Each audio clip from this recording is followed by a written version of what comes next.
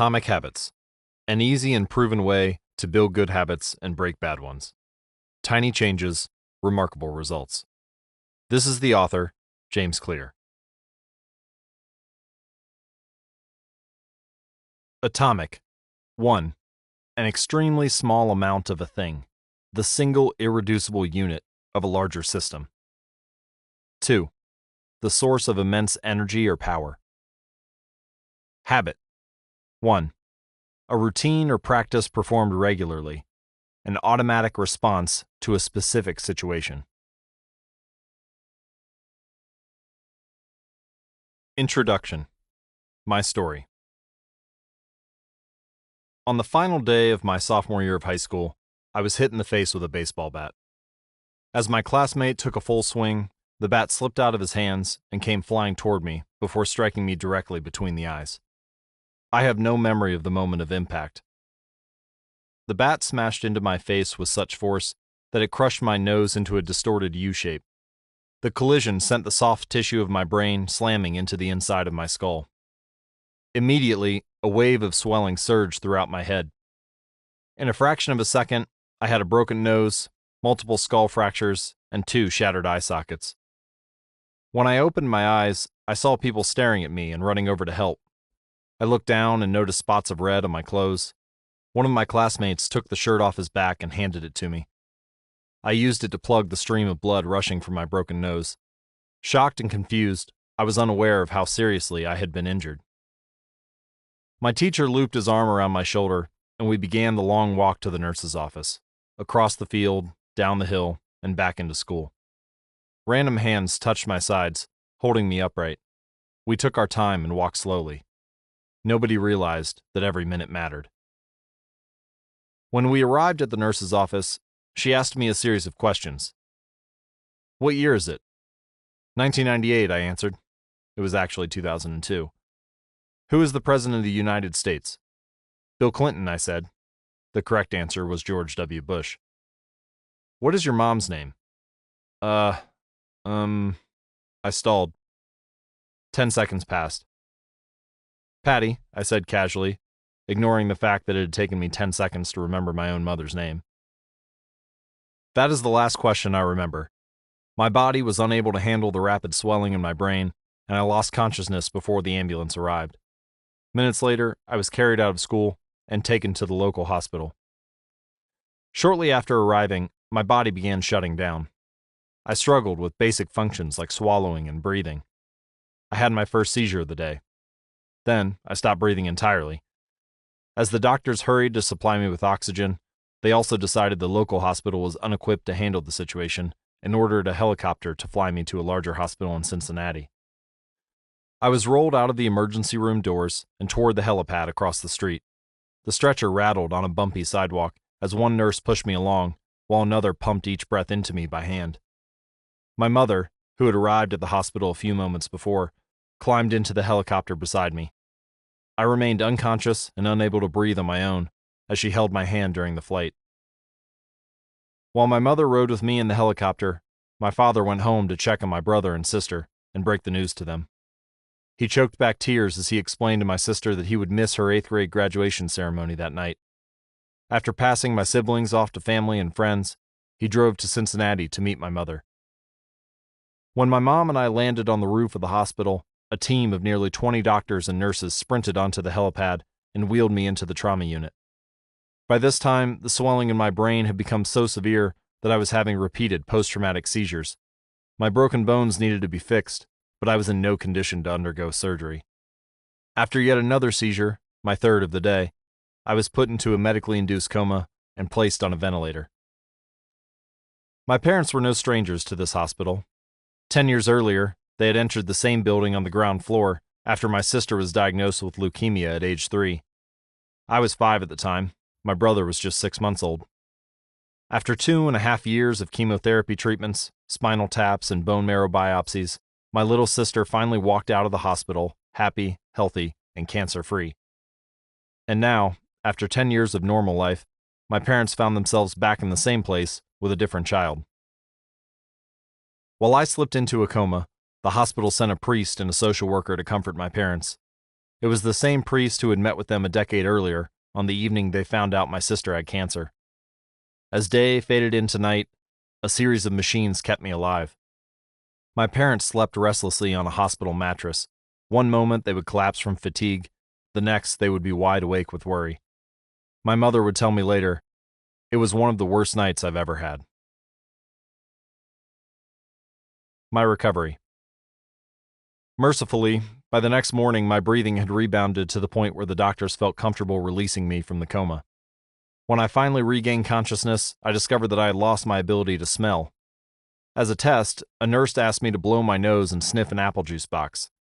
My sense of smell returned, but, to everyone's surprise, the act of blowing my nose forced air through the fractures in my eye socket and pushed my left eye outward. My eyeball bulged out of the socket, held precariously in place by my eyelid and the optic nerve attaching my eye to my brain. The ophthalmologist said my eye would gradually slide back into place as the air seeped out, but it was hard to tell how long this would take. I was scheduled for surgery 1 week later, which would allow me some additional time to heal. I looked like I had been on the wrong end of a boxing match, but I was cleared to leave the hospital. I returned home with a broken nose, half a dozen facial fractures, and a bulging left eye. The following months were hard. It felt like everything in my life was on pause. I had double vision for weeks. I literally couldn't see straight. It took more than a month, but my eyeball did eventually return to its normal location. Between the seizures and my vision problems, it was 8 months before I could drive a car again. At physical therapy, I practiced basic motor patterns like walking in a straight line. I was determined not to let my injury get me down, but there were more than a few moments when I felt depressed and overwhelmed. I became painfully aware of how far I had to go when I returned to the baseball field 1 year later. Baseball had always been a major part of my life. My dad had played minor league baseball for the St. Louis Cardinals, and I had a dream of playing professionally too. After months of rehabilitation, what I wanted more than anything was to get back on the field. But my return to baseball was not smooth. When the season rolled around, I was the only junior to be cut from the varsity baseball team. I was sent down to play with the sophomores on junior varsity. I had been playing since age 4, and for someone who had spent so much time and effort on the sport, getting cut was humiliating. I vividly remember the day it happened. I sat in my car and cried as I flipped through the radio, desperately searching for a song that would make me feel better. After a year of self-doubt, I managed to make the varsity team as a senior, but I rarely made it on the field. In total, I played 11 innings of high school varsity baseball, barely more than a single game. Despite my lackluster high school career, I still believed I could become a great player, and I knew that if things were going to improve, I was the one responsible for making it happen. The turning point came 2 years after my injury, when I began college at Denison University. It was a new beginning, and it was the place where I would discover the surprising power of small habits for the first time. How I learned about habits. Attending Denison was one of the best decisions of my life. I earned a spot on the baseball team, and although I was at the bottom of the roster as a freshman, I was thrilled. Despite the chaos of my high school years, I had managed to become a college athlete. I wasn't going to be starting on the baseball team anytime soon, so I focused on getting my life in order. While my peers stayed up late and played video games, I built good sleep habits and went to bed early each night. In the messy world of a college dorm, I made a point to keep my room neat and tidy. These improvements were minor, but they gave me a sense of control over my life. I started to feel confident again, and this growing belief in myself rippled into the classroom as I improved my study habits and managed to earn straight A's during my first year. A habit is a routine or behavior that is performed regularly, and, in many cases, automatically. As each semester passed, I accumulated small but consistent habits that ultimately led to results that were unimaginable to me when I started. For example, for the first time in my life, I made it a habit to lift weights multiple times per week, and in the years that followed, my 6-foot 4-inch frame bulked up from a featherweight 170 to a lean 200 pounds. When my sophomore season arrived, I earned a starting role on the pitching staff. By my junior year, I was voted team captain, and at the end of the season, I was selected for the all-conference team. But it was not until my senior season that my sleep habits, study habits, and strength training habits really began to pay off. 6 years after I had been hit in the face with a baseball bat, flown to the hospital, and placed into a coma, I was selected as the top male athlete at Denison University and named to the ESPN Academic All-America team, an honor given to just 33 players across the country. By the time I graduated, I was listed in the school record books in 8 different categories. That same year, I was awarded the university's highest academic honor, the President's Medal. I hope you'll forgive me if this sounds boastful. To be honest, there was nothing legendary or historic about my athletic career. I never ended up playing professionally. However, looking back on those years, I believe I accomplished something just as rare. I fulfilled my potential. And I believe the concepts in this book can help you fulfill your potential as well. We all face challenges in life. This injury was one of mine, and the experience taught me a critical lesson. Changes that seem small and unimportant at first will compound into remarkable results if you're willing to stick with them for years. We all deal with setbacks, but in the long run, the quality of our lives often depends on the quality of our habits. With the same habits, you'll end up with the same results. But with better habits, anything is possible. Maybe there are people who can achieve incredible success overnight. I don't know any of them, and I'm certainly not one of them. There wasn't one defining moment in my journey from medically induced coma to academic All-American. There were many. It was a gradual evolution, a long series of small wins and tiny breakthroughs. The only way I made progress, the only choice I had, to be honest, was to start small. And I employed this same strategy a few years later when I started my own business and began working on this book. How and why I wrote this book. In November 2012, I began publishing articles at jamesclear.com. For years, I had been keeping notes about my personal experiments with habits, and I was finally ready to share some of them publicly. I began by publishing a new article every Monday and Thursday. Within a few months, this simple writing habit led to my first 1,000 email subscribers, and by the end of 2013, that number had grown to more than 30,000 people. In 2014, my email list expanded to over 100,000 subscribers, which made it one of the fastest-growing newsletters on the internet. I had felt like an imposter when I began writing 2 years earlier, but now I was becoming known as an expert on habits, a new label that excited me but that also felt uncomfortable. I had never considered myself a master of the topic, but rather someone who was experimenting alongside my readers. In 2015, I reached 200,000 email subscribers and signed a book deal with Penguin Random House to begin writing the book you are listening to now. As my audience grew, so did my business opportunities. I was increasingly asked to speak at top companies about the science of habit formation, behavior change, and continuous improvement. I found myself delivering keynote speeches at conferences in the United States and Europe. In 2016, my articles began to appear regularly in major publications like Time, Entrepreneur, and Forbes. Incredibly, my writing was read by over 8 million people that year. Coaches in the NFL, NBA, and MLB began reading my work and sharing it with their teams. And at the start of 2017, I launched the Habits Academy, which became the premier training platform for organizations and individuals interested in building better habits in life and work.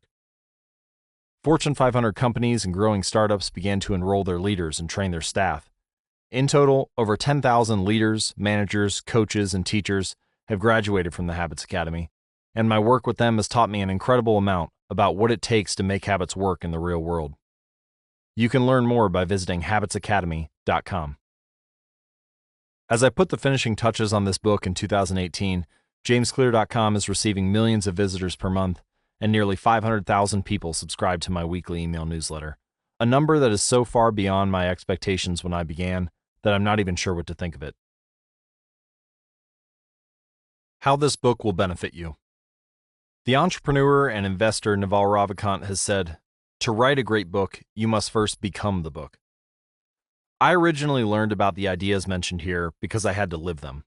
I had to rely on small habits to rebound from my injury, to get stronger in the gym, to perform at a high level in the field, to become a writer, to build a successful business, and simply to develop into a responsible adult.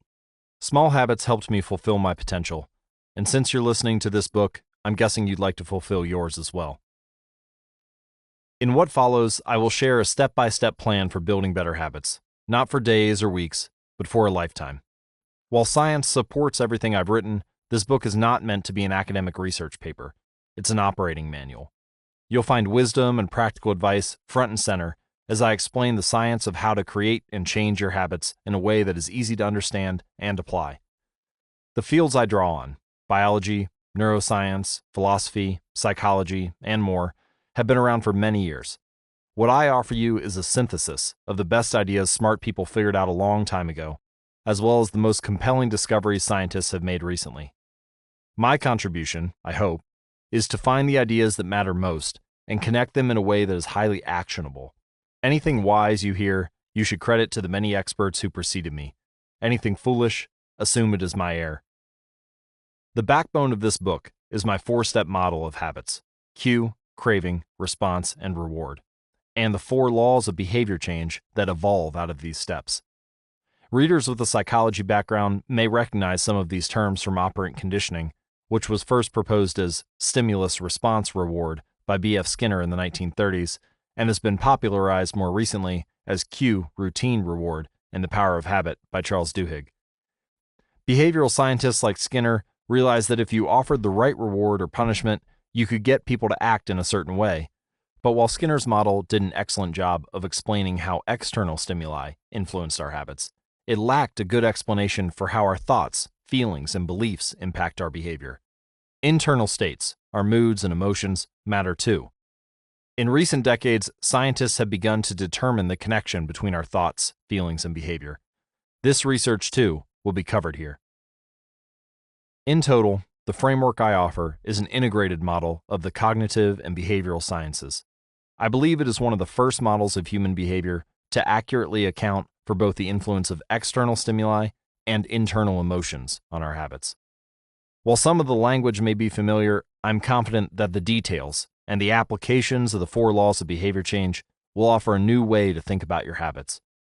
Human behavior is always changing, situation to situation, moment to moment, second to second. But this book is about what doesn't change.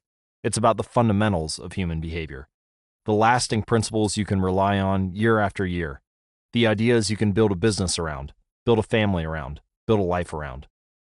There is no one right way to create better habits, but this book describes the best way I know, an approach that will be effective regardless of where you start or what you're trying to change.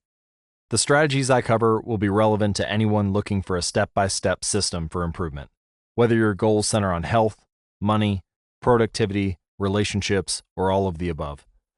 As long as human behavior is involved, this book will be your guide. The fundamentals: why tiny changes make a big difference.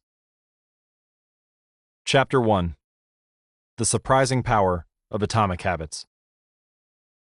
The fate of British cycling changed one day in 2003. The organization, which was the governing body for professional cycling in Great Britain, had recently hired Dave Brailsford as its performance director. At the time, professional cyclists in Great Britain had endured nearly 100 years of mediocrity. Since 1908, British riders had won just a single gold medal at the Olympic Games, and they had fared even worse in cycling's biggest race, the Tour de France.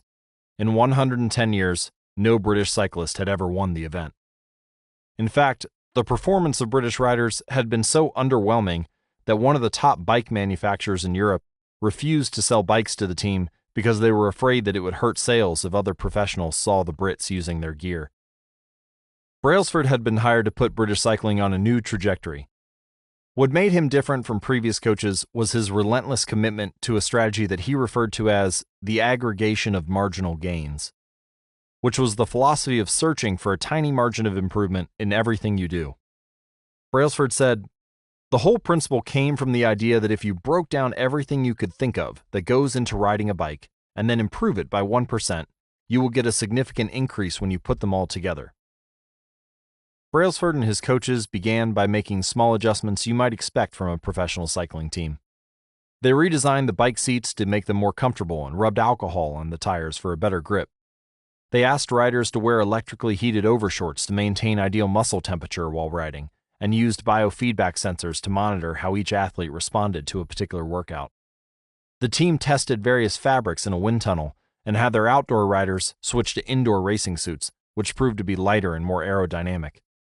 But they didn't stop there. Brailsford and his team continued to find 1% improvements in overlooked and unexpected areas.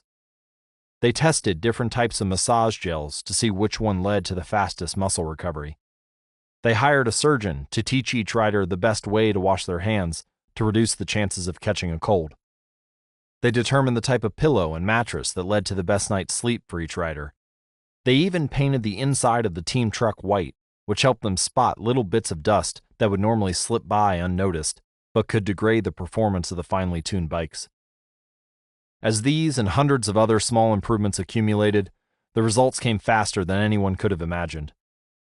Just 5 years after Brailsford took over, the British cycling team dominated the road and track cycling events at the 2008 Olympic Games in Beijing, where they won an astounding 60% of the gold medals available. 4 years later, when the Olympic Games came to London, the Brits raised the bar as they set 9 Olympic records and 7 world records. That same year, Bradley Wiggins became the first British cyclist to win the Tour de France. The next year, his teammate Chris Froome won the race, and he would go on to win again in 2015, 2016, and 2017, giving the British team 5 Tour de France victories in 6 years. During the 10-year span from 2007 to 2017, British cyclists won 178 world championships and 66 Olympic or Paralympic gold medals, and captured 5 Tour de France victories in what is widely regarded as the most successful run in cycling history. For more information and updates on the British cycling team and their strategies, visit atomichabits.com/cycling. How does this happen? How does a team of previously ordinary athletes transform into world champions with tiny changes that, at first glance, would seem to make a modest difference at best? Why do small improvements accumulate into such remarkable results? And how can you replicate this approach in your own life? Why small habits make a big difference. It is so easy to overestimate the importance of one defining moment and underestimate the value of making small improvements on a daily basis. Too often, we convince ourselves that massive success requires massive action. Whether it is losing weight, building a business, writing a book, winning a championship, or achieving any other goal, we put pressure on ourselves to make some earth-shattering improvement that everyone will talk about. Meanwhile, improving by 1% isn't particularly notable, sometimes it isn't even noticeable, but it can be far more meaningful, especially in the long run. The difference a tiny improvement can make over time is astounding. Here's how the math works out. If you can get 1% better each day for 1 year, you'll end up 37 times better by the time you're done. Conversely, if you get 1% worse each day for 1 year, you'll decline nearly down to 0. What starts as a small win or a minor setback accumulates into something much more. You can see a graphical representation of this idea at atomichabits.com/media. This is also where you'll be able to access all of the pictures from this book. Again, that link is atomichabits.com/media. Habits are the compound interest of self-improvement. The same way that money multiplies through compound interest, the effects of your habits multiply as you repeat them. They seem to make little difference on any given day, and yet the impact they deliver over the months and years can be enormous. It is only when looking back, 2, 5, or perhaps 10 years later, that the value of good habits and the cost of bad ones becomes strikingly apparent. This can be a difficult concept to appreciate in daily life. We often dismiss small changes because they don't seem to matter very much in the moment. If you save a little money now, you're still not a millionaire. If you go to the gym 3 days in a row, you're still out of shape. If you study Mandarin for an hour tonight, you still haven't learned the language. We make a few changes, but the results never seem to come quickly, and so we slide back into our previous routines. Unfortunately, the slow pace of transformation also makes it easy to let a bad habit slide. If you eat an unhealthy meal today, the scale doesn't move much. If you work late and ignore your family, they will forgive you. If you procrastinate and put your project off until tomorrow, there will usually be time to finish it later. A single decision is easy to dismiss. But when we repeat 1% errors, day after day, by replicating poor decisions, duplicating tiny mistakes, and rationalizing little excuses, our small choices compound into toxic results. It's the accumulation of many missteps, a 1% decline here and there, that eventually leads to a problem. The impact created by a change in your habits is similar to the effect of shifting the route of an airplane by just a few degrees. Imagine you are flying from Los Angeles to New York City. If a pilot, leaving from LAX, adjusts the heading just 3.5 degrees south, you will land in Washington, D.C. instead of New York. Such a small change is barely noticeable at takeoff. The nose of the airplane moves just a few feet, But when magnified across the entire United States, you end up hundreds of miles apart. I geeked out and actually calculated this. Washington, D.C. is about 225 miles from New York City. Assuming you're flying on a 747 or an Airbus A380, changing the heading by 3.5 degrees as you leave Los Angeles likely causes the nose of the airplane to shift between 7.2 and 7.6 feet, or about 86 to 92 inches. So a very small shift in direction can lead to a very meaningful change in destination. Similarly, a slight change in your daily habits can guide your life to a very different destination. Making a choice that is 1% better or 1% worse seems insignificant in the moment, but over the span of moments that make up a lifetime, these choices determine the difference between who you are and who you could be. Success is the product of daily habits, not once-in-a-lifetime transformations. That said, it doesn't matter how successful or unsuccessful you are right now. What matters is whether your habits are putting you on the path toward success. You should be far more concerned with your current trajectory than with your current results. If you're a millionaire, but you spend more than you earn each month, then you're on a bad trajectory. If your spending habits don't change, it's not going to end well. Conversely, if you're broke, but you save a little bit every month, then you're on the path toward financial freedom, even if you're moving slower than you'd like. Your outcomes are a lagging measure of your habits. Your net worth is a lagging measure of your financial habits. Your weight is a lagging measure of your eating habits. Your knowledge is a lagging measure of your learning habits. Your clutter is a lagging measure of your cleaning habits. You get what you repeat. If you want to predict where you'll end up in life, all you have to do is follow the curve of tiny gains or tiny losses and see how your daily choices will compound 10 or 20 years down the line. Are you spending less than you earn each month? Are you making it into the gym each week? Are you reading books and learning something new each day? Tiny battles like these are the ones that will define your future self. Time magnifies the margin between success and failure. It will multiply whatever you feed it. Good habits make time your ally. Bad habits make time your enemy. Your habits can compound for you or against you. Here are some examples of positive compounding. Productivity compounds. Accomplishing one extra task is a small feat on any given day, but it counts for a lot over an entire career.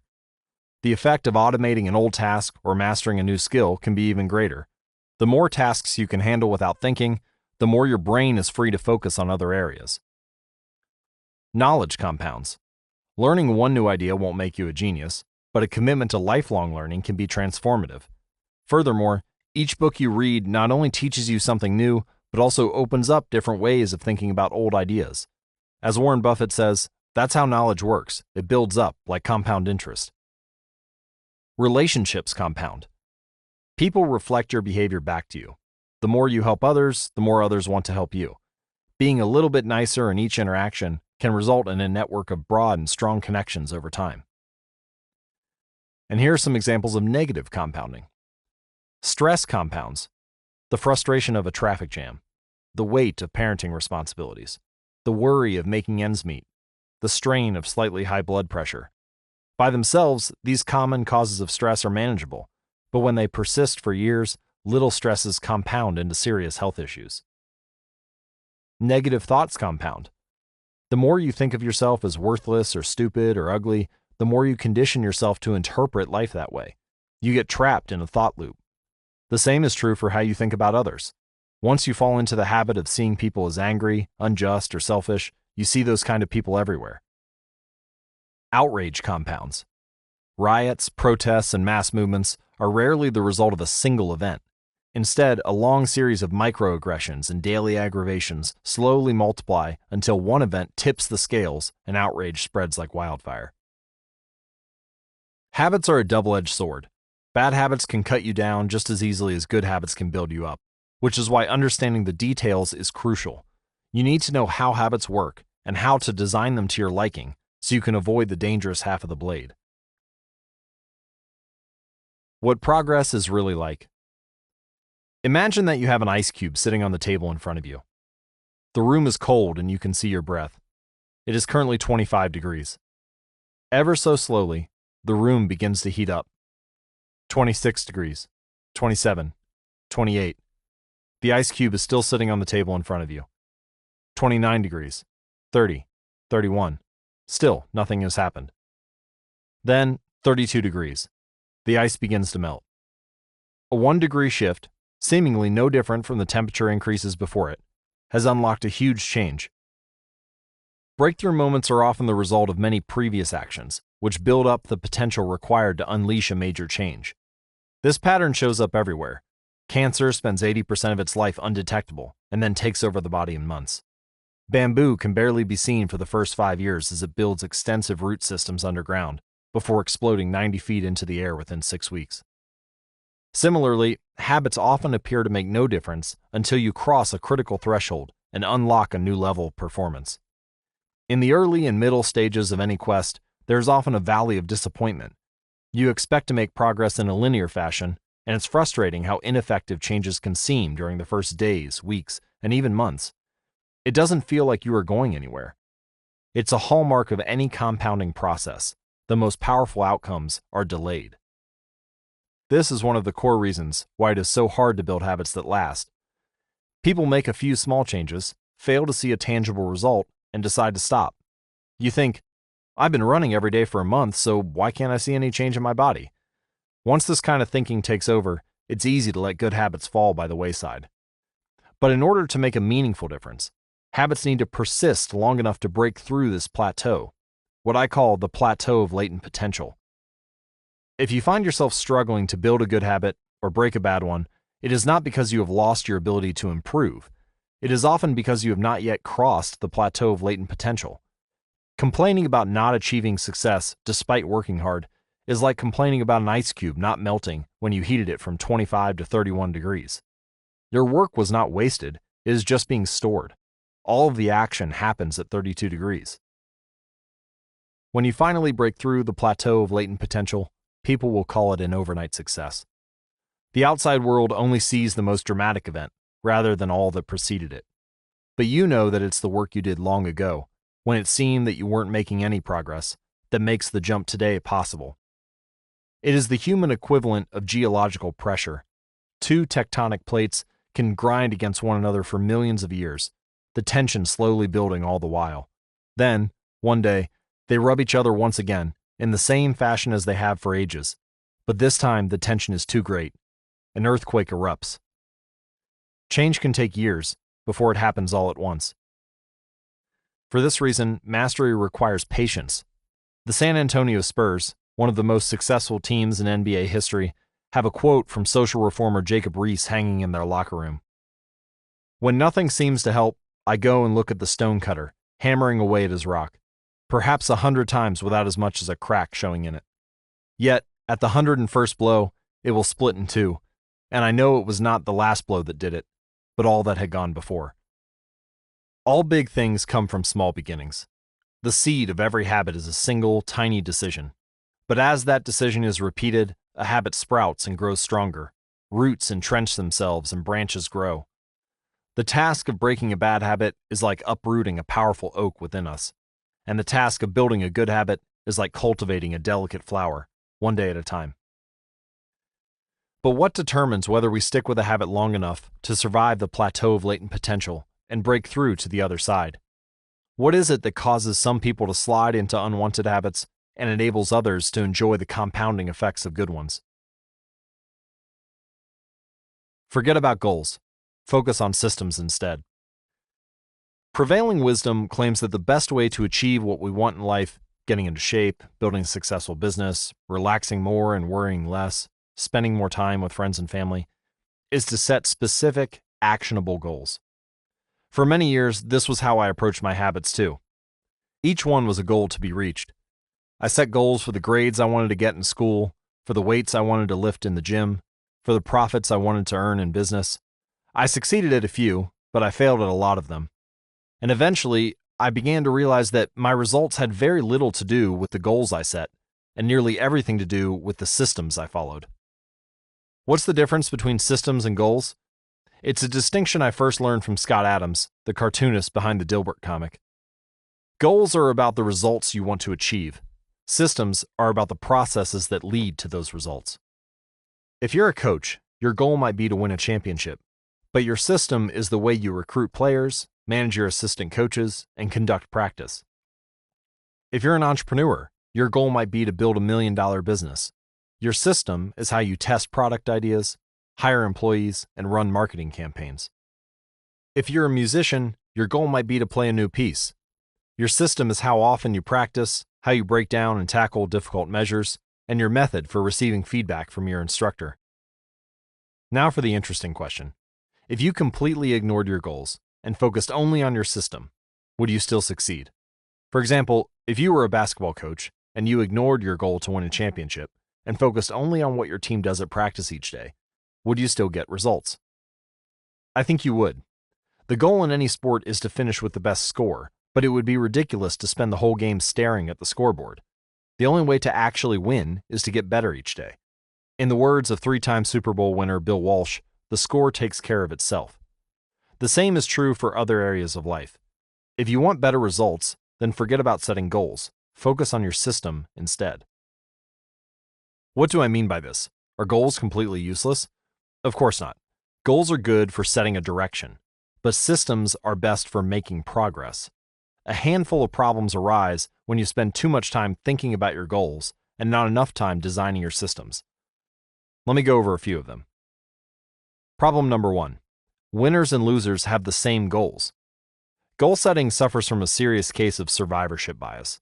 We concentrate on the people who end up winning, the survivors, and mistakenly assume that ambitious goals led to their success while overlooking all of the people who had the same objective but didn't succeed. Every Olympian wants to win a gold medal. Every candidate wants to get the job. And if successful and unsuccessful people share the same goals, then the goal cannot be what differentiates the winners from the losers. It wasn't the goal of winning the Tour de France that propelled the British cyclists to the top of the sport. Presumably, they had wanted to win the race every year before, just like every other professional team. The goal had always been there. It was only when they implemented a system of continuous small improvements that they achieved a different outcome. Problem number 2. Achieving a goal is only a momentary change. Imagine you have a messy room and you set a goal to clean it. If you summon the energy to tidy up, then you will have a clean room, for now. But if you maintain the same sloppy, pack-rat habits that led to a messy room in the first place, soon you'll be looking at a new pile of clutter and hoping for another burst of motivation. You're left chasing the same outcome because you never changed the system behind it. You treated a symptom without addressing the cause. Achieving a goal only changes your life for the moment. That's the counterintuitive thing about improvement. We think we need to change our results, but the results are not the problem. What we really need to change are the systems that cause those results. When you solve problems at the results level, you only solve them temporarily. In order to improve for good, you need to solve problems at the systems level. Fix the inputs, and the outputs will fix themselves. Problem number 3. Goals restrict your happiness. The implicit assumption behind any goal is this: once I reach my goal, then I'll be happy. The problem with a goals-first mentality is that you're continually putting happiness off until the next milestone. I've slipped into this trap so many times I've lost count. For years, happiness was always something for my future self to enjoy. I promised myself that once I gained 20 pounds of muscle or after my business was featured in the New York Times, then I could finally relax. Furthermore, goals create an either-or conflict. Either you achieve your goal and are successful, or you fail and you are a disappointment. You mentally box yourself into a narrow version of happiness. This is misguided. It is unlikely that your actual path through life will match the exact journey you had in mind when you set out. It makes no sense to restrict your satisfaction to one scenario when there are many paths to success. A systems-first mentality provides the antidote. When you fall in love with the process rather than the product, you don't have to wait to give yourself permission to be happy. You can be satisfied anytime your system is running. And a system can be successful in many different forms, not just the first one you envision. Problem number 4. Goals are at odds with long-term progress. Finally, a goal-oriented mindset can create a yo-yo effect. Many runners work hard for months, but as soon as they cross the finish line, they stop training. The race is no longer there to motivate them. When all of your hard work is focused on a particular goal, what is left to push you forward after you achieve it? This is why many people find themselves reverting to their old habits after accomplishing a goal. The purpose of setting goals is to win the game. The purpose of building systems is to continue playing the game. True long-term thinking is goalless thinking. It's not about any single accomplishment. It's about the cycle of endless refinement and continuous improvement. Ultimately, it is your commitment to the process that will determine your progress. A system of atomic habits. If you're having trouble changing your habits, the problem isn't you. The problem is your system. Bad habits repeat themselves again and again, not because you don't want to change, but because you have the wrong system for change. You do not rise to the level of your goals. You fall to the level of your systems. Focusing on the overall system, rather than a single goal, is one of the core themes of this book. It is also one of the deeper meanings behind the word atomic. By now, you have probably realized that an atomic habit refers to a tiny change, a marginal gain, a 1% improvement. But atomic habits are not just any old habits, however small. They are little habits that are part of a larger system. Just as atoms are the building blocks of molecules, atomic habits are the building blocks of remarkable results. Habits are like the atoms of our lives. Each one is a fundamental unit that contributes to your overall improvement. At first, these tiny routines seem insignificant, but soon they build on each other and fuel bigger wins that multiply to a degree that far outweighs the cost of their initial investment. They are both small and mighty. This is the meaning of the phrase atomic habits, a regular practice or routine that is not only small and easy to do, but also the source of incredible power, a component of the system of compound growth. Chapter Summary. Habits are the compound interest of self-improvement. Getting 1% better every day counts for a lot in the long run. Habits are a double-edged sword. They can work for you or against you, which is why understanding the details is essential. Small changes often appear to make no difference until you cross a critical threshold. The most powerful outcomes of any compounding process are delayed. You need to be patient. An atomic habit is a little habit that is part of a larger system. Just as atoms are the building blocks of molecules, atomic habits are the building blocks of remarkable results. If you want better results, then forget about setting goals. Focus on your system instead. You do not rise to the level of your goals. You fall to the level of your systems. Chapter 2. How your habits shape your identity, and vice versa. Why is it so easy to repeat bad habits and so hard to form good ones? Few things can have a more powerful impact on your life than improving your daily habits. And yet, it is likely that this time next year, you'll be doing the same thing rather than something better. It often feels difficult to keep good habits going for more than a few days, even with sincere effort and the occasional burst of motivation. Habits like exercise, meditation, journaling, and cooking are reasonable for a day or two and then become a hassle. However, once your habits are established, they seem to stick around forever, especially the unwanted ones. Despite our best intentions, unhealthy habits like eating junk food, watching too much television, procrastinating, and smoking can feel impossible to break. Changing our habits is challenging for two reasons. 1, we try to change the wrong thing, and 2, we try to change our habits in the wrong way. In this chapter, I'll address the first point. In the chapters that follow, I'll answer the second. Our first mistake is that we try to change the wrong thing. To understand what I mean, consider that there are 3 levels at which change can occur. You can imagine them like the layers of an onion. An image and graphical representation of these layers is available at atomichabits.com/media. The first layer is changing your outcomes. This level is concerned with changing your results, losing weight, publishing a book, winning a championship. Most of the goals you set are associated with this level. The second layer is changing your process. This level is concerned with changing your habits and systems, implementing a new routine at the gym, decluttering your desk for better workflow, developing a meditation practice. Most of the habits you build are associated with this level. The third and deepest layer is changing your identity. This level is concerned with changing your beliefs, your worldview, your self-image, your judgments about yourself and others. Most of the beliefs, assumptions, and biases that you hold are associated with this level. Outcomes are about what you get, processes are about what you do, identity is about what you believe. When it comes to building habits that last, when it comes to building a system of 1% improvements, The problem is not that one level is better or worse than another. All levels of change are useful in their own way. The problem is the direction of change. Many people begin the process of changing their habits by focusing on what they want to achieve. This leads to outcome-based habits.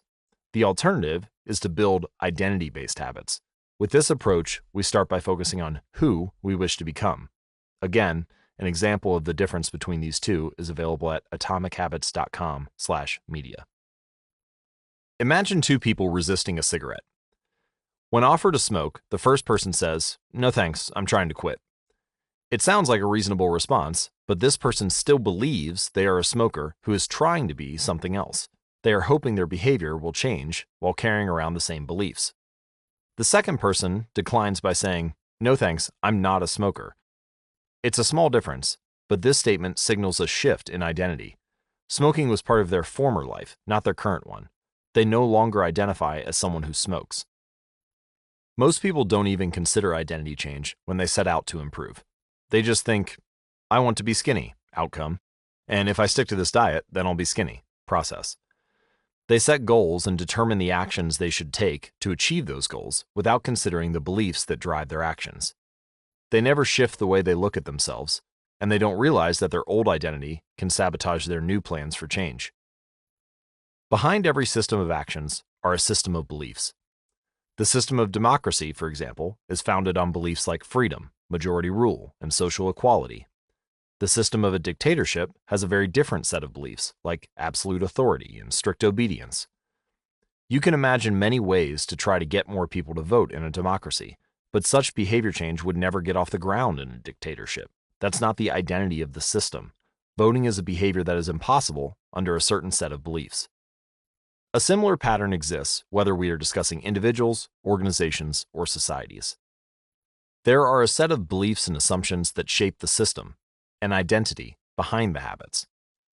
Behavior that is incongruent with the self will not last. You may want more money, but if your identity is someone who consumes rather than creates, then you'll continue to be pulled toward spending rather than earning. You may want better health, but if you continue to prioritize comfort over accomplishment, you'll be drawn to relaxing rather than training. It's hard to change your habits if you never change the underlying beliefs that led to your past behavior.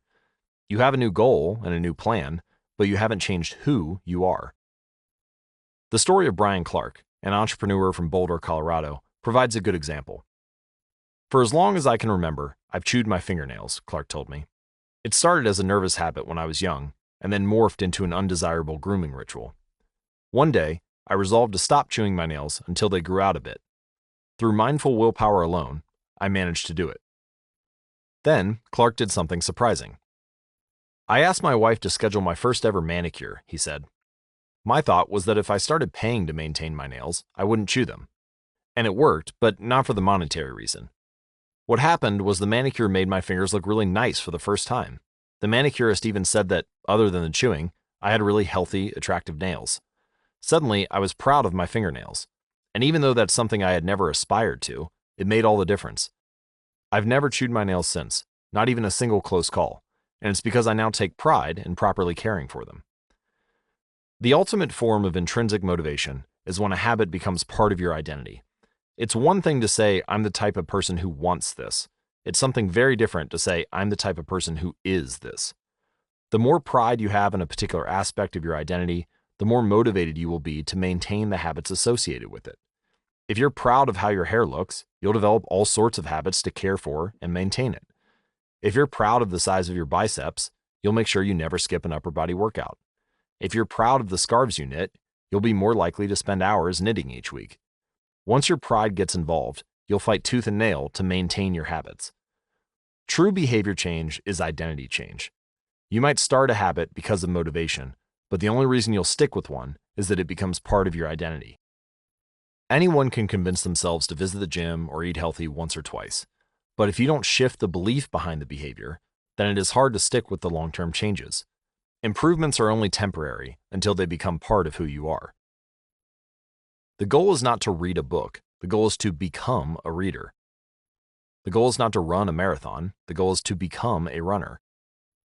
The goal is not to learn an instrument. The goal is to become a musician.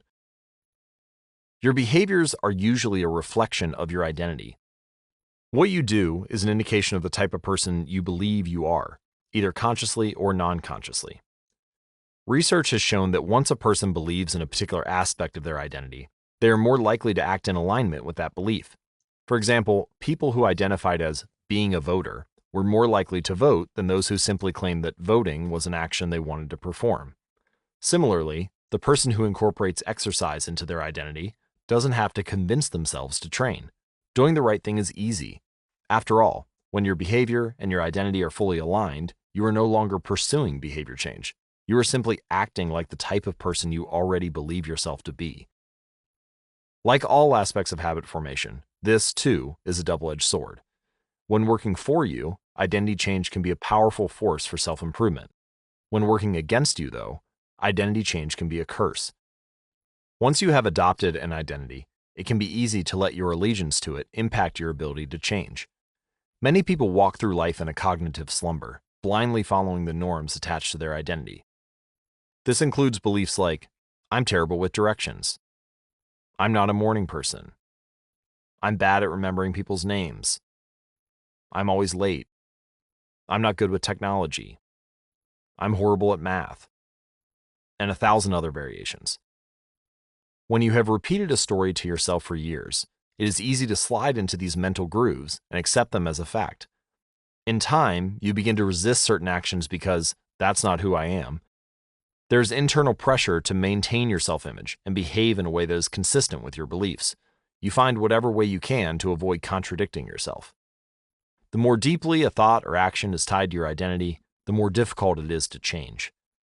It can feel comfortable to believe what your culture believes, group identity, or to do what upholds your self-image, personal identity, even if it's wrong.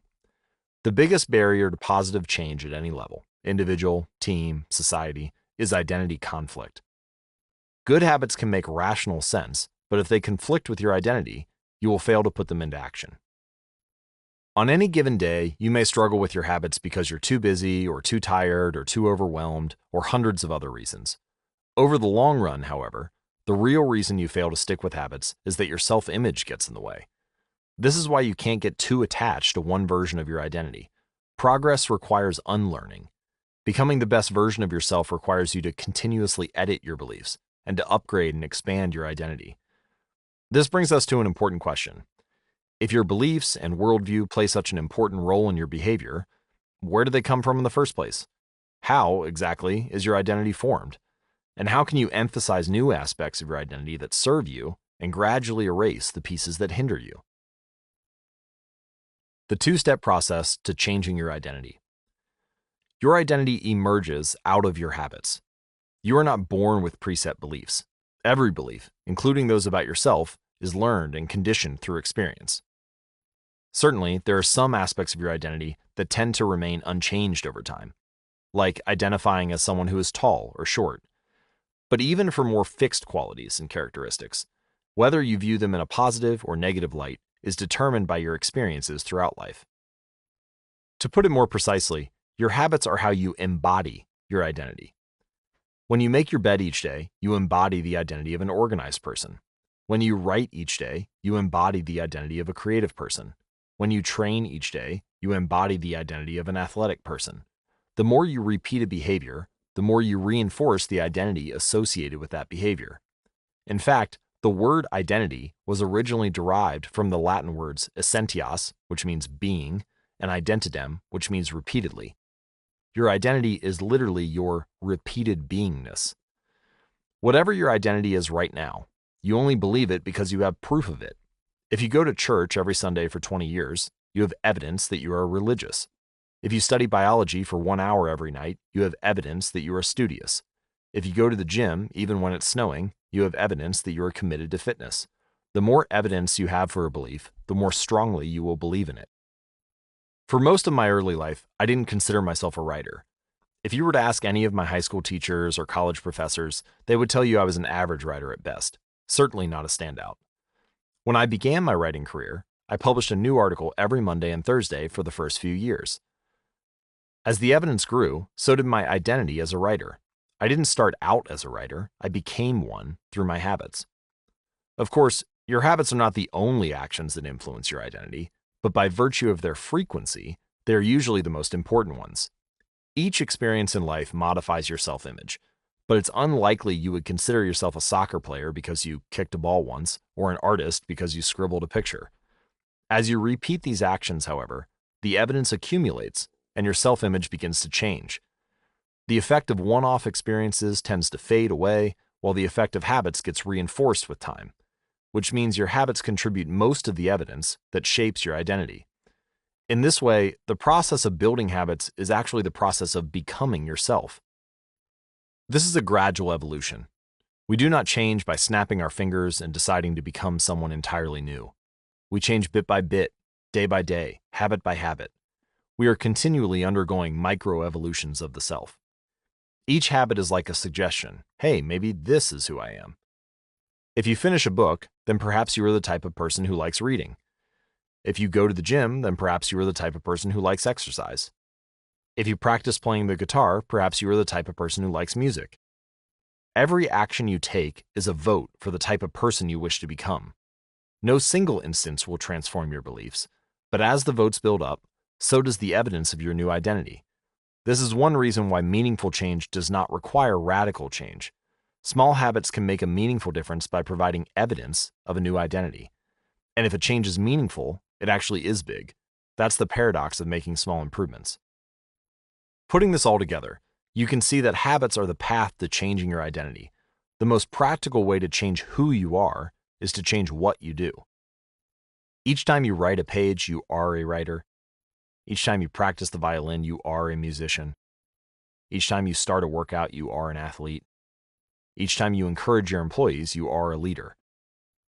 Each habit not only gets results, but also teaches you something far more important: to trust yourself. You start to believe you can actually accomplish these things. When the votes mount up and the evidence begins to change, the story you tell yourself begins to change as well. Of course, it works the opposite way too. Every time you choose to perform a bad habit, it's a vote for that identity. The good news is, you don't need to be perfect. In any election, there are going to be votes for both sides. You don't need a unanimous vote to win the election. You just need a majority. It doesn't matter if you cast a few votes for a bad behavior or an unproductive habit. Your goal is simply to win the majority of the time. New identities require new evidence.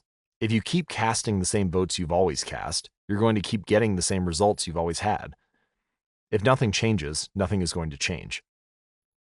It is a simple two-step process. 1. Decide the type of person you want to be. 2. Prove it to yourself with small wins. First, decide who you want to be. This holds at any level: as an individual, as a team, as a community, as a nation. What do you want to stand for? What are your principles and values? Who do you wish to become? These are big questions, and many people aren't sure where to begin. But they do know what kind of results they want: to get six-pack abs, or to feel less anxious, or to double their salary. That's fine. Start there and work backward from the results you want to the type of person who could get those results. Ask yourself, who is the type of person that could get the outcome I want? Who is the type of person that could lose 40 pounds? Who is the type of person that could learn a new language? Who is the type of person that could run a successful startup? For example, who is the type of person who could write a book? Well, it's probably someone who is consistent and reliable. So now your focus shifts from writing a book, outcome-based, to being the type of person who is consistent and reliable, identity-based. This process can lead to beliefs like, I'm the kind of teacher who stands up for her students. I'm the kind of doctor who gives each patient the time and empathy they need. I'm the kind of manager who advocates for her employees. Once you have a handle on the type of person you want to be, you can begin taking small steps to reinforce your desired identity. I have a friend who lost over 100 pounds by asking herself, what would a healthy person do? All day long, she would use this question as a guide. Would a healthy person walk or take a cab? Would a healthy person order a burrito or a salad? She figured if she acted like a healthy person long enough, eventually she would become that person. She was right. The concept of identity-based habits is our first introduction to another key theme in this book: feedback loops. Your habits shape your identity, and then your identity shapes your habits. It's a two-way street. The formation of all habits is a feedback loop, a concept we will explore in depth in the next chapter. But it is important to let your values, principles, and identity drive the loop, rather than your results. The focus should always be on becoming that type of person, not getting a particular outcome. The real reason habits matter. Identity change is the North Star of habit change. The remainder of this book will provide you with step-by-step instructions on how to build better habits in yourself, your family, your team, your company, and anywhere else you wish. But the true question is, are you becoming the type of person you want to become? The first step is not what or how, but who. You need to know who you want to be. Otherwise, your quest for change is like a boat without a rudder. And that's why we're starting here. You have the power to change your beliefs about yourself. Your identity is not set in stone. You have a choice in every moment. You can choose the identity you want to reinforce today with the habits you choose today. And this brings us to the deeper purpose of this book and the real reason habits matter. Building better habits isn't about littering your day with life hacks. It's not about flossing one tooth each night or taking a cold shower each morning or wearing the same outfit each day. It's not about achieving external measures of success like earning more money, losing weight, or reducing stress. Certainly, habits can help you achieve all of these things. But fundamentally, they're not about having something. They're about becoming someone. Ultimately, your habits matter because they help you become the type of person you wish to be. They are the channel through which you develop your deepest beliefs about yourself. Quite literally, you become your habits. Chapter summary. There are 3 levels of change: outcome change, process change, and identity change. The most effective way to change your habits is to focus not on what you want to achieve, but on who you wish to become. Your identity emerges out of your habits. Every action is a vote for the type of person you wish to become. Becoming the best version of yourself requires you to continuously edit your beliefs and to upgrade and expand your identity. The real reason habits matter is not because they can get you better results, although they can do that, but because they can change your beliefs about yourself. Chapter 3. How to build better habits in 4 simple steps. In 1898, a psychologist named Edward Thorndike conducted an experiment that would lay the foundation for our understanding of how habits form and the rules that guide our behavior. Thorndike was interested in studying the behavior of animals, and he started by working with cats. He would place each cat inside a device known as a puzzle box. The box was designed so that the cat could escape through a door by some simple act, such as pulling a loop of cord, pressing a lever, or stepping on a platform. For example, one box contained a lever that, when pressed, would open a door on the side of the box. Once the door had been opened, the cat could dart out and run over to a bowl of food. Most cats wanted to escape as soon as they were placed inside the box. They would poke their nose into the corners, stick their paws through openings, and claw at loose objects. After a few minutes of exploration, the cats would happen to press the magical lever, the door would open, and they would escape. Thorndike tracked the behavior of each cat across many trials. In the beginning, the animals moved around the box at random. But as soon as the lever had been pressed and the door opened, the process of learning began. Gradually, each cat learned to associate the action of pressing the lever with the reward of escaping the box and getting to the food. After 20 to 30 trials, this behavior became so automatic and habitual that the cat could escape within a few seconds. For example, Thorndike noted, Cat 12 took the following times to perform the act: 160 seconds, 30 seconds, 90 seconds, 60, 15, 28, 20, 30, 22, 11, 15, 20, 12, 10, 14, 10, 8, 8, 5, 10, 8, 6, 6, 7. During the first 3 trials, the cat escaped at an average of 1.5 minutes. During the last 3 trials, it escaped in an average of 6.3 seconds. With practice, each cat made fewer errors and their actions became quicker and more automatic. Rather than repeat the same mistakes, the cat began to cut straight to the solution. From his studies, Thorndike described the learning process by stating, "Behaviors followed by satisfying consequences tend to be repeated, and those that produce unpleasant consequences are less likely to be repeated." His work provides the perfect starting point for discussing how habits form in our own lives. It also provides answers to some fundamental questions like, what are habits, and why does the brain bother building them at all?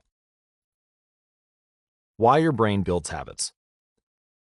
A habit is a behavior that has been repeated enough times to become automatic. The process of habit formation begins with trial and error. Whenever you encounter a new situation in life, your brain has to make a decision. How do I respond to this?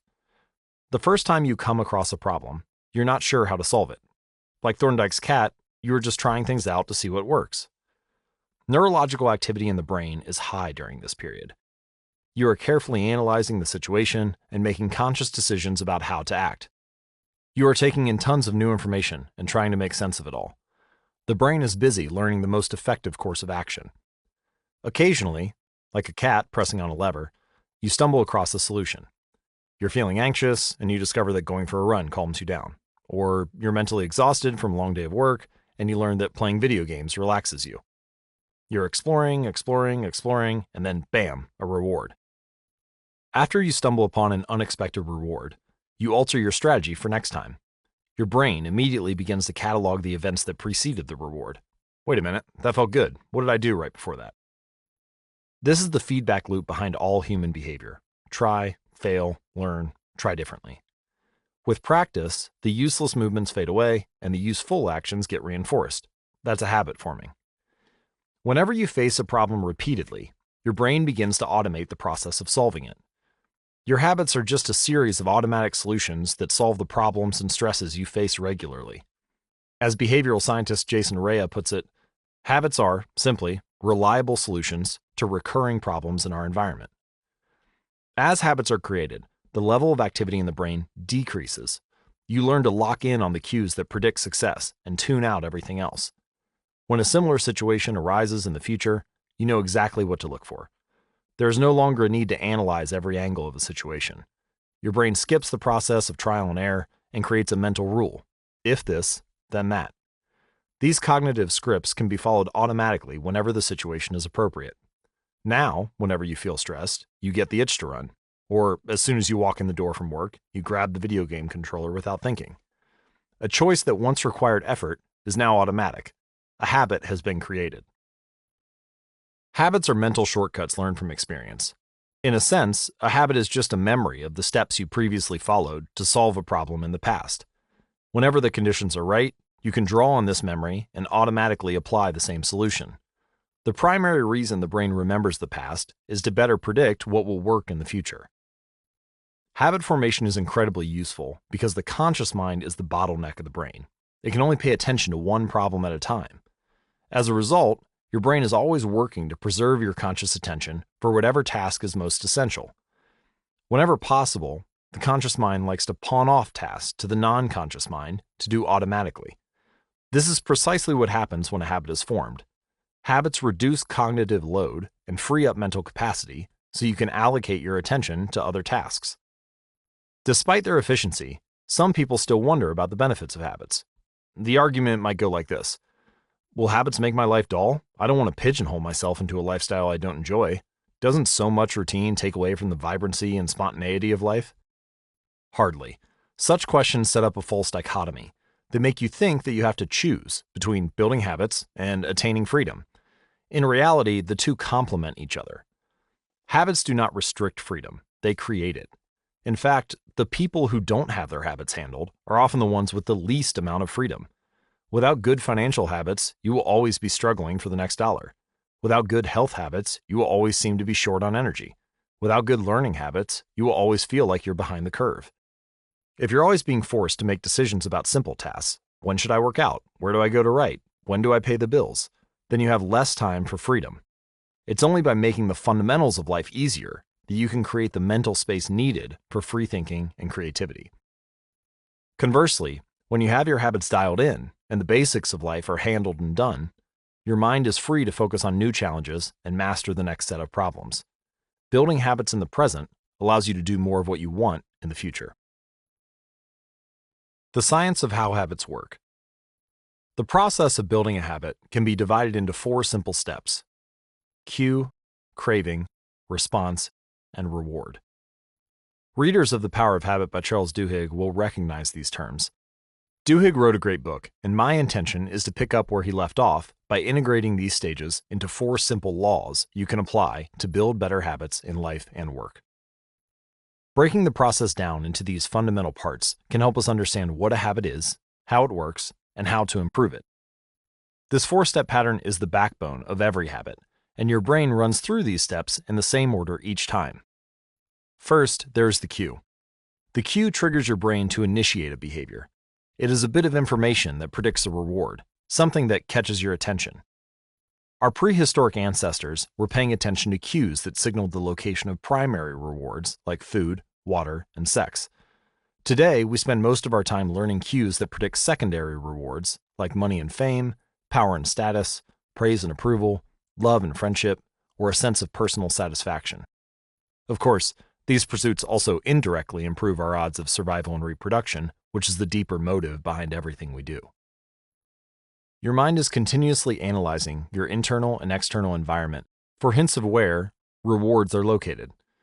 Because the cue is the first indication that we are close to a reward, it naturally leads to a craving. Cravings are the second step, and they are the motivational force behind every habit. Without some level of motivation or desire, without craving a change, we have no reason to act. What you crave is not the habit itself, but the change in state it delivers. You do not crave smoking a cigarette, you crave the feeling of relief it provides. You are not motivated by brushing your teeth, but rather by the feeling of a clean mouth. You do not want to turn on the television, you want to be entertained. Every craving is linked to a desire to change your internal state. This is an important point that we will discuss in detail later. Cravings differ from person to person.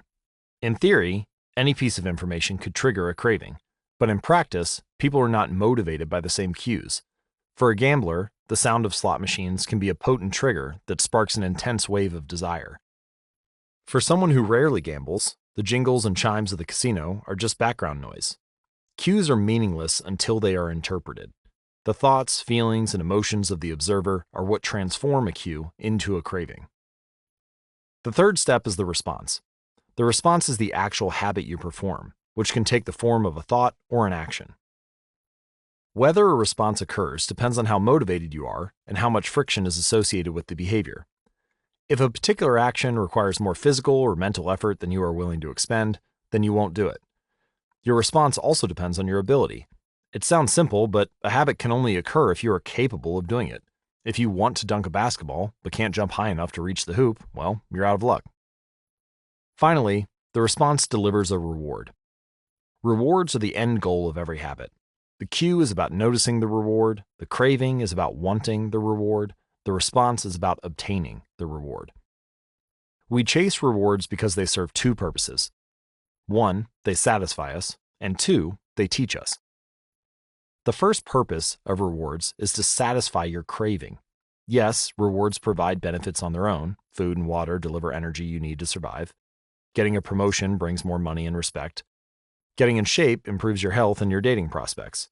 But the more immediate benefit is that rewards satisfy your craving to eat or to gain status or to win approval. At least for a moment, rewards deliver contentment and relief from craving. Second, rewards teach us which actions are worth remembering in the future. Your brain is a reward detector. As you go about your life, your sensory nervous system is continuously monitoring which actions satisfy your desires and deliver pleasure. Feelings of pleasure and disappointment are part of the feedback mechanism that helps your brain distinguish useful actions from useless ones. Rewards close the feedback loop and complete the habit cycle. If a behavior is insufficient in any of these 4 stages, it will not become a habit. Eliminate the cue, and your habit will never start. Reduce the craving, and you won't experience enough motivation to act. Make the behavior difficult, and you won't be able to do it. And if the reward fails to satisfy your desire, then you'll have no reason to do it again in the future. Without the first 3 steps, a behavior will not occur. Without all 4, a behavior will not be repeated. We can refer to this cycle as the habit loop, and you can see a graphic image of it as well as a caption describing it in detail at atomichabits.com/media. In summary, the cue triggers a craving, which motivates a response, which provides a reward, which satisfies that craving, and ultimately becomes associated with the cue. Together, these 4 steps form a neurological feedback loop. cue, craving, response, reward, cue, craving, response, reward, that ultimately allows you to create automatic habits. This cycle is known as the habit loop. This four-step process is not something that happens occasionally, but rather is an endless feedback loop that is running and active during every moment you are alive, even now. The brain is continually scanning the environment, predicting what will happen next, trying out different responses, and learning from the results. The entire process is completed in a split second, and we use it again and again without realizing everything that has been packed into the previous moment. We can split these four steps into two phases, the problem phase and the solution phase. The problem phase includes the cue and the craving, and it is when you realize that something needs to change. The solution phase includes the response and the reward, and it is when you take action and achieve the change you desire. All behavior is driven by the desire to solve a problem. Sometimes the problem is that you notice something good and you want to obtain it. Sometimes the problem is that you are experiencing pain and you want to relieve it. Either way, the purpose of every habit is to solve the problems you face. Imagine walking into a dark room and flipping on the light switch. You have performed this simple habit so many times that it occurs without thinking. You proceed through all four stages in the fraction of a second. The urge to act strikes you without thinking. Here are some examples. Cue. Your phone buzzes with a new text message. Craving. You want to learn the contents of the message. Response. You grab your phone and read the text. Reward. You satisfy your craving to read the message, and grabbing your phone becomes associated with your phone buzzing. Cue. You are answering emails. Craving. You begin to feel stressed and overwhelmed by work. You want to feel in control. Response. You bite your nails. Reward. You satisfy your craving to reduce stress. Biting your nails becomes associated with answering email. Cue. You wake up. Craving. You want to feel alert. Response. You drink a cup of coffee. Reward. You satisfy your craving to feel alert. Drinking coffee becomes associated with waking up. And finally, cue. You smell a donut shop as you walk down the street near your office. Craving. You begin to crave a donut. Response. You buy a donut and eat it. Reward. You satisfy your craving to eat a donut. Buying a donut becomes associated with walking down the street near your office. By the time we become adults, we rarely notice the habits that are running our lives. Most of us never give a second thought to the fact that we tie the same shoe first each morning, or unplug the toaster after each use, or always change into comfortable clothes after getting home from work. After decades of mental programming, we automatically slip into these patterns of thinking and acting. The 4 laws of behavior change.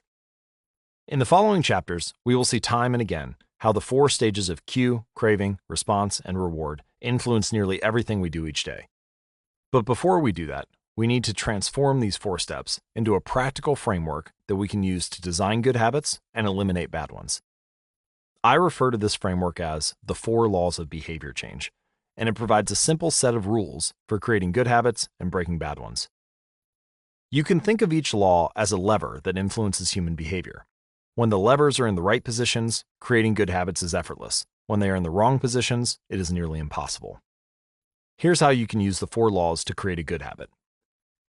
Cue, the first law, make it obvious. Craving, the second law, make it attractive. Response, the third law, make it easy. Reward, the fourth law, make it satisfying. And we can invert these laws to learn how to break a bad habit. Cue, inversion of the first law, make it invisible. Craving, inversion of the second law, make it unattractive. Response, inversion of the third law, make it difficult. Reward, inversion of the fourth law, make it unsatisfying. It would be irresponsible for me to claim that these 4 laws are an exhaustive framework for changing any human behavior, but I think they're close.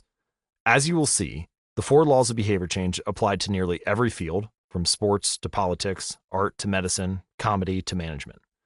These laws can be used no matter what challenge you are facing. There is no need for completely different strategies for each habit. Whenever you want to change your behavior, you can simply ask yourself, 1. How can I make it obvious? 2. How can I make it attractive? 3. How can I make it easy? 4. How can I make it satisfying? If you have ever wondered, why don't I do what I say I'm going to do?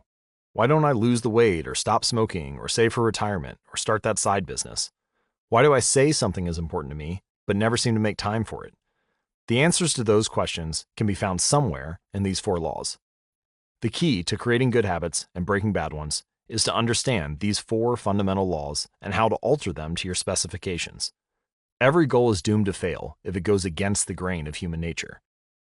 Your habits are shaped by the systems in your life. In the chapters that follow, we will discuss these laws one by one and show how you can use them to create a system in which good habits emerge naturally and bad habits wither away. Chapter Summary. A habit is a behavior that has been repeated enough times to be automatic. The ultimate purpose of habits is to solve the problems of life with as little energy and effort as possible. Any habit can be broken down into a feedback loop that involves 4 steps: cue, craving, response, and reward.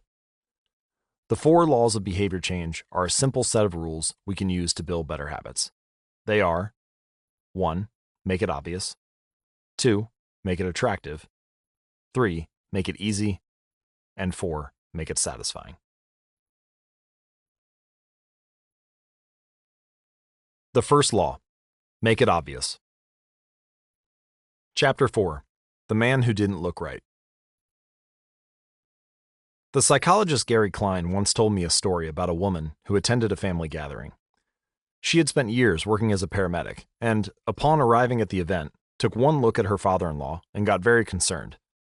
"I don't like the way you look," she said. Her father-in-law, who was feeling perfectly fine, jokingly replied, "Well, I don't like your looks either." "No," she insisted, "you need to go to the hospital now." A few hours later, the man was undergoing life-saving surgery after an examination had revealed that he had a blockage to a major artery and was at immediate risk of a heart attack. Without his daughter-in-law's intuition, he could have died. What did the paramedic see? How did she predict his impending heart attack? When major arteries are obstructed, the body focuses on sending blood to critical organs and away from peripheral locations near the surface of the skin. The result is a change in the pattern of distribution of blood in the face. After many years of working with people with heart failure, the woman had unknowingly developed the ability to recognize this pattern on sight. She couldn't explain what it was that she had noticed in her father-in-law's face, but she knew something was wrong. Similar stories exist in other fields. For example, military analysts can identify which blip on a radar screen is an enemy missile and which one is a plane from their own fleet, even though they are traveling at the same speed, flying at the same altitude, and look identical on radar in nearly every respect. During the Gulf War, Lieutenant Commander Michael Riley saved an entire battleship when he ordered a missile shot down, despite the fact that it looked exactly like the battleship's own planes on radar. He made the right call, but even his superior officers couldn't explain how he did it. Museum curators have been known to discern the difference between an authentic piece of art and an expertly produced counterfeit, even though they can't tell you precisely which details tip them off. Experienced radiologists can look at a brain scan and predict the area where a stroke will develop before any obvious signs are visible to the untrained eye. I've even heard of hairdressers noticing whether a client is pregnant based only on the feel of her hair. The human brain is a prediction machine. It is continuously taking in your surroundings and analyzing the information it comes across. Whenever you experience something repeatedly, like a paramedic seeing the face of a heart attack patient or a military analyst seeing a missile on a radar screen, your brain begins noticing what is important, sorting through the details and highlighting the relevant cues, and cataloging that information for future use. With enough practice, you can pick up on the cues that predict certain outcomes without consciously thinking about it. Automatically, your brain encodes the lessons learned through experience.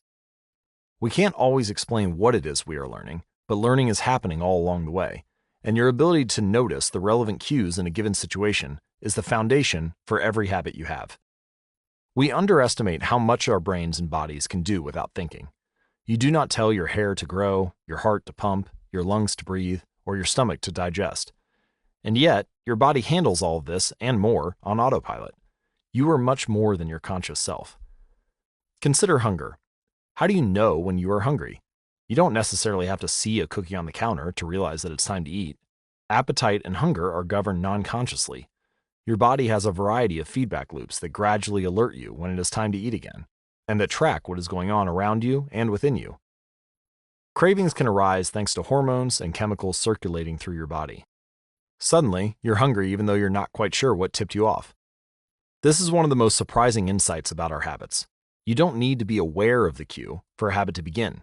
You can notice an opportunity and take action without dedicating conscious attention to it. This is what makes a habit useful, but it's also what makes them dangerous. As habits form, your actions come under the direction of your automatic and non-conscious mind. You fall into old patterns before you realize what's happening.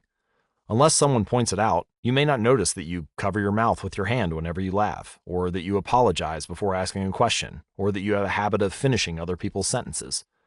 And the more you repeat these patterns, the less likely you become to question what you're doing and why you're doing it.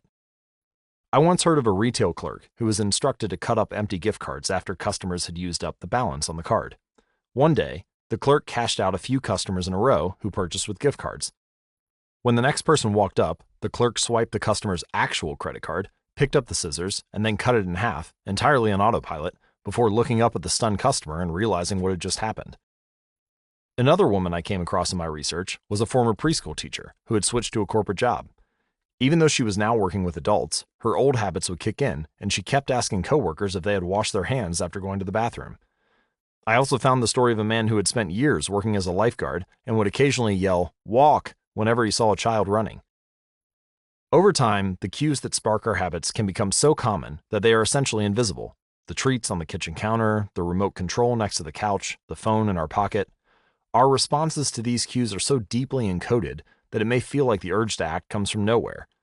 For this reason, we must begin the process of behavior change with awareness. Before we can effectively build new habits, we need to get a handle on our current ones.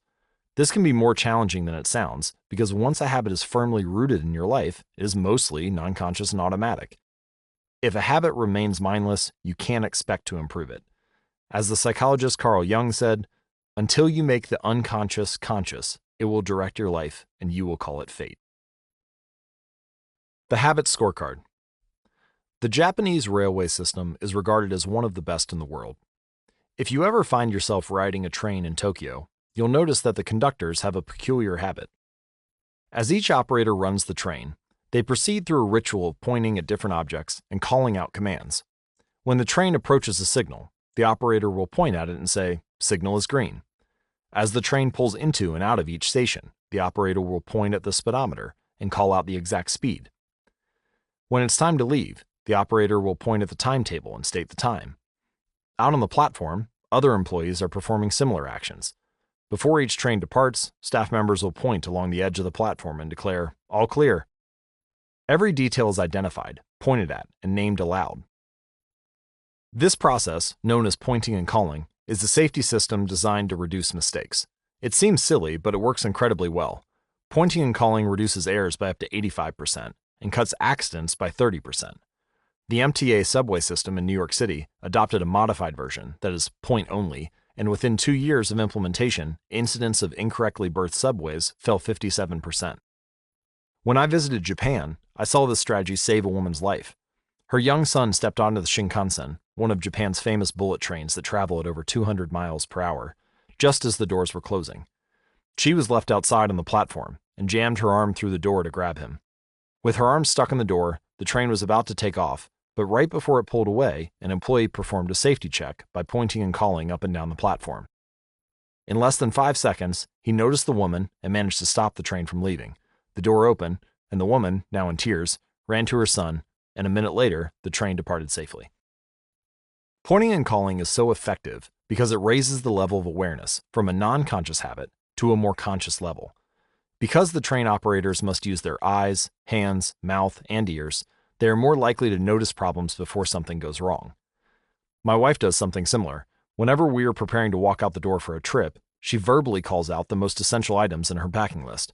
"I've got my keys, I've got my wallet, I've got my glasses, I've got my husband." The more automatic a behavior becomes, the less likely we are to consciously think about it. And when we've done something 1,000 times before, we begin to overlook things. We assume that the next time will be just like the last. We're so used to doing what we've always done that we don't stop to question whether it is the right thing to do at all. Many of our failures in performance are largely attributable to a lack of self-awareness. One of our great challenges in changing habits is maintaining awareness of what we're actually doing. This helps explain why the consequences of bad habits can sneak up on us. We need a point-and-call system for our own lives. That's the origin of the habit scorecard, which is a simple exercise you can use to become more aware of your behavior. To create your own, make a list of your daily habits. Here's a sample of where you might start. Wake up, turn off the alarm, check my phone, go to the bathroom, weigh myself, take a shower, and so on. Once you have a full list, look at each behavior and ask yourself, is this a good habit, a bad habit, or a neutral habit? If it's a good habit, write a plus sign next to it. If it is a bad habit, write a minus sign next to it. And if it's neutral, write an equal sign. For example, the list I just mentioned might look like this. Wake up, neutral habit. Turn off alarm, neutral. Check my phone. Probably shouldn't do that before I get out of bed. That's negative. Go to the bathroom, neutral. Weigh myself, positive. Take a shower, positive, and so on. The marks you give to a particular habit will depend on your situation and your goals. For someone who is trying to lose weight, eating a bagel with peanut butter every morning might be a bad habit. For someone who's trying to bulk up and add muscle, the same behavior might be a good habit. It all depends on what you're working toward. If you're interested, you can get a template to create your own habit scorecard at atomichabits.com/scorecard. It's worth noting that scoring your habits can be a little more complex for another reason. The labels good habit and bad habit are slightly inaccurate. There aren't really any good habits or bad habits. There are only effective habits. That is, effective at solving problems. All habits serve you in some way, even the bad ones, which is why you repeat them.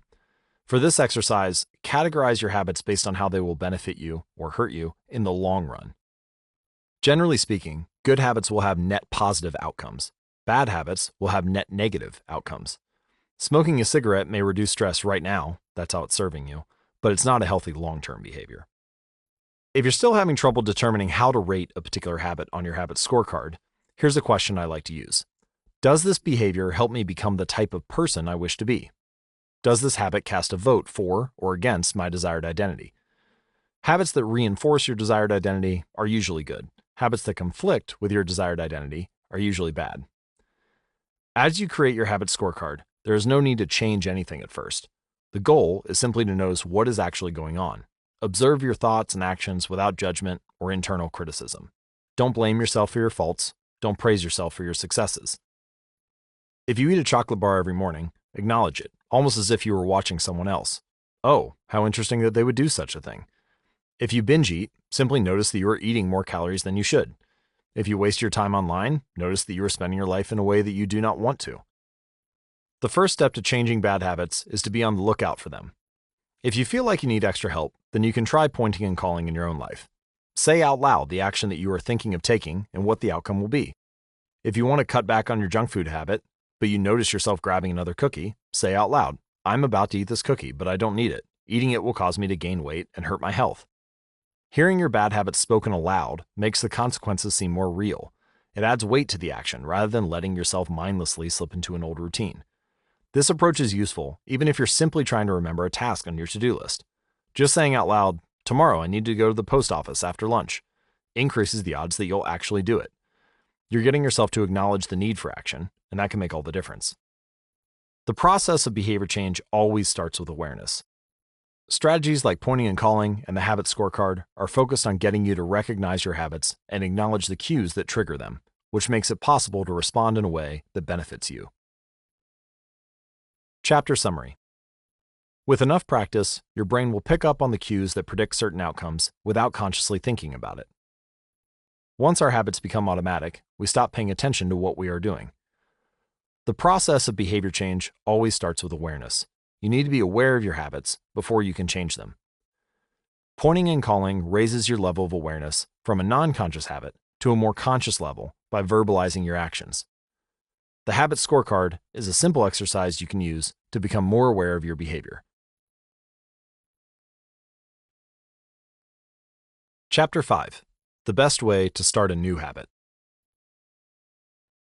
In 2001, researchers in Great Britain began working with 248 people to build better exercise habits over the course of 2 weeks. The subjects were divided into 3 groups. The first group was the control group. They were simply asked to track how often they exercised. The second group was the motivation group. They were asked not only to track their workouts, but also to read some material on the benefits of exercise. The researchers also explained to the group how exercise could reduce the risk of coronary heart disease and improve heart health. Finally, there was the third group. These subjects received the same presentation as the second group, which ensured that they had equal levels of motivation. However, they were also asked to formulate a plan for when and where they would exercise over the following weeks. Specifically, each member of the third group completed the following sentence: "During the next week, I will partake in at least 20 minutes of vigorous exercise on this day, at this time, in this place." In the first and second groups, 35 to 38% of people exercised at least once per week. Interestingly, the motivational presentation given to the second group seemed to have no meaningful impact on the behavior of participants as soon as they left the researchers. But 91% of the third group exercised at least once per week, more than double the normal rate. The sentence that they had filled out is what researchers refer to as an implementation intention, which is a plan you make beforehand about when and where to act. That is, how you intend to implement a particular habit. The cues that can trigger a habit come in a wide range of forms. The feel of your phone buzzing in your pocket, the smell of chocolate chip cookies, the sound of ambulance sirens. But the two most common cues are time and location. Implementation intentions leverage both of these cues. Broadly speaking, the format for creating an implementation intention is: when situation X arises, I will perform response Y. Hundreds of studies have shown that implementation intentions are effective for sticking to our goals. Whether it's writing down the exact time and date of when you will get a flu shot, or recording the time of your colonoscopy appointment, they increase the odds that people will stick with habits like recycling, studying, going to sleep early, and stopping smoking. Researchers have even found that voter turnout increases when people are forced to create implementation intentions by answering questions like, what route are you taking to the polling station? At what time are you planning to go? What bus will get you there? Other successful government programs have prompted citizens to make a clear plan to send taxes in on time or provided directions on when and where to pay late traffic bills. The punchline is clear. People who make a specific plan for when and where they will perform a new habit are more likely to follow through. Too many people try to change their habits without these basic details figured out. We tell ourselves, I'm going to eat healthier, or I'm going to write more, but we never say when and where these habits are going to happen. We leave it up to chance and hope that we will just remember to do it or feel motivated at the right time. An implementation intention sweeps away foggy notions like, I want to work out more, or I want to be more productive, or I should vote, and transforms them into a concrete plan of action. Many people think they lack motivation when what they really lack is clarity. It is not always obvious when and where to take action. Some people spend their entire lives waiting for the time to be right to make an improvement. Once an implementation intention has been set, you don't have to wait for inspiration to strike. Do I write a chapter today or not? Do I meditate this morning or at lunch? When the moment of action occurs, there is no need to make a decision. Simply follow your predetermined plan. The simple way to apply this strategy to your habits is to fill out this sentence: I will, behavior, at, time, in, location. For example, meditation. I will meditate for 1 minute at 7 a.m. in my kitchen. Or studying. I will study Spanish for 20 minutes at 6 p.m. in my bedroom. Or exercise. I will exercise for 1 hour at 5 p.m. in my local gym. Marriage. I will make my partner a cup of tea at 8 a.m. in the kitchen. If you aren't sure where to start your habit, try the first day of the week, month, or year. People are more likely to take action at those times because hope is usually higher. If we have hope, we have a reason to take action. A fresh start feels motivating. There's another benefit to implementation intentions. Being specific about what you want and how you will achieve it helps you say no to things that can derail your progress, distract your attention, and pull you off course. We often say yes to little requests because we're not clear about what we need to be doing instead. When your dreams are vague, it's easy to rationalize little exceptions all day long and never get around to the specific things you need to do to succeed. Give your habits a time and a space to live in the world. The goal is to make the time and location so obvious that with enough repetition, you get the urge to do the right thing at the right time, even if you can't say why. As the writer Jason Zweig noted, obviously you're never going to just work out without conscious thought. But like a dog salivating at a bell, maybe you start to get antsy around the time of day you normally work out. There are many ways to use implementation intentions in your life and work. My favorite approach is one I learned from Stanford professor B.J. Fogg, who calls it the tiny habits recipe, but it is a strategy that I will refer to as habit stacking. Habit stacking, a simple plan to overhaul your habits. The French philosopher Denis Diderot lived nearly his entire life in poverty, but that all changed one day in 1765. Diderot's daughter was about to be married, and he could not afford to pay for the wedding. Despite his lack of wealth, Diderot was well known for his role as the co-founder and writer of Encyclopédie, one of the most comprehensive encyclopedias of the time. When Catherine the Great, the Empress of Russia, heard of Diderot's financial troubles, her heart went out to him. She was a book lover and greatly enjoyed his encyclopedia. She offered to buy Diderot's personal library for £1,000, which is a sum equal to more than $150,000 today. Suddenly, Diderot had money to spare. With his new wealth, he not only paid for the wedding, but also acquired a scarlet robe for himself. Diderot's scarlet robe was beautiful. So beautiful, in fact, that he immediately noticed how out of place it seemed when surrounded by his more common possessions. He wrote that there was no more coordination, no more unity, no more beauty between his elegant robe and the rest of his stuff. Diderot soon felt the urge to upgrade his possessions. He replaced his rug with one from Damascus. He decorated his home with expensive sculptures. He bought a mirror to place above the mantel and a better kitchen table. He tossed aside his old straw chair for a leather one. Like falling dominoes, one purchase led to the next. Diderot's behavior is not uncommon. In fact, the tendency for one purchase to lead to another has a name: the Diderot effect. The Diderot effect states that obtaining a new possession often creates a spiral of consumption that leads to additional purchases. You can spot this pattern everywhere. You buy a dress and have to get shoes and earrings to match. You buy a couch and suddenly question the layout of your entire living room. You buy a toy for your child and soon find yourself purchasing all of the accessories that go with it. It is a chain reaction of purchases. Many human behaviors follow this cycle. You often decide what to do next based on what you have just finished doing. Going to the bathroom leads to washing and drying your hands, which reminds you that you need to put dirty towels in the laundry, and so you add laundry detergent to the shopping list, and so on. No behavior happens in isolation. Each action becomes a cue that triggers the next behavior. All right, why is this important?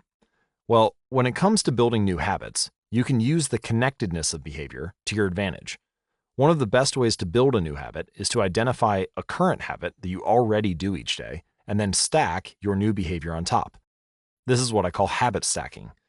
Habit stacking is a special form of an implementation intention. Rather than pairing your new habit with a particular time and location, you pair it with a current habit. This method, which again was created by B.J. Fogg as part of his Tiny Habits program, can be used to design an obvious cue for nearly any habit. So the habit stacking formula is after current habit, I will new habit. For example, meditation. After I pour my cup of coffee each morning, I will meditate for 1 minute. Exercise. After I take off my work shoes, I will immediately change into my workout clothes. Gratitude. After I sit down to dinner, I will say one thing I'm grateful for that happened today. Marriage. After I get into bed at night, I will give my partner a kiss. Safety. After I put on my running shoes, I will text a friend or family member where I am running and how long it will take. The key is to tie your desired behavior into something you already do each day. Once you have mastered this basic structure, you can begin to create larger stacks by chaining small habits together. This allows you to take advantage of the natural momentum that comes from one behavior leading into the next, like a positive version of the Diderot effect.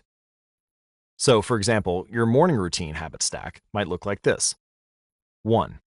After I pour in my morning cup of coffee, I will meditate for 60 seconds. 2. After I meditate for 60 seconds, I will write my to-do list for the day. 3. After I write my to-do list for the day, I will immediately begin my first task. Or you could consider a habit stack like this in the evening. 1. After I finish eating dinner, I will put my plate directly into the dishwasher. 2. After I put my dishes away, I will immediately wipe down the counter. 3. After I wipe down the counter, I will set out my coffee mug for tomorrow morning. You can also insert new behaviors into the middle of your current routines. For example, you may already have a morning routine that looks something like this. Wake up, make my bed, take a shower. Let's say you want to develop the habit of reading more each night. Well, you can expand your habit stack and try something like this. Wake up, make my bed, place a book on my pillow, take a shower.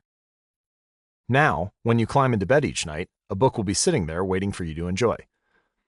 Overall, habit stacking allows you to create a simple set of rules that guide your future behavior.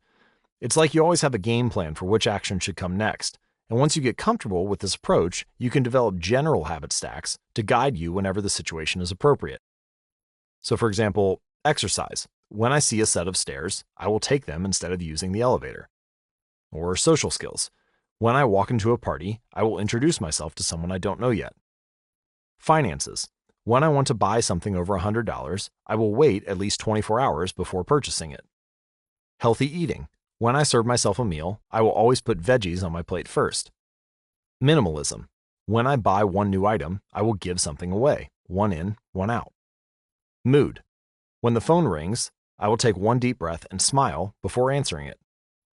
Forgetfulness. When I leave a public place, I will check the table and chairs to make sure I don't leave anything behind. No matter how you use this strategy, the secret to creating a successful habit stack is selecting the right cue to kick things off. Unlike an implementation intention, which specifically states the time and location for a given behavior, habit stacking implicitly has a time and location built into it. When and where you choose to insert a habit into your daily routine can make a big difference. If you're trying to add meditation into your morning routine, but mornings are chaotic and your kids keep running into the room, then that may be the wrong place and time to build that habit. Consider when you are most likely to be successful. Don't ask yourself to do a habit or try to build a habit stack when you're likely to be occupied with something else. Your cue should also have the same frequency as your desired habit. If you want to do a habit every day, but you stack it on top of a habit that only happens on Mondays, well, then that's not a good choice. One way to find the right trigger for your habit stack is by brainstorming a list of your current habits. You can use your habit scorecard, which we created in the last chapter, as a starting point. Alternatively, you can create a list with 2 columns. In the first column, write down the habits that you do each day without fail.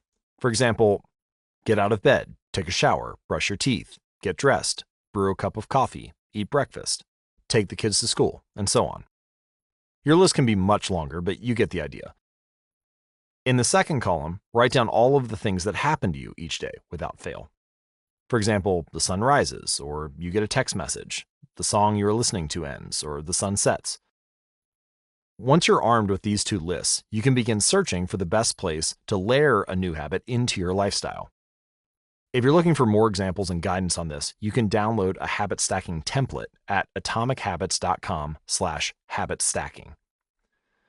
All right, so habit stacking works best when the cue is highly specific and immediately actionable. Many people select cues that are too vague. I made this mistake myself. When I wanted to start a push-up habit, my habit stack was, when I take a break for lunch, I will do 10 push-ups. At first glance, this sounds reasonable, but soon I realized that the trigger was unclear. Would I do my push-ups before I ate lunch? After I ate lunch? Where would I do them? After a few inconsistent days, I changed my habit stack to, when I close my laptop for lunch, I will do 10 push-ups next to my desk. Ambiguity gone. Habits like read more or eat better are worthy causes, but these goals do not provide instruction on how and when to act. You need to be specific and clear. After I close the door, after I brush my teeth, after I sit down at the table. The specificity is important. The more tightly bound your new habit is to a specific cue, the better the odds are that you will notice when the time comes to act. Remember, the first law of behavior change is to make it obvious.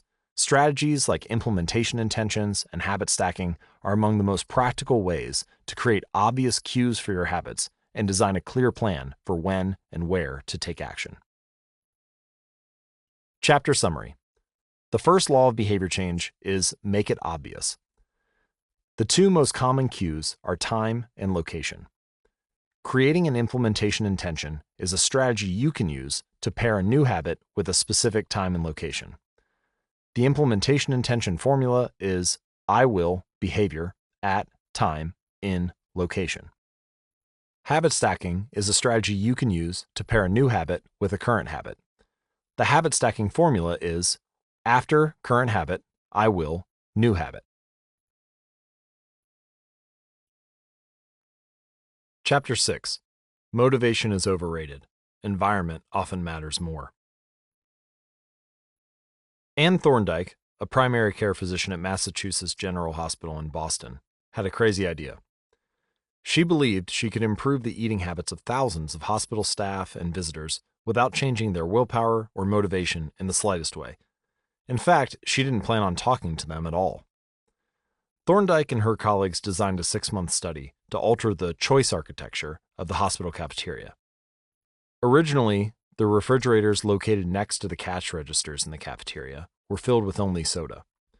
The researchers added water as an option to each one. Additionally, they placed baskets of bottled water next to the food stations throughout the room. Soda was still in the primary refrigerators, but now water was an option available at all drink locations.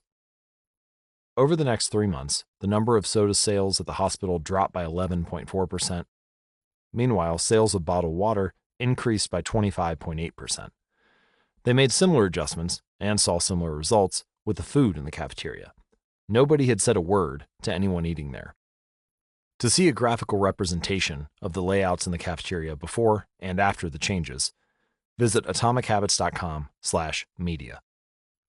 People often choose products not because of what they are, but because of where they are. If I walk into the kitchen and see a plate of cookies on the counter, I'll pick up half a dozen and start eating, even if I hadn't been thinking about them beforehand and didn't necessarily feel hungry. If the communal table at the office is always filled with donuts and bagels, it's going to be hard not to grab one every now and then. Your habits change depending on the room you're in and the cues in front of you. Environment is the invisible hand that shapes human behavior. Despite our unique personalities, certain behaviors tend to arise again and again under certain environmental conditions. In church, people tend to talk in whispers. On a dark street, people act wary and guarded. In this way, the most common form of change is not internal, but external. We are changed by the world around us. Every habit is context dependent. In 1936, psychologist Kurt Lewin wrote a simple equation that makes a powerful statement. Behavior is a function of the person in their environment, or B equals FPE. It didn't take long for Lewin's equation to be tested in business. In 1952, the economist Hawkins Stern described a phenomenon he called suggestion impulse buying, which is triggered when a shopper sees a product for the first time and visualizes a need for it. In other words, customers will occasionally buy products not because they want them, but because of how they are presented to them. For example, items at eye level tend to be purchased more than those down near the floor. For this reason, you'll find expensive brand names featured in easy-to-reach locations on store shelves because they drive the most profit, while cheaper alternatives are tucked away in harder-to-reach spots. The same goes for end caps, which are the units at the end of aisles. End caps are money-making machines for retailers because they are obvious locations that encounter a lot of foot traffic. For example, 45% of Coca-Cola sales comes specifically from end-of-the-aisle racks. The more obviously available a product or service is, the more likely you are to try it. People drink Bud Light because it is in every bar and visit Starbucks because it is on every corner. We like to think that we are in control. If we choose water over soda, we assume it is because we wanted to do so. The truth, however, is that many of the actions we take each day are shaped not by purposeful drive and choice, but by the most obvious option. Every living being has its own methods for sensing and understanding the world. Eagles have remarkable long-distance vision. Snakes can smell by tasting the air with their highly sensitive tongues. Sharks can detect small amounts of electricity and vibrations in the water caused by nearby fish. Even bacteria have chemoreceptors, tiny sensory cells that allow them to detect toxic chemicals in their environment. In humans, perception is directed by the sensory nervous system. We perceive the world through sight, sound, smell, touch, and taste. But we also have other ways of sensing stimuli. Some are conscious, but many are non-conscious. For example, you can notice when the temperature drops before a storm, or when the pain in your gut rises during a stomachache, or when you fall off balance while walking on rocky ground. Receptors in your body pick up on a wide range of internal stimuli, such as the amount of salt in your blood or the need to drink when thirsty. The most powerful of all human sensory abilities, however, is vision. The human body has about 11 million sensory receptors. Approximately 10 million of those are dedicated to sight. Some experts estimate that half of the brain's resources are used on vision. Given that we are more dependent on vision than on any other sense, it should come as no surprise that visual cues are the greatest catalyst of our behavior. For this reason, a small change in what you see can lead to a big shift in what you do. As a result, you can imagine how important it is to live and work in environments that are filled with productive cues and devoid of unproductive ones. Thankfully, there is good news in this respect. You don't have to be the victim of your environment. You can also be the architect of it. How to design your environment for success. During the energy crisis and oil embargo of the 1970s, Dutch researchers began to pay close attention to the country's energy usage. In one suburb near Amsterdam, they found that some homeowners used 30% less energy than their neighbors, despite the homes being of similar size and getting electricity for the same price. It turned out the houses in this neighborhood were nearly identical, except for one feature: the location of the electrical meter. Some had one in the basement. Other houses had electrical meters upstairs in the main hallway. As you may guess, the homes with the meters located in the main hallway used less electricity. When their energy was obvious and easy to track, people changed their behavior. Every habit is initiated by a cue, and we are more likely to notice cues that stand out. Unfortunately, the environments where we live and work often make it easy to not notice or not do certain actions because there is no obvious cue to trigger the behavior. It's easy to not practice the guitar when it's tucked away in the closet. It's easy to not read a book when the bookshelf is in the corner of the guest room. It's easy to not take your vitamins when they're out of sight in the pantry. When the cues that spark a habit are subtle or hidden, they are easy to ignore. By comparison, creating obvious visual cues can draw your attention toward a desired habit. In the early 1990s, the cleaning staff at Schiphol Airport in Amsterdam installed a small sticker that looked like a fly near the center of each urinal.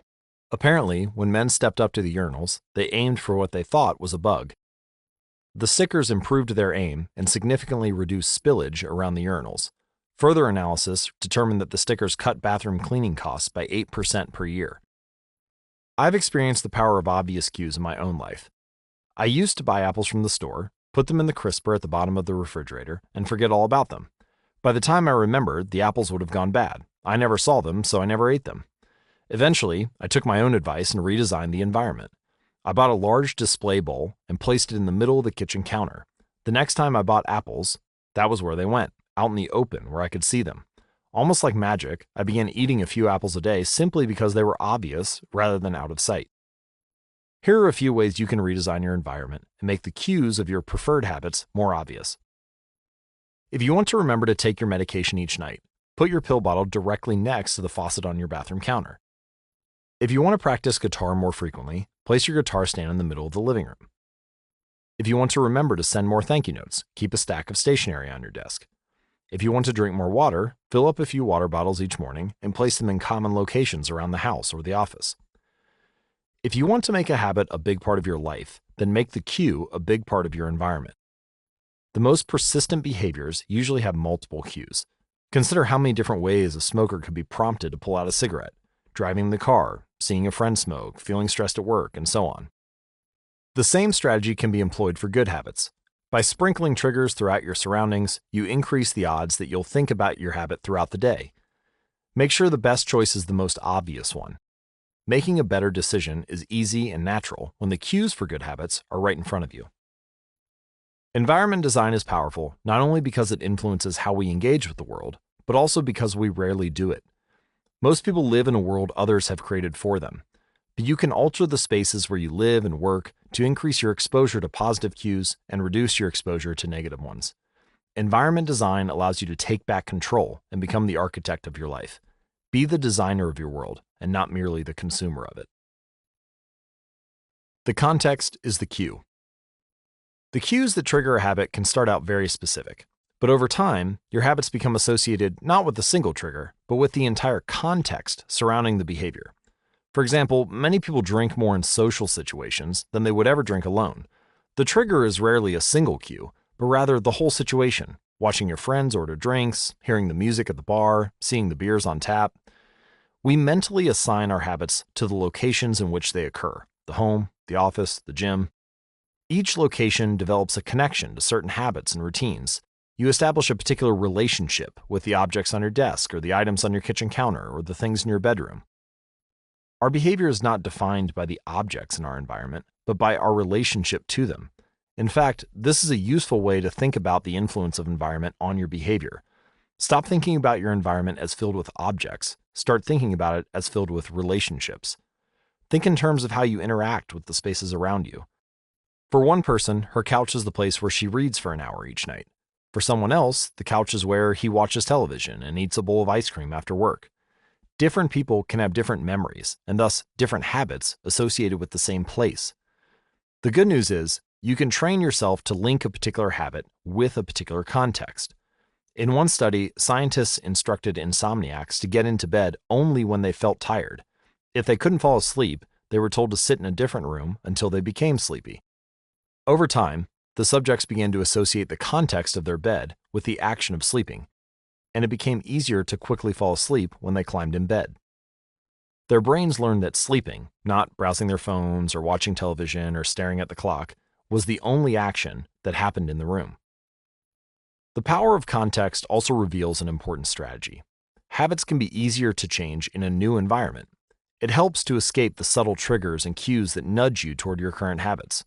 Go to a new place, a different coffee shop, a bench in the park, a corner of the room that you seldom use, and create a new routine there. It is easier to associate a new habit with a new context than to build a new habit in the face of competing cues. It can be difficult to go to bed early if you watch television in your bedroom each night.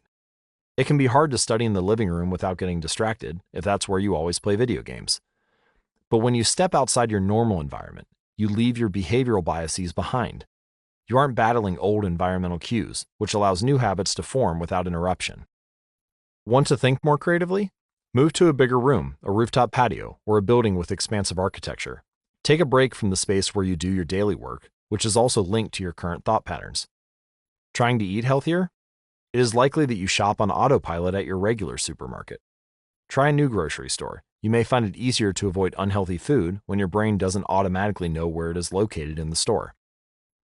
When you can't manage to get to an entirely new environment, redefine or rearrange your current one.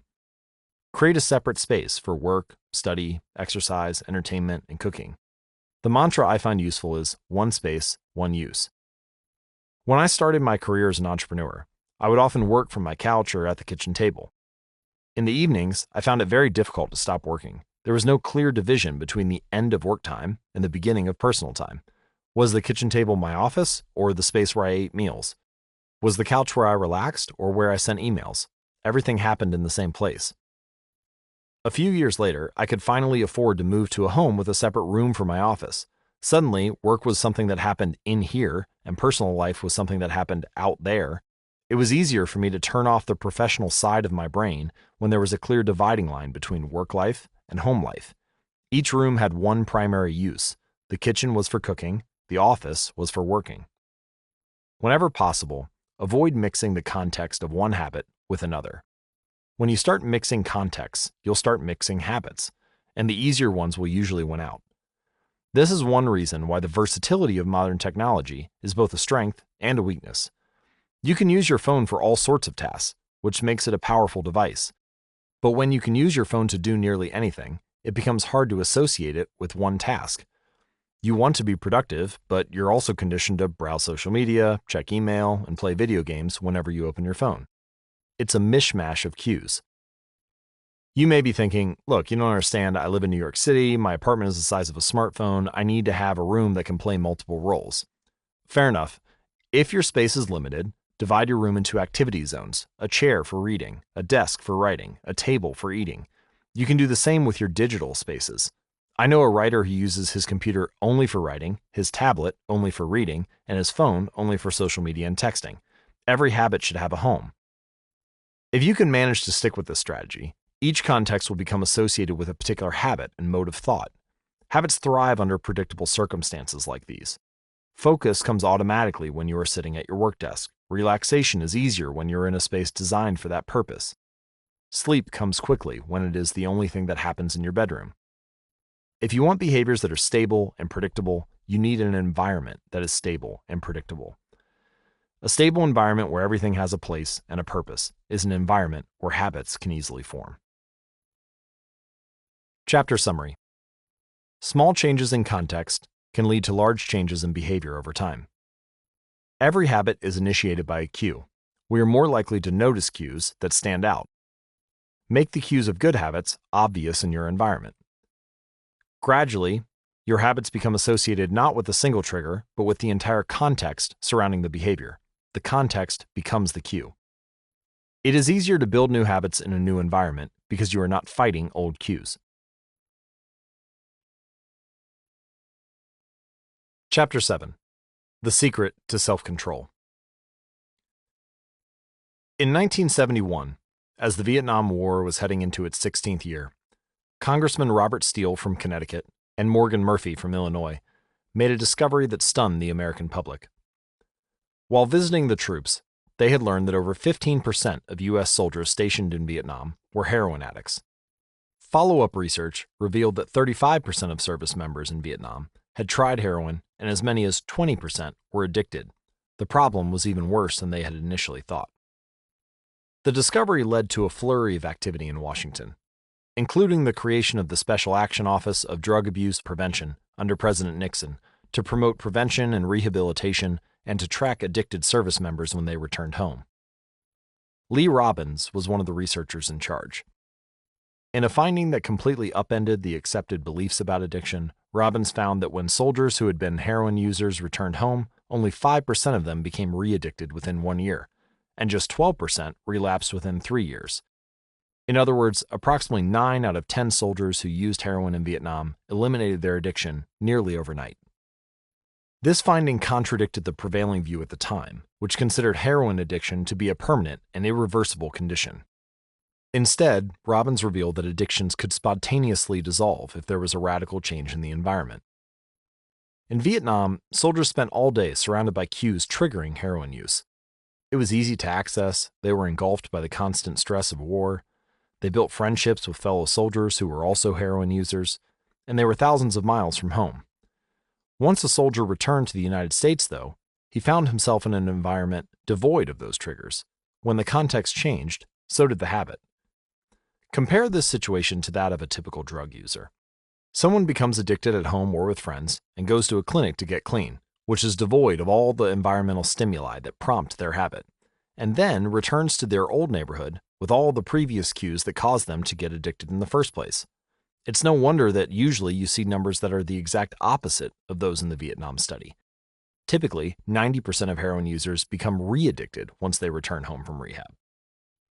The Vietnam studies ran counter to many of our cultural beliefs about bad habits because it challenged the conventional association of unhealthy behavior as a moral weakness. If you're overweight, a smoker, or an addict, you may have been told your entire life that it is because you lack self-control, maybe even because you're a bad person. The idea that a little bit of discipline would solve all of our problems is deeply embedded in our culture. Recent research, however, shows something different. When scientists analyze people who appear to have tremendous self-control, it turns out those individuals aren't all that different from those who are struggling. Instead, disciplined people are better at structuring their lives in a way that does not require heroic willpower and self-control. In other words, they simply spend less time in tempting situations. The people with the best self-control are typically the ones who need to use it the least. It's easier to practice self-restraint when you don't have to use it very often. So, yes, perseverance, grit, and willpower are essential to success, but the way to improve these qualities is not by wishing you were a more disciplined person, but by creating a more disciplined environment. This counterintuitive idea makes even more sense once you understand what happens when a habit is formed in the brain. A habit that has been encoded in the mind is ready to be used whenever the relevant situation arises. When Patty Olwell, a therapist from Austin, Texas, started smoking, she would often light up while riding horses with a friend. Eventually, she quit smoking and avoided it for years. She had also stopped riding. Decades later, she hopped on a horse again and found herself craving a cigarette for the first time in forever.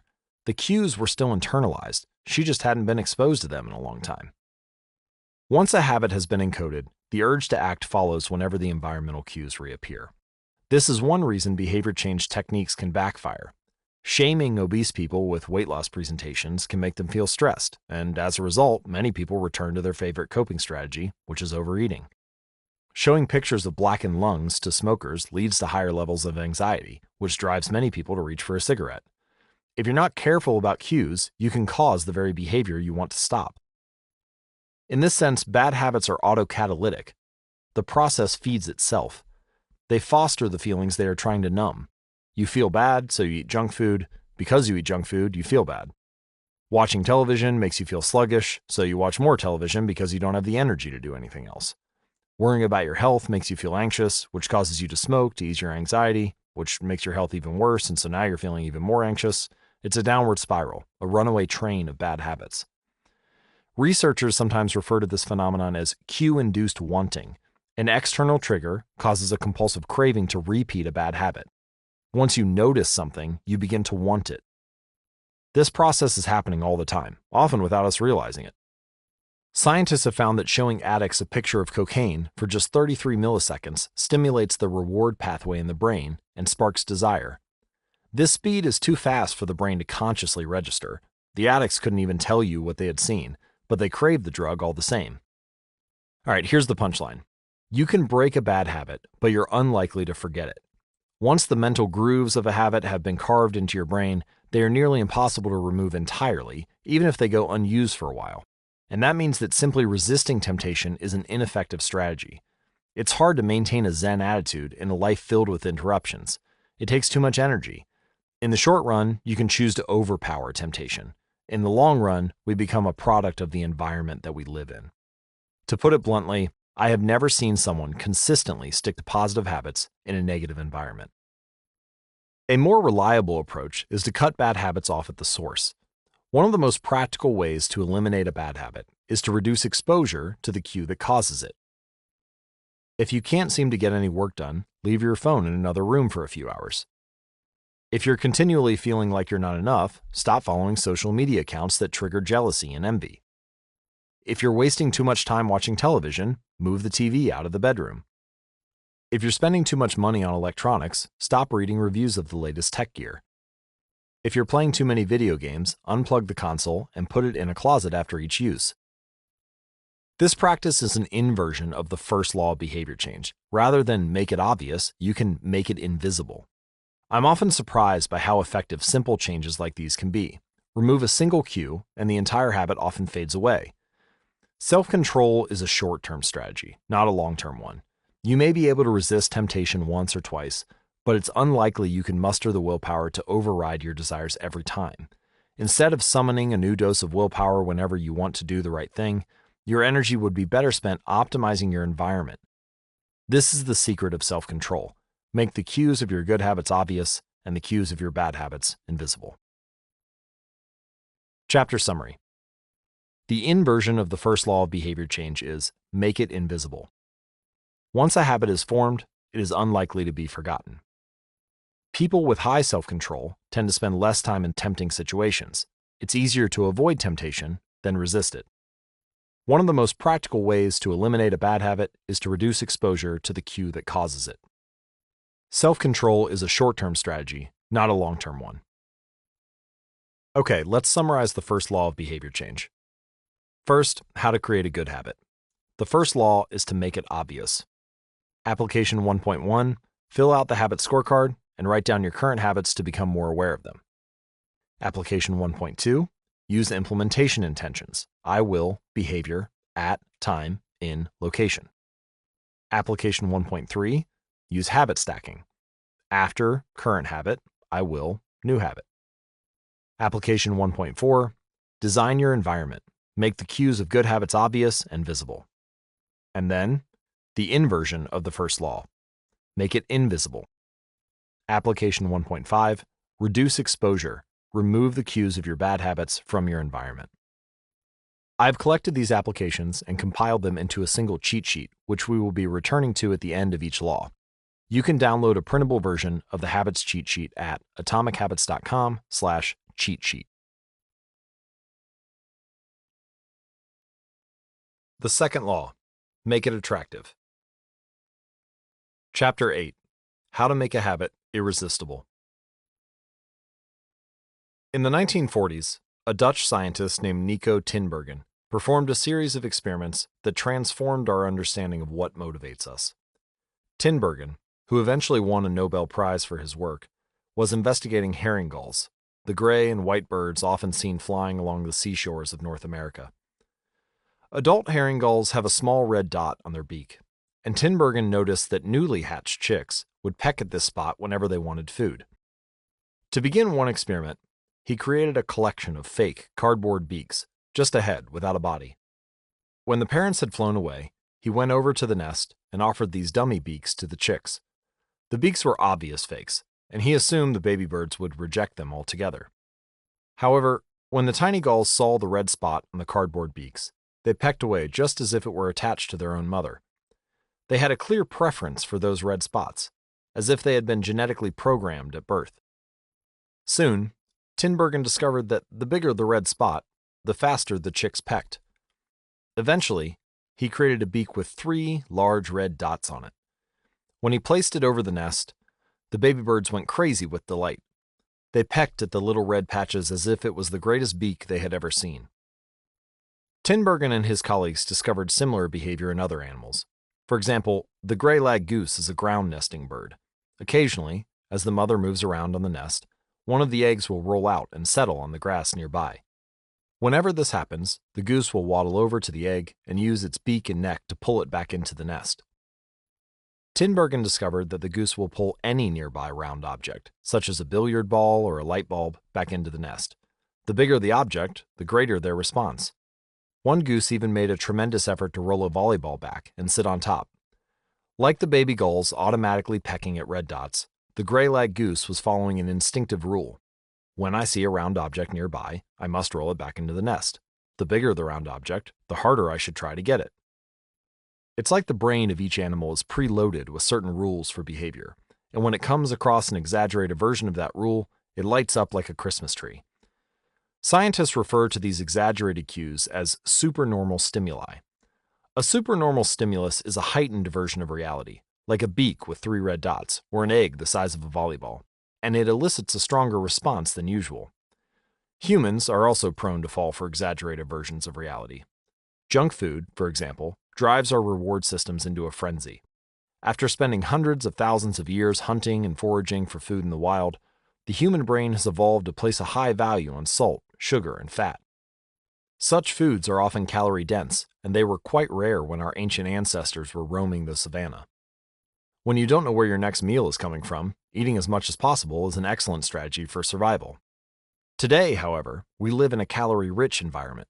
Food is abundant, but your brain continues to crave it like it is scarce.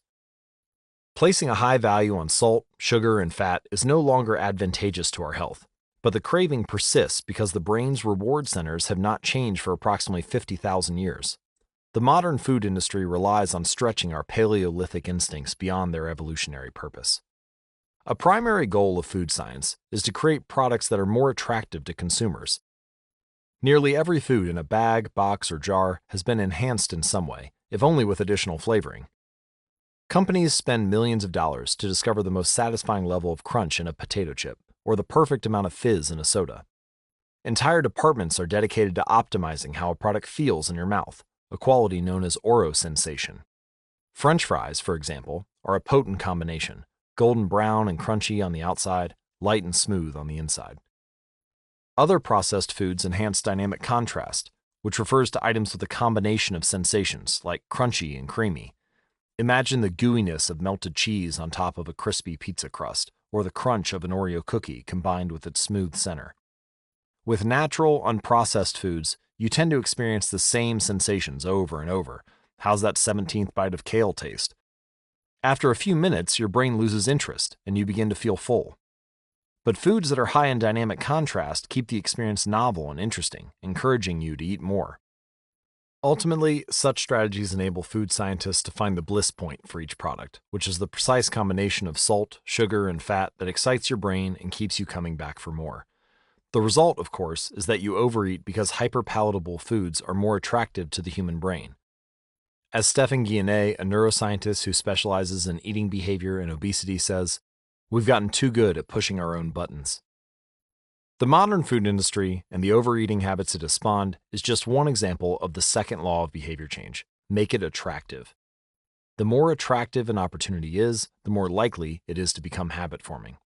Look around. Society is filled with highly engineered versions of reality that are more attractive than the world our ancestors evolved in. Stores feature mannequins with exaggerated hips and breasts to sell clothes. Social media delivers more likes and praise in a few minutes than we could ever get in the office or at home. Online porn splices together stimulating scenes at a rate that would be impossible to replicate in real life. Advertisements are created with a combination of ideal lighting, professional makeup, and photoshopped edits. Even the model doesn't look like the person in the final image. These are the supernormal stimuli of our modern world. They exaggerate features that are naturally attractive to us, and our instincts go wild as a result, driving us into excessive shopping habits, social media habits, porn habits, eating habits, and many others. If history serves as a guide, the opportunities of the future will be more attractive than those of today. The trend is for rewards to become more concentrated and stimuli to become more enticing. Junk food is a more concentrated form of calories than natural food. Hard liquor is a more concentrated form of alcohol than beer. Video games are a more concentrated form of play than board games. Compared to nature, these pleasure-packed experiences are hard to resist. We have the brains of our ancestors, but temptations they never had to face. If you want to increase the odds that a behavior will occur, then you need to make it attractive. Throughout our discussion of the second law, our goal is to learn how to make our habits irresistible. And while it is not possible to transform every habit into a supernormal stimulus, we can make any habit more enticing. To do this, we must start by understanding what a craving is and how it works. We begin by examining the biological signature that all habits share: the dopamine spike. The dopamine-driven feedback loop. Scientists can track the precise moment a craving occurs by measuring a neurotransmitter called dopamine. Now, dopamine is not the only chemical that influences your habits. Every behavior involves multiple brain regions and neurochemicals, and anyone who claims that habits are all about dopamine is skipping over major portions of the process. It's just one of the important role players in habit formation.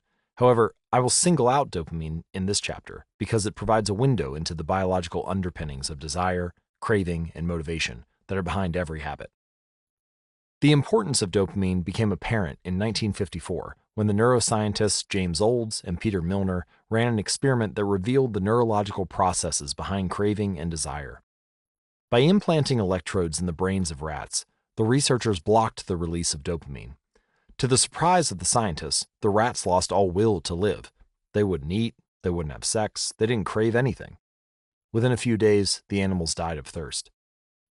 In follow-up studies, other scientists also inhibited the dopamine-releasing parts of the brain, but this time, they squirted little droplets of sugar into the mouths of the dopamine-depleted rats. Their little rat faces lit up with pleasurable grins from the tasty substance. Even though dopamine was blocked, the rats still liked sugar just as much as before. They just didn't want it anymore. The ability to experience pleasure remained, but without dopamine, desire died, and without desire, action stopped. When other researchers reversed this process and flooded the reward system of the brain with dopamine, animals performed habits at breakneck speed. In one study, mice received a powerful hit of dopamine each time they poked their nose inside a box. Within minutes, the mice developed a craving so strong they began poking their nose into the box 800 times per hour. Humans are not so different. The average slot machine player will spin the wheel 600 times per hour. Habits are a dopamine-driven feedback loop. Every behavior that is highly habit-forming, taking drugs, eating junk food, playing video games, browsing social media, is associated with higher levels of dopamine. The same can be said for our most basic habitual behaviors, like eating food, drinking water, having sex, and interacting socially. For years, scientists assumed dopamine was all about pleasure, but now we know it plays a central role in many neurological processes, including motivation, learning and memory, punishment and aversion, and voluntary movement. When it comes to habits, the key takeaway is this: dopamine is released not only when you experience pleasure, but also when you anticipate it. Gambling addicts have a dopamine spike right before they place a bet, not after they win. Cocaine addicts get a surge of dopamine when they see the powder, not after they take it. Whenever you predict that an opportunity will be rewarding, your levels of dopamine spike in anticipation. And whenever dopamine rises, so does your motivation to act.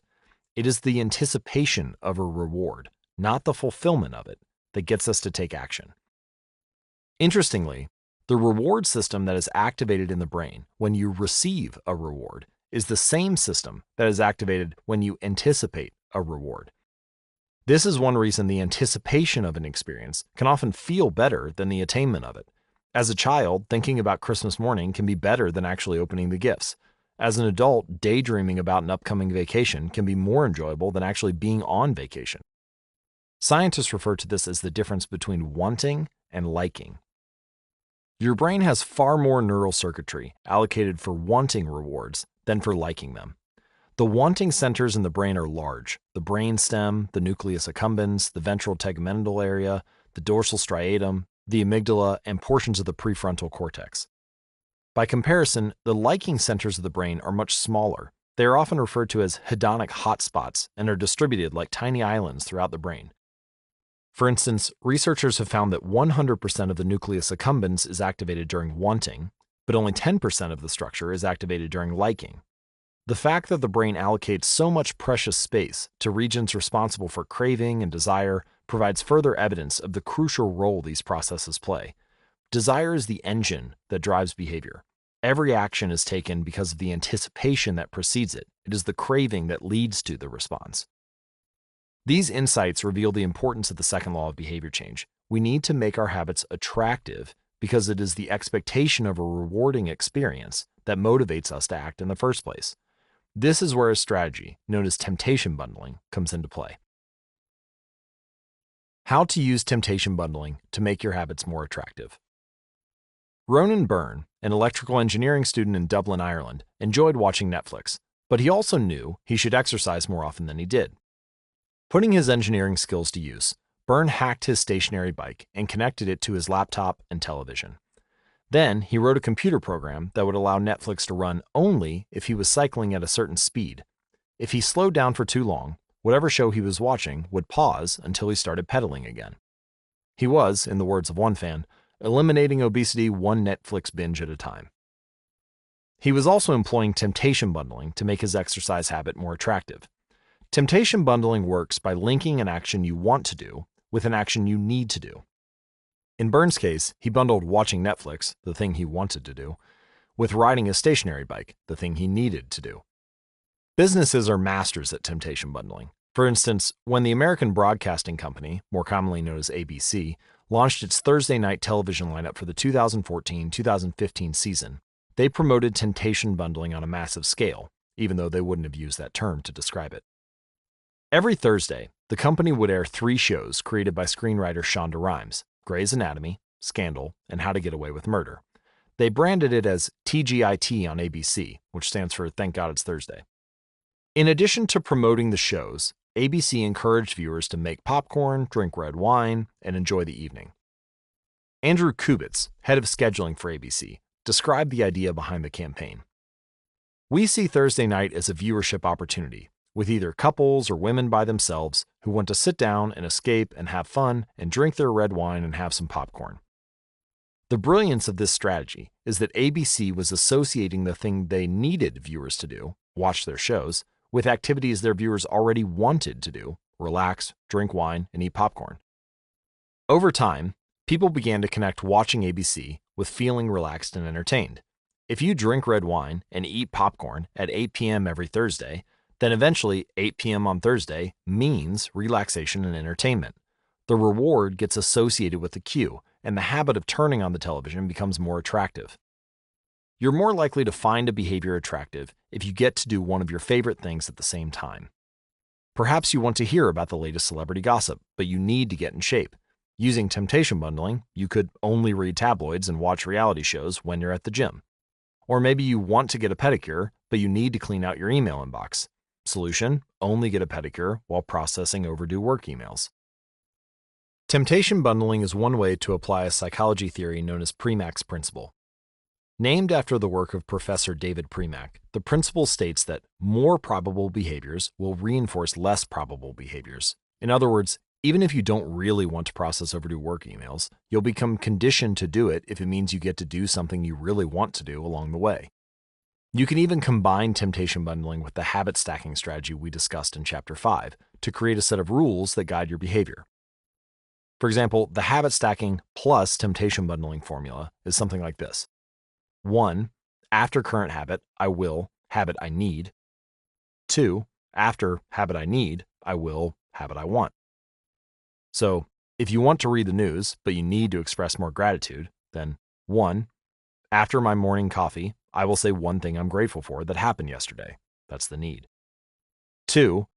After I say one thing I'm grateful for, I will read the news. That's the want. Or, if you want to watch sports, but you need to make sales calls, 1. After I get back from my lunch break, I will call 3 potential clients. 2. After I call 3 potential clients, I will check ESPN.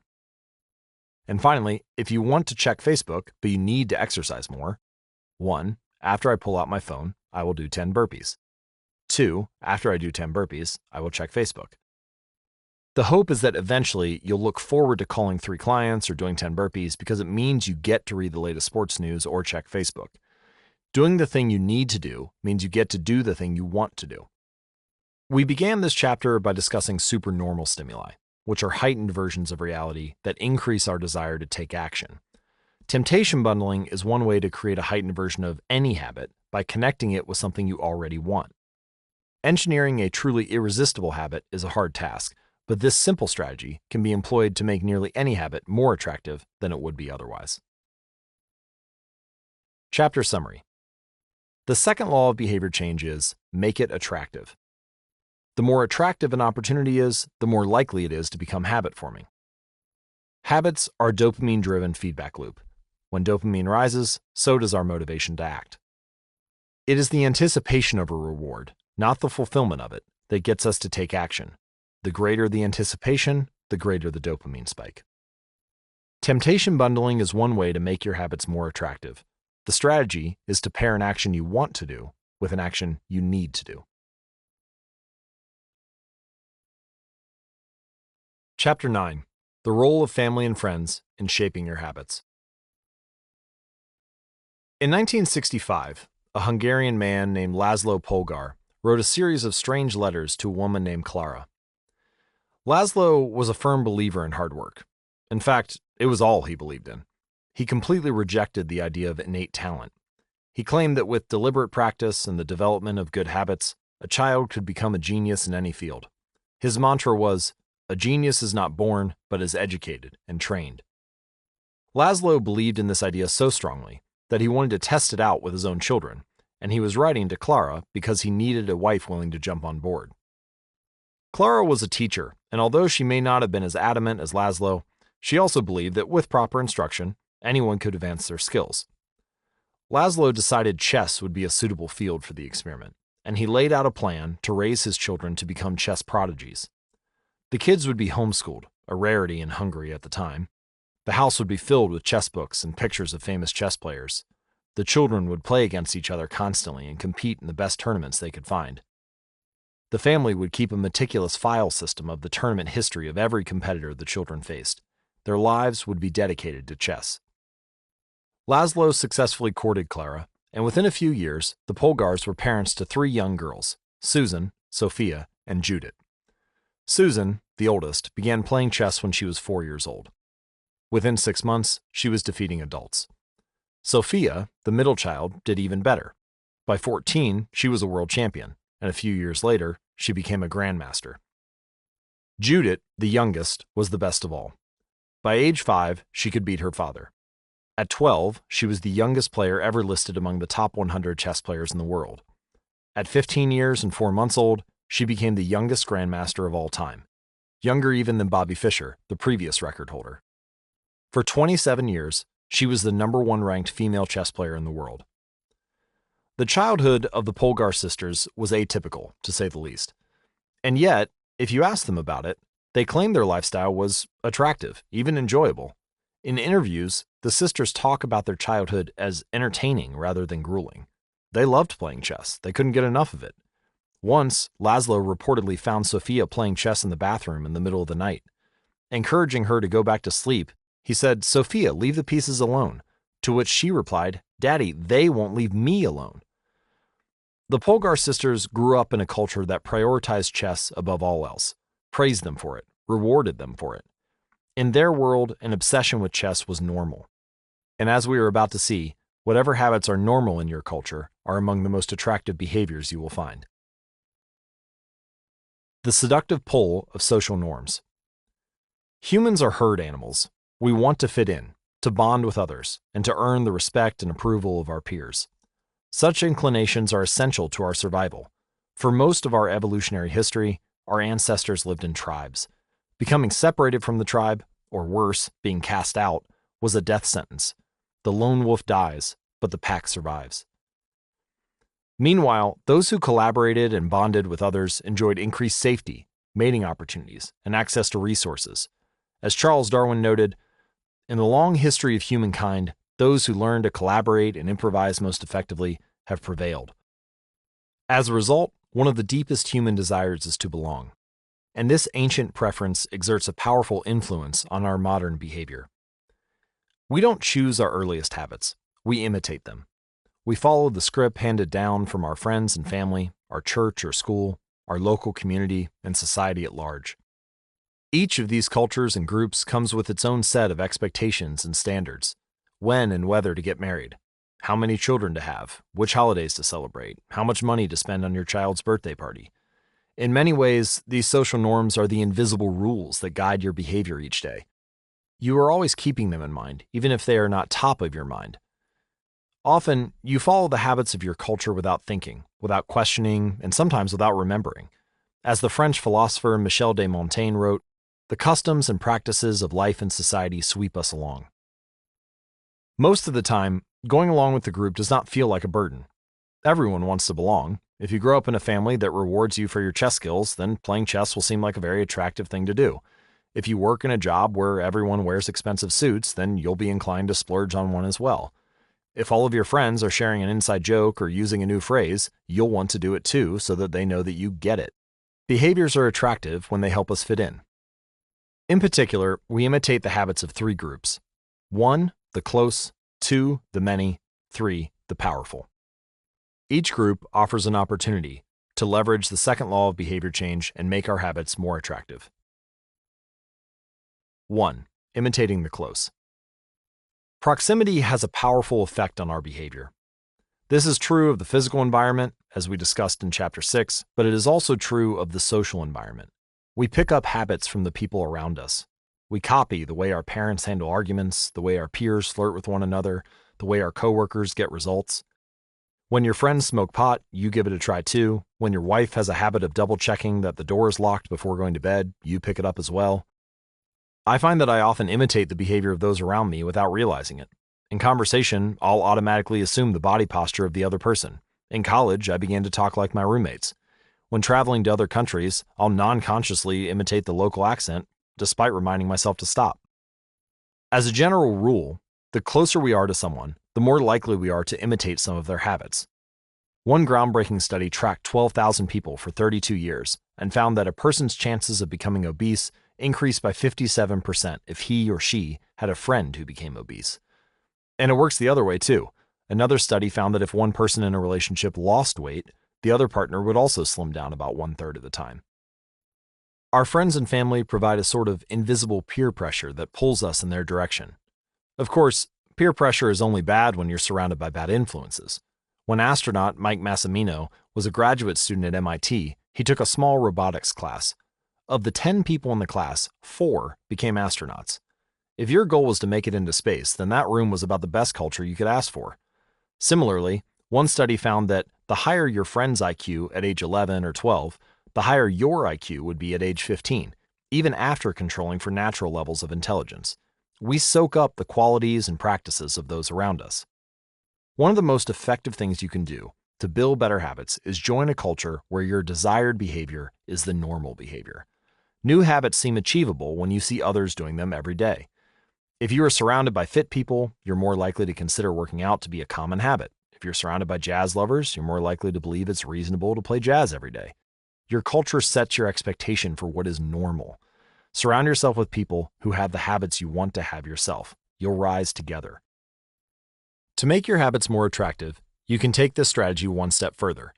Join a culture where 1. Your desired behavior is the normal behavior, and 2. You already have something in common with the group. Steve Kam, an entrepreneur in New York City, runs a company called Nerd Fitness. According to their motto, they help nerds, misfits, and mutants lose weight, get strong, and get healthy. His clients include video game lovers, movie fanatics, and average Joes who want to get in shape. Many people feel out of place the first time they go to the gym or try to change their diet. But if you are already similar to the other members of the group in some way, say your mutual love of Star Wars, change becomes more appealing because it feels like something people like you already do. Nothing sustains motivation better than belonging to the tribe. It transforms a personal quest into a shared one. Previously, you were on your own. Your identity was singular. You are a reader. You are a musician. You are an athlete.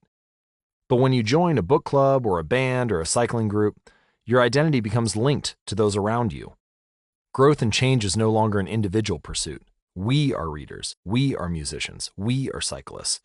The shared identity begins to reinforce your personal identity. This is why remaining part of a group after achieving a goal is crucial for maintaining your habits. It's friendship and community that embed a new identity and help behaviors last over the long run. 2. Imitating the many. In the 1950s, the psychologist Solomon Asch conducted a series of experiments that are now taught to legions of undergrads each year. To begin each experiment, the subject entered the room with a group of strangers. Unbeknownst to the subject, the other participants were actors planted by the researcher and instructed to deliver scripted answers to certain questions. The group would be shown one card with a line on it, and then a second card with a series of lines. Each person was asked to select the line on the second card that was similar in length to the line on the first card. It was a very simple task. You were just matching lines of two similar lengths. To see an example of the cards used in the experiment, visit atomichabits.com/media. The experiment always began the same. First, there would be some easy trials where everyone agreed on the correct line. Then, after a few rounds, the participants were shown a test that was just as obvious as the previous ones, except the actors in the room would select an intentionally incorrect answer. Everyone would agree that the lines were the same length, even though they were clearly different. The subject, who was unaware of this ruse, would immediately become bewildered. Their eyes would open wide, they would laugh nervously to themselves, they would double-check the reactions of other participants. Their agitation would grow as one person after another delivered the same incorrect response. Soon, the subject began to doubt their own eyes. Eventually, they delivered the answer they knew in their heart to be incorrect. Asch ran this experiment many times and in many different ways. And what he discovered was that as the number of actors increased, so did the conformity of the subject. If it was just the subject and one other actor, then there was no effect on the person's choice. They just assumed they were in the room with a dummy. When there were two actors in the room with the subject, there was still little impact. But as the number of people increased to 3, 4, and all the way to 8 people, the subject became more likely to second-guess themselves. By the end of the experiment, nearly 75% of the subjects had agreed with the group answer, even though it was obviously incorrect. Whenever we are unsure how to act, we look to the group to guide our behavior. We are constantly scanning our environment and wondering, what is everyone else doing? We check reviews on Amazon or Yelp or TripAdvisor because we want to imitate the best buying habits or eating habits or travel habits. And it's usually a smart strategy. There's evidence in numbers. But there can be a downside. The normal behavior of the tribe often overpowers the desired behavior of the individual. For example, one study found that when a chimpanzee learns an effective way to crack nuts open as the member of one group, and then switches to a new group that uses a less effective strategy, it will avoid using the superior nut-cracking method just to blend in with the rest of the chimps. Humans are similar. There's a tremendous internal pressure to comply with the norms of the group. The reward of being accepted is often greater than the reward of winning an argument or looking smart or finding truth. Most days, we'd rather be wrong with the crowd than be right by ourselves. The human mind knows how to get along with others. It wants to get along with others. This is our natural mode. You can override it. You can choose to ignore the group or stop caring what other people think. But it takes work, and running against the grain of your culture requires extra effort. When changing your habits means challenging the tribe, change is unattractive. When changing your habits means fitting in with the tribe, change is very attractive. 3. Imitating the powerful.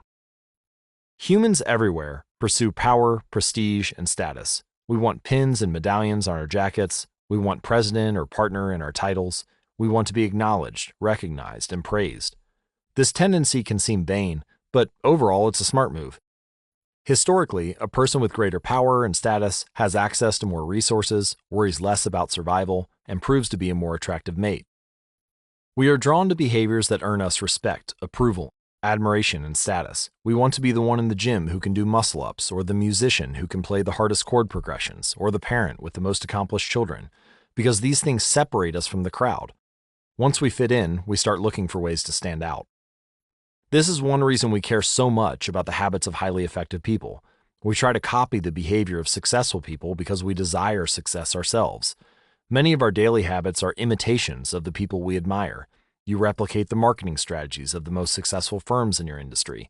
You make a recipe from your favorite baker. You borrow the storytelling strategies of your favorite writer. You mimic the communication style of your boss. We imitate the people we envy. High-status people enjoy the approval, respect, and praise of others.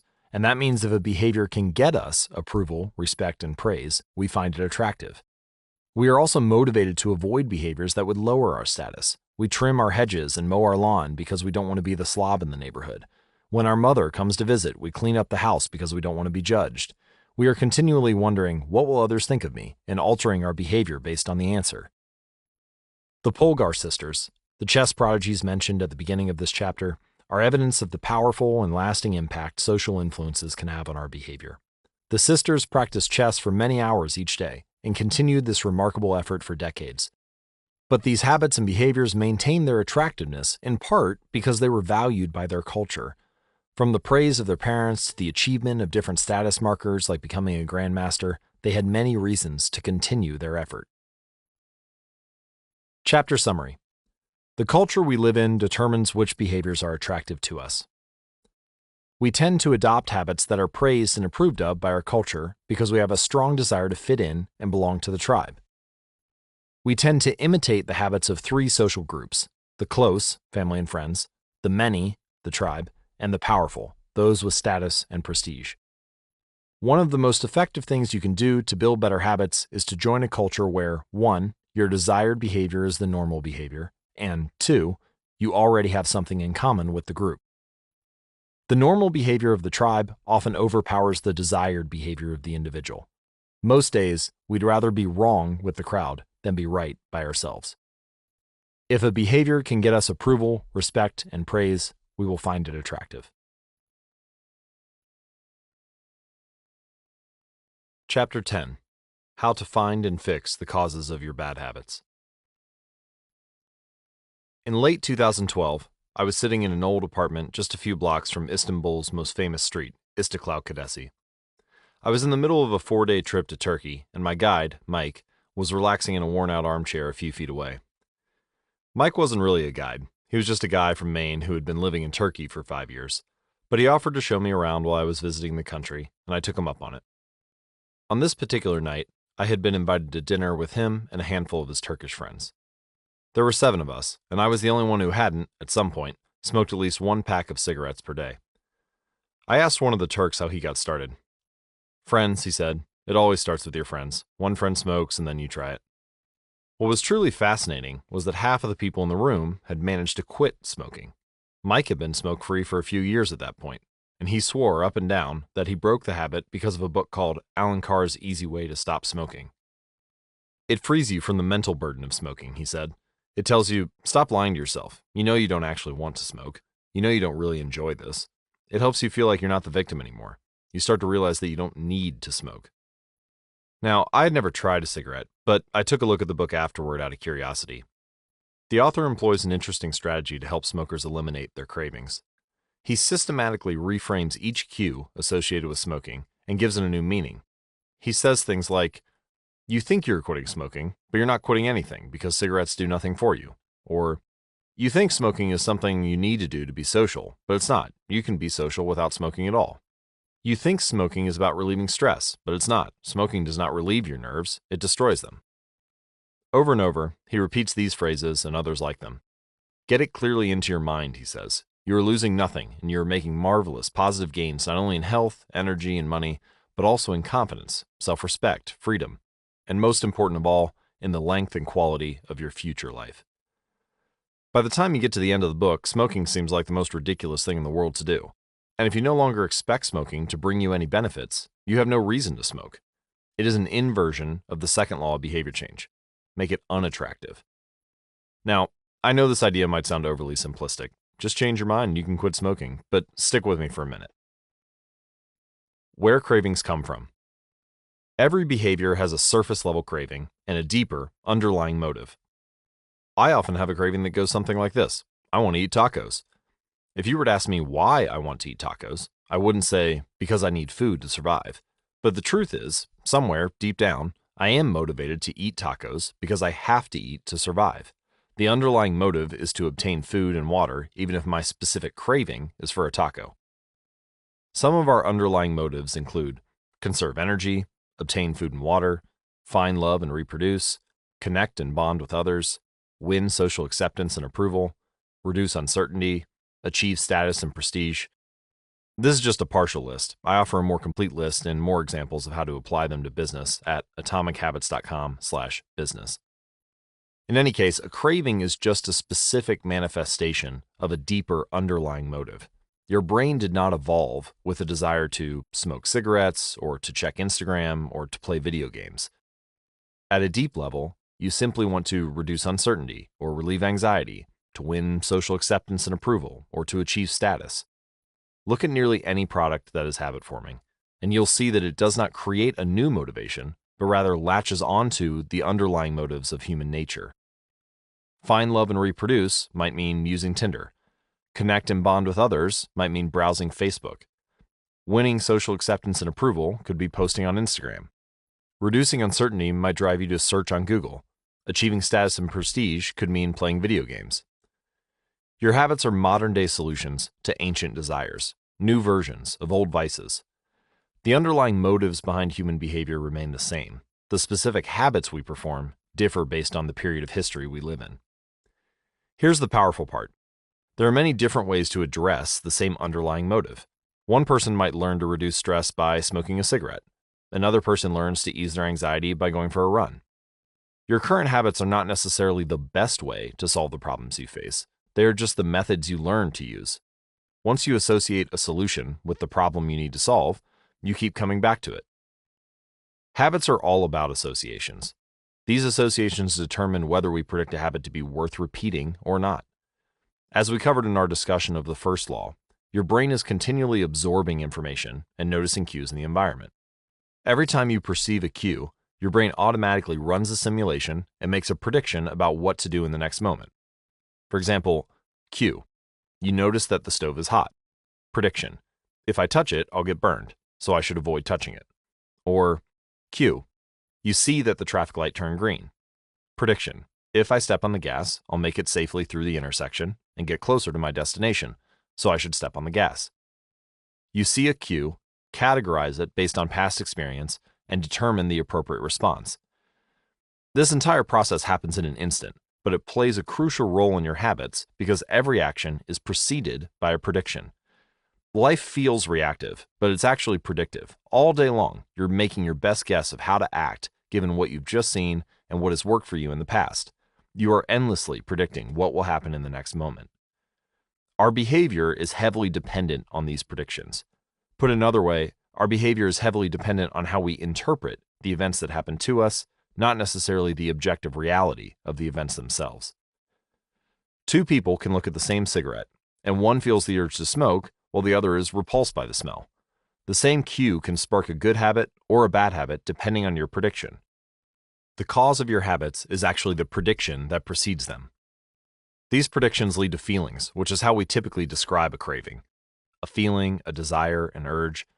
Feelings and emotions transform the cues we perceive and the predictions we make into a signal that we can apply. They help explain what we are currently sensing. For instance, whether or not you realize it, you are noticing how warm or cold you feel right now. If the temperature drops by 1 degree, you probably won't do anything. If the temperature drops by 10 degrees, however, you'll feel cold and put on another layer of clothing. Feeling cold was the signal that prompted you to act. You have been sensing the cues the entire time, but it is only when you predict that you would be better off in a different state that you take action. A craving is the sense that something is missing. It is the desire to change your internal state.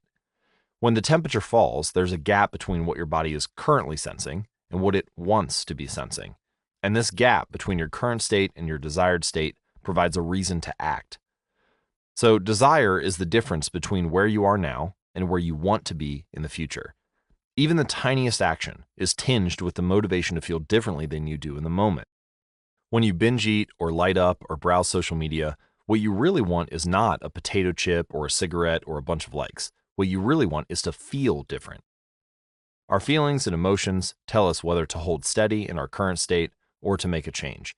They help us decide the best course of action. Neurologists have discovered that when emotions and feelings are impaired, we actually lose the ability to make decisions. We have no signal of what to pursue and what to avoid. As the neuroscientist Antonio Damasio explains, it is emotion that allows you to mark things as good, bad, or indifferent. To summarize, the specific cravings you feel and the habits you perform are really an attempt to address your fundamental underlying motives.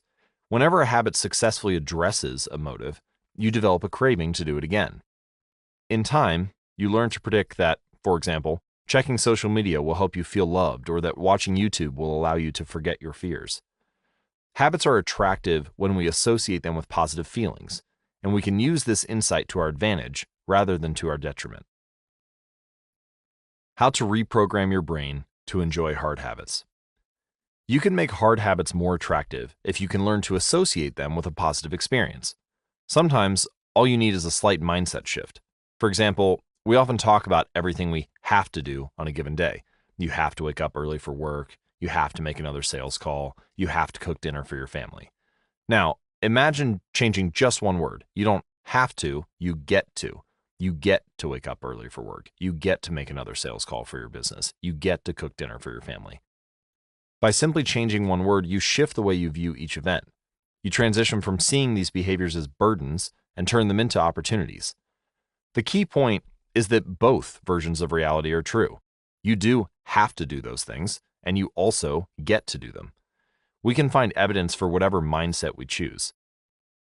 I once heard a story about a man who uses a wheelchair. When asked if it was a difficult thing being confined, he responded, "I'm not confined to my wheelchair. I'm liberated by it. If it wasn't for my wheelchair, I would be bedbound and never able to leave the house." This shift in perspective completely transformed how he lived each day. Similarly, reframing your habits to highlight their benefits rather than their drawbacks is a fast and lightweight way to reprogram your mind and make a habit seem more attractive. Here are some examples. Exercise. Many people associate exercise with being a challenging task that drains energy and wears you down. But you can just as easily view it as a way to develop skills and build you up. Instead of telling yourself, "I need to go for a run this morning," you can say, "It's time to build endurance and get fast." Or finance. Saving money is often associated with sacrifice. However, you can associate it with freedom rather than limitation if you realize one simple truth. Living below your current means increases your future means.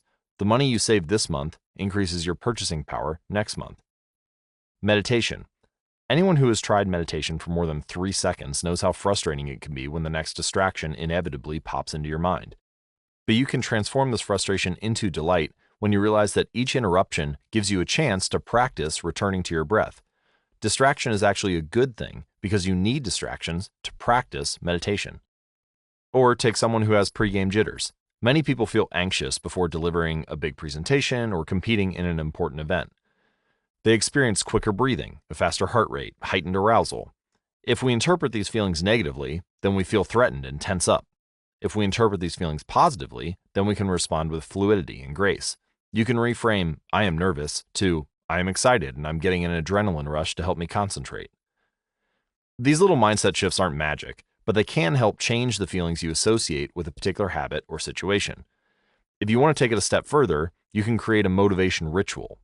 You simply associate your habits with something that you already enjoy, and then you use that as the cue whenever you need a little bit of motivation. For instance, if you always play the same song before having sex, then you'll begin to link the music with the act. Whenever you want to get in the mood, you can just press play.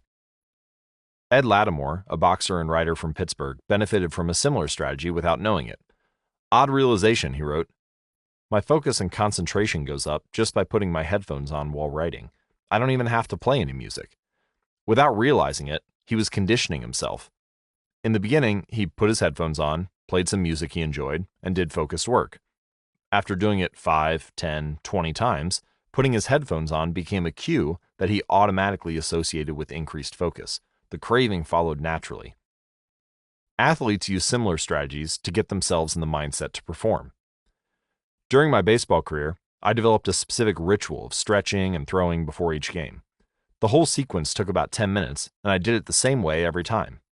While it physically warmed me up to play, more importantly, it put me in the right mental state. I began to associate my pregame ritual with feeling competitive and focused. Even if I wasn't motivated beforehand, by the time I was done with my ritual, I was in game mode. You can adapt this strategy for nearly any purpose. Say you want to feel happier in general. Find something that makes you truly happy, like petting your dog or taking a bubble bath, and then create a short routine that you perform every time before you do the thing you love. For example, maybe you take 3 deep breaths and smile. So 3 deep breaths, smile, pet the dog, repeat. Eventually, you'll begin to associate this breathe and smile routine with being in a good mood. It becomes a cue that means feeling happy. Once established, you can break it out anytime you need to change your emotional state. Stressed at work? Take 3 deep breaths and smile. Sad about life? 3 deep breaths and smile. Once a habit has been built, the cue can prompt a craving, even if it has little to do with the original situation. The key to finding and fixing the causes of your bad habits is to reframe the associations you have about them. It's not easy, but if you can reprogram your predictions, you can transform a hard habit into an attractive one. Chapter summary. The inversion of the second law of behavior change is make it unattractive. Every behavior has a surface-level craving and a deeper underlying motive. Your habits are modern-day solutions to ancient desires. The cause of your habits is actually the prediction that precedes them. This prediction leads to a feeling. Highlight the benefits of avoiding a bad habit to make it seem unattractive. Habits are attractive when we associate them with positive feelings and unattractive when we associate them with negative feelings. Create a motivation ritual by doing something you enjoy immediately before a difficult habit.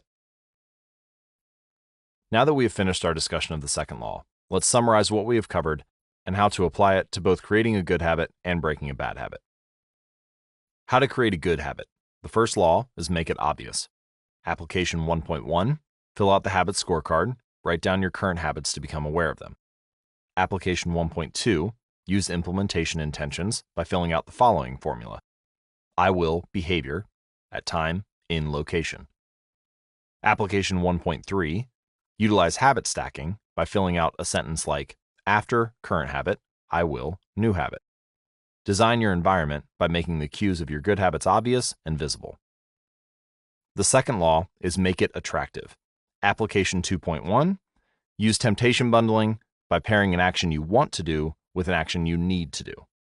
Application 2.2, join a culture where your desired behavior is the normal behavior. Application 2.3, create a motivation ritual by doing something you enjoy immediately before a difficult habit. And how to break a bad habit. This is the inversion of the second law, which is make it unattractive. Application 2.4, reframe your mindset. Highlight the benefits of avoiding your bad habits. You can download a printable version of this cheat sheet, which covers all 4 laws and their applications at atomichabits.com/cheat sheet. The third law, make it easy. Chapter 11, walk slowly, but never backward. On the first day of class, Jerry Ulisman, a professor at the University of Florida, divided his film photography students into 2 groups. Everyone on the left side of the classroom, he explained, would be in the quantity group. They would be graded solely on the amount of work they produced. On the final day of class, he would tally the number of photos submitted by each student. 100 photos would rate an A, 90 photos a B, 80 photos a C, and so on. Meanwhile, everyone on the right side of the classroom would be in the quality group. They would be graded only on the excellence of their work. They would only need to produce one photo during the semester, but to get an A, it had to be a nearly perfect image. At the end of the term, he was surprised to find that all of the best photos were produced by the quantity group. During the semester, these students were busy taking photos, experimenting with composition and lighting, testing out various methods in the darkroom, and learning from their mistakes. In the process of creating hundreds of photos, they honed their skills. Meanwhile, the quality group sat around speculating about perfection. In the end, they had little to show for their efforts other than unverified theories and one mediocre photo. As a side note, a similar story is told in the book Art and Fear by David Bales and Ted Orland. This version has been adapted with permission. You can see the endnotes for a full explanation. It is easy to get bogged down trying to find the optimal plan for change. The fastest way to lose weight, the best program to build muscle, the perfect idea for a side hustle. We are so focused on figuring out the best approach that we never get around to taking action. As Voltaire once wrote, "The best is the enemy of the good." I refer to this as the difference between being in motion and taking action. The two ideas sound similar, but they're not the same. When you're in motion, you're planning and strategizing and learning. And those are all good things, but they don't produce a result. Action, on the other hand, is the type of behavior that will deliver an outcome. If I outline 20 ideas for articles I want to write, that's motion. If I actually sit down and write an article, that's action. If I search for a better diet plan and read a few books on the topic, that's motion. If I actually eat a healthy meal, that's action. Sometimes motion is useful, but it will never produce an outcome by itself. It doesn't matter how many times you go to talk to the personal trainer at the gym. That motion will never get you in shape. Only the action of stepping under the bar and working out will lead to the results you're looking to achieve. If motion doesn't lead to results, then why do we do it? Well, sometimes we do it because we actually need to plan and learn more. But more often than not, we do it because motion allows us to feel like we're making progress without running the risk of failure. Most of us are experts at avoiding criticism. It doesn't feel good to fail or to be judged publicly, so we tend to avoid situations where that might happen. And that's the biggest reason why you may slip into motion rather than take action. You want to delay failure. It's easy to be in motion and convince yourself that you're still making progress. You think, I've got conversations going with 4 potential clients right now. This is good. We're moving in the right direction. Or I brainstormed some ideas for that book I want to write. This is coming together. Motion makes you feel like you're getting things done, but really you're just preparing to get something done. And when preparation becomes a form of procrastination, you need to change something. You don't want to be merely planning. You want to be practicing. If you want to master a habit, the key is to start with repetition, not perfection. You don't need to map out every feature of a new habit. You just need to practice it. This is the first takeaway of the third law of behavior change. You just need to get your reps in. How long does it actually take to form a new habit? Habit formation is the process by which a behavior becomes progressively more automatic through repetition. The more you repeat an activity, the more the structure of your brain changes to become efficient at that activity. Neuroscientists call this long-term potentiation, which refers to the strengthening of connections between neurons in the brain based on recent patterns of activity. With each repetition, cell-to-cell signaling improves and the neural connections tighten. This was first described by neuropsychologist Donald Hebb in 1949, and the phenomenon is commonly known as Hebb's law. Neurons that fire together wire together. Repeating a habit leads to clear physical changes in the brain. In musicians, the cerebellum, a brain region critical for physical movements like plucking a guitar string or pulling a violin bow, is larger than in non-musicians. Mathematicians, meanwhile, have increased gray matter in the inferior parietal lobule, which plays a key role in computation and calculation. Its size is directly correlated with the amount of time spent in the field. The older and more experienced the mathematician, the greater the increase in gray matter. When scientists analyzed the brains of taxi drivers in London, they found that the hippocampus, a region of the brain involved in spatial memory, was significantly larger in their subjects than in non-taxi drivers. Even more fascinating, the hippocampus decreased in size when a driver retired. Like the muscles of the body responding to regular weight training, particular regions of the brain adapt as they are used and atrophy as they are abandoned. Of course, the importance of repetition in establishing habits was recognized long before neuroscientists began poking around. In 1860, the English philosopher George H. Lewis noted, "In learning to speak a new language, to play on a musical instrument, or to perform unaccustomed movements, great difficulty is felt, because the channels through which each sensation has to pass have not become established. But no sooner has frequent repetition cut a pathway than this difficulty vanishes. The actions become so automatic that they can be performed while the mind is otherwise engaged." So, both common sense and scientific evidence agree repetition is actually a form of change. Every time you repeat an action, you are activating a particular neural circuit associated with that habit. And this means simply putting in your reps is one of the most critical steps you can take to encoding a new habit. It is why the students who took tons of photos improved their skills, while those who merely theorized about perfect photos did not. One group engaged in active practice, the other in passive learning. One in action, the other in motion. All habits follow a similar trajectory, from effortful practice to automatic behavior, a process known as automaticity. Automaticity is the ability to perform a behavior without thinking about each step, which occurs when the non-conscious mind takes over. You can see a few graphical representations of what this looks like at atomichabits.com/media. As a habit is repeated, it gradually becomes more and more automatic, and the shape of these charts, the shape of this curve, is what scientists call learning curves. These learning curves reveal an important truth about behavior change. Habits form based on frequency, not time. One of the most common questions I hear is, how long does it take to build a new habit? But what people really should be asking is, how many does it take to form a new habit? That is, how many repetitions are required to make a habit automatic? There is nothing magical about time passing with regard to habit formation. It doesn't matter if it's been 21 days or 30 days or 300 days. What matters is the rate at which you perform the behavior. You could do something twice in 30 days or 200 times, and it's the frequency that makes the difference. Your current habits have been internalized over the course of hundreds, if not thousands, of repetitions. New habits require the same level of frequency. You need to string together enough successful attempts until the behavior is firmly embedded in your mind. In practice, it doesn't really matter how long it takes for a habit to become automatic. What matters is that you take the actions you need to take to make progress. Whether an action is fully automatic is of less importance. The key point is that to build a habit, you need to practice it. And the most effective way to make practice happen is to adhere to the third law of behavior change. Make it easy. The chapters that follow will show you how to do exactly that. Chapter summary. The third law of behavior change is make it easy. The most effective form of learning is practice, not planning. Focus on taking action, not being in motion. Habit formation is the process by which a behavior becomes progressively more automatic through repetition. The amount of time you have spent performing a habit is not as important as the number of times you have performed it. Chapter 12. The Law of Least Effort. In his award-winning book, Guns, Germs, and Steel, anthropologist and biologist Jared Diamond points out a simple fact.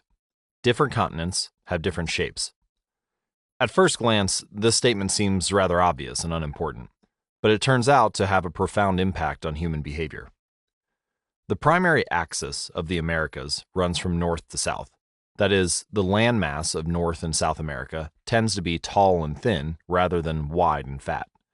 The same is generally true for Africa. Meanwhile, the landmass that makes up Europe, Asia, and the Middle East is the opposite. This massive stretch of land tends to be more east-west in shape. According to Diamond, this difference in shape played a significant role in the spread of agriculture over the centuries. When agriculture began to spread around the globe, farmers had an easier time expanding along east-west routes than along north-south ones. This is because locations along the same latitude generally share similar climates, amounts of sunlight and rainfall, and changes in season. These factors allowed farmers in Europe and Asia to domesticate a few crops and grow them along the entire stretch of land from France to China. By comparison, the climate varies greatly when traveling from north to south. Just imagine how different the weather is in Florida compared to Canada. You can be the most talented farmer in the world, but it won't help you grow Florida oranges in the Canadian winter. Snow is a poor substitute for soil. In order to spread crops along north-south routes, farmers would need to find and domesticate new plants whenever the climate changed. As a result, agriculture spread 2 to 3 times faster across Asia and Europe than it did up and down the Americas. Over the span of centuries, this small difference had a very big impact. Increased food production allowed for more rapid population growth. With more people, these cultures were able to build stronger armies and were better equipped to develop new technologies. The changes started out small: a crop that spread slightly farther, a population that grew slightly faster, but compounded into substantial differences over time.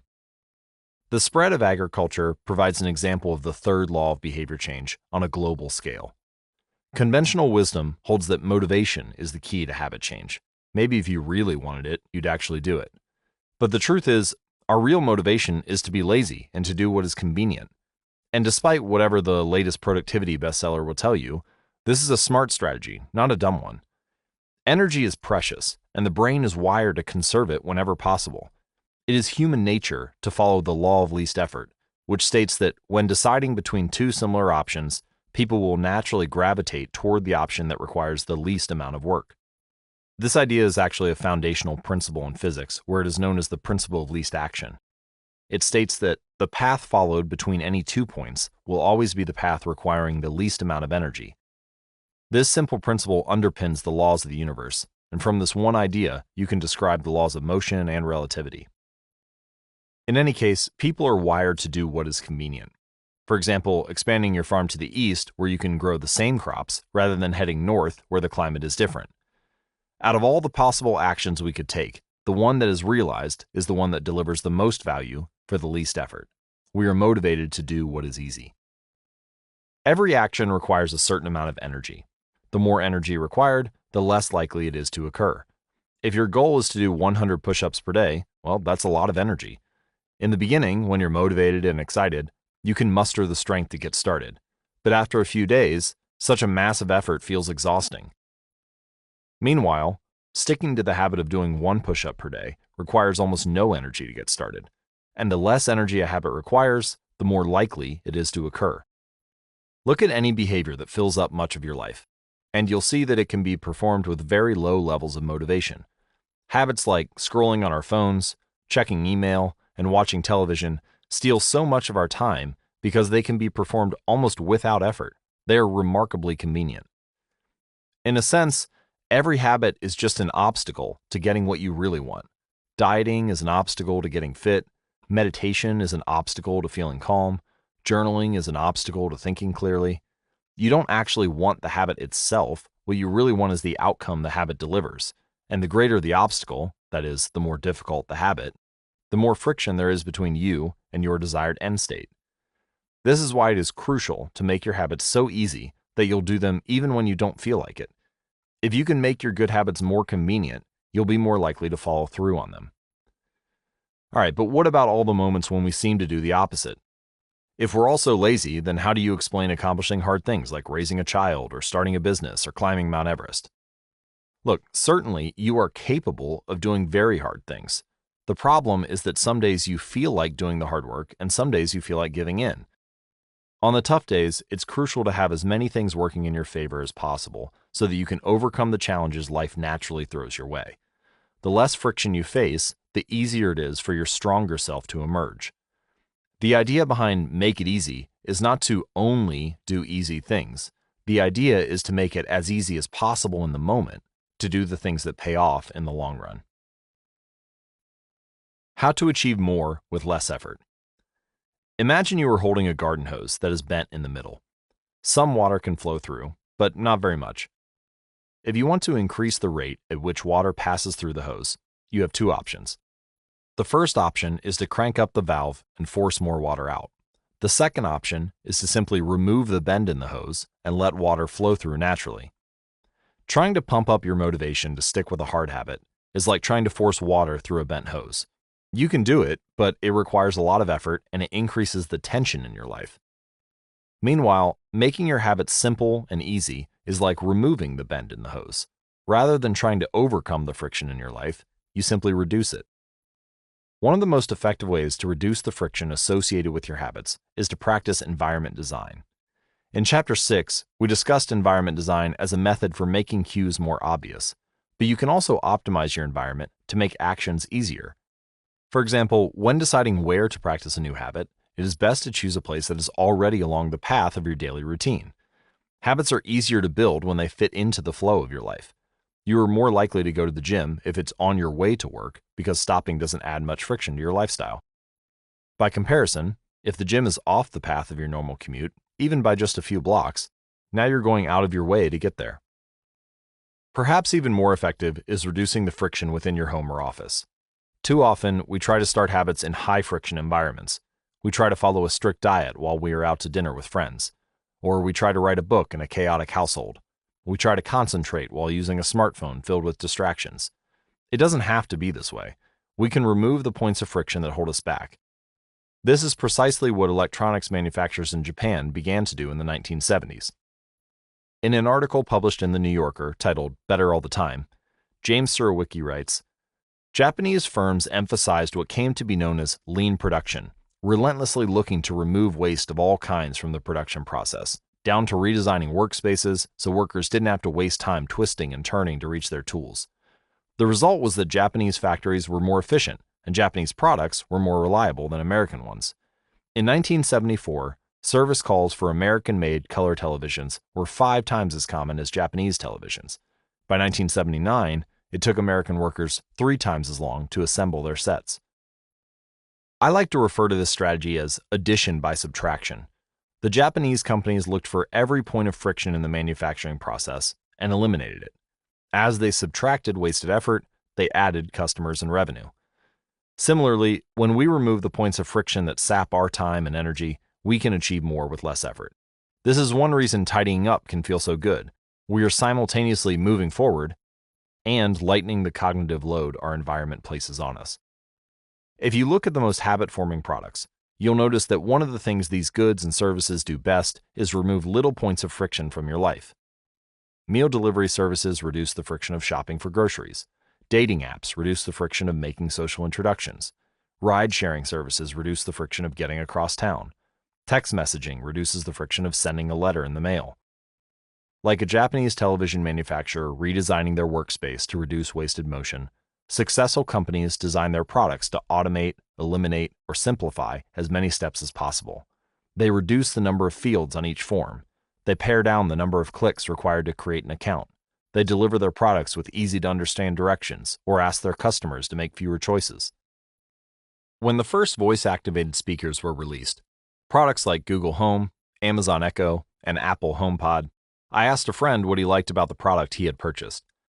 He said it was just easier to say, play some country music, than to pull out his phone, open the music app, and pick a playlist. Of course, just a few years earlier, having unlimited access to music in your pocket was a remarkably frictionless behavior compared to driving to the store and buying a CD. Business is a never-ending quest to deliver the same result in an easier fashion. Similar strategies have been used effectively by governments. When the British government wanted to increase tax collection rates, they switched from sending citizens to a web page where the tax form could be downloaded to linking directly to the form. Reducing that one step in the process increased the response rate from 19.2% to 23.4%. For a country like the United Kingdom, those percentage points represent millions in tax revenue. The central idea is to create an environment where doing the right thing is as easy as possible. Much of the battle of building better habits comes down to finding ways to reduce the friction associated with our good habits and increase the friction associated with our bad ones. Prime the environment for future use. Oswald Knuckles is an IT developer from Natchez, Mississippi. He is also someone who understands the power of priming his environment. Knuckles dialed in his cleaning habits by following a simple strategy he referred to as resetting the room. For instance, when he finishes watching television, he places the remote back on the TV stand, arranges the pillows on the couch, and folds the blanket. When he leaves his car, he throws any trash away. Whenever he takes a shower, he wipes down the toilet while the shower is warming up. As he notes, the perfect time to clean the toilet is right before you wash yourself in the shower anyway. The purpose of resetting each room is not simply to clean up after the last action, but to prepare for the next action. When I walk into a room, everything is in its right place, Knuckles wrote. Because I do this every day, in every room, stuff always stays in good shape. People think I work hard, but I'm actually really lazy. I'm just proactively lazy. It gives you so much time back. Whenever you organize a space for its intended purpose, you are priming it to make the next action easy.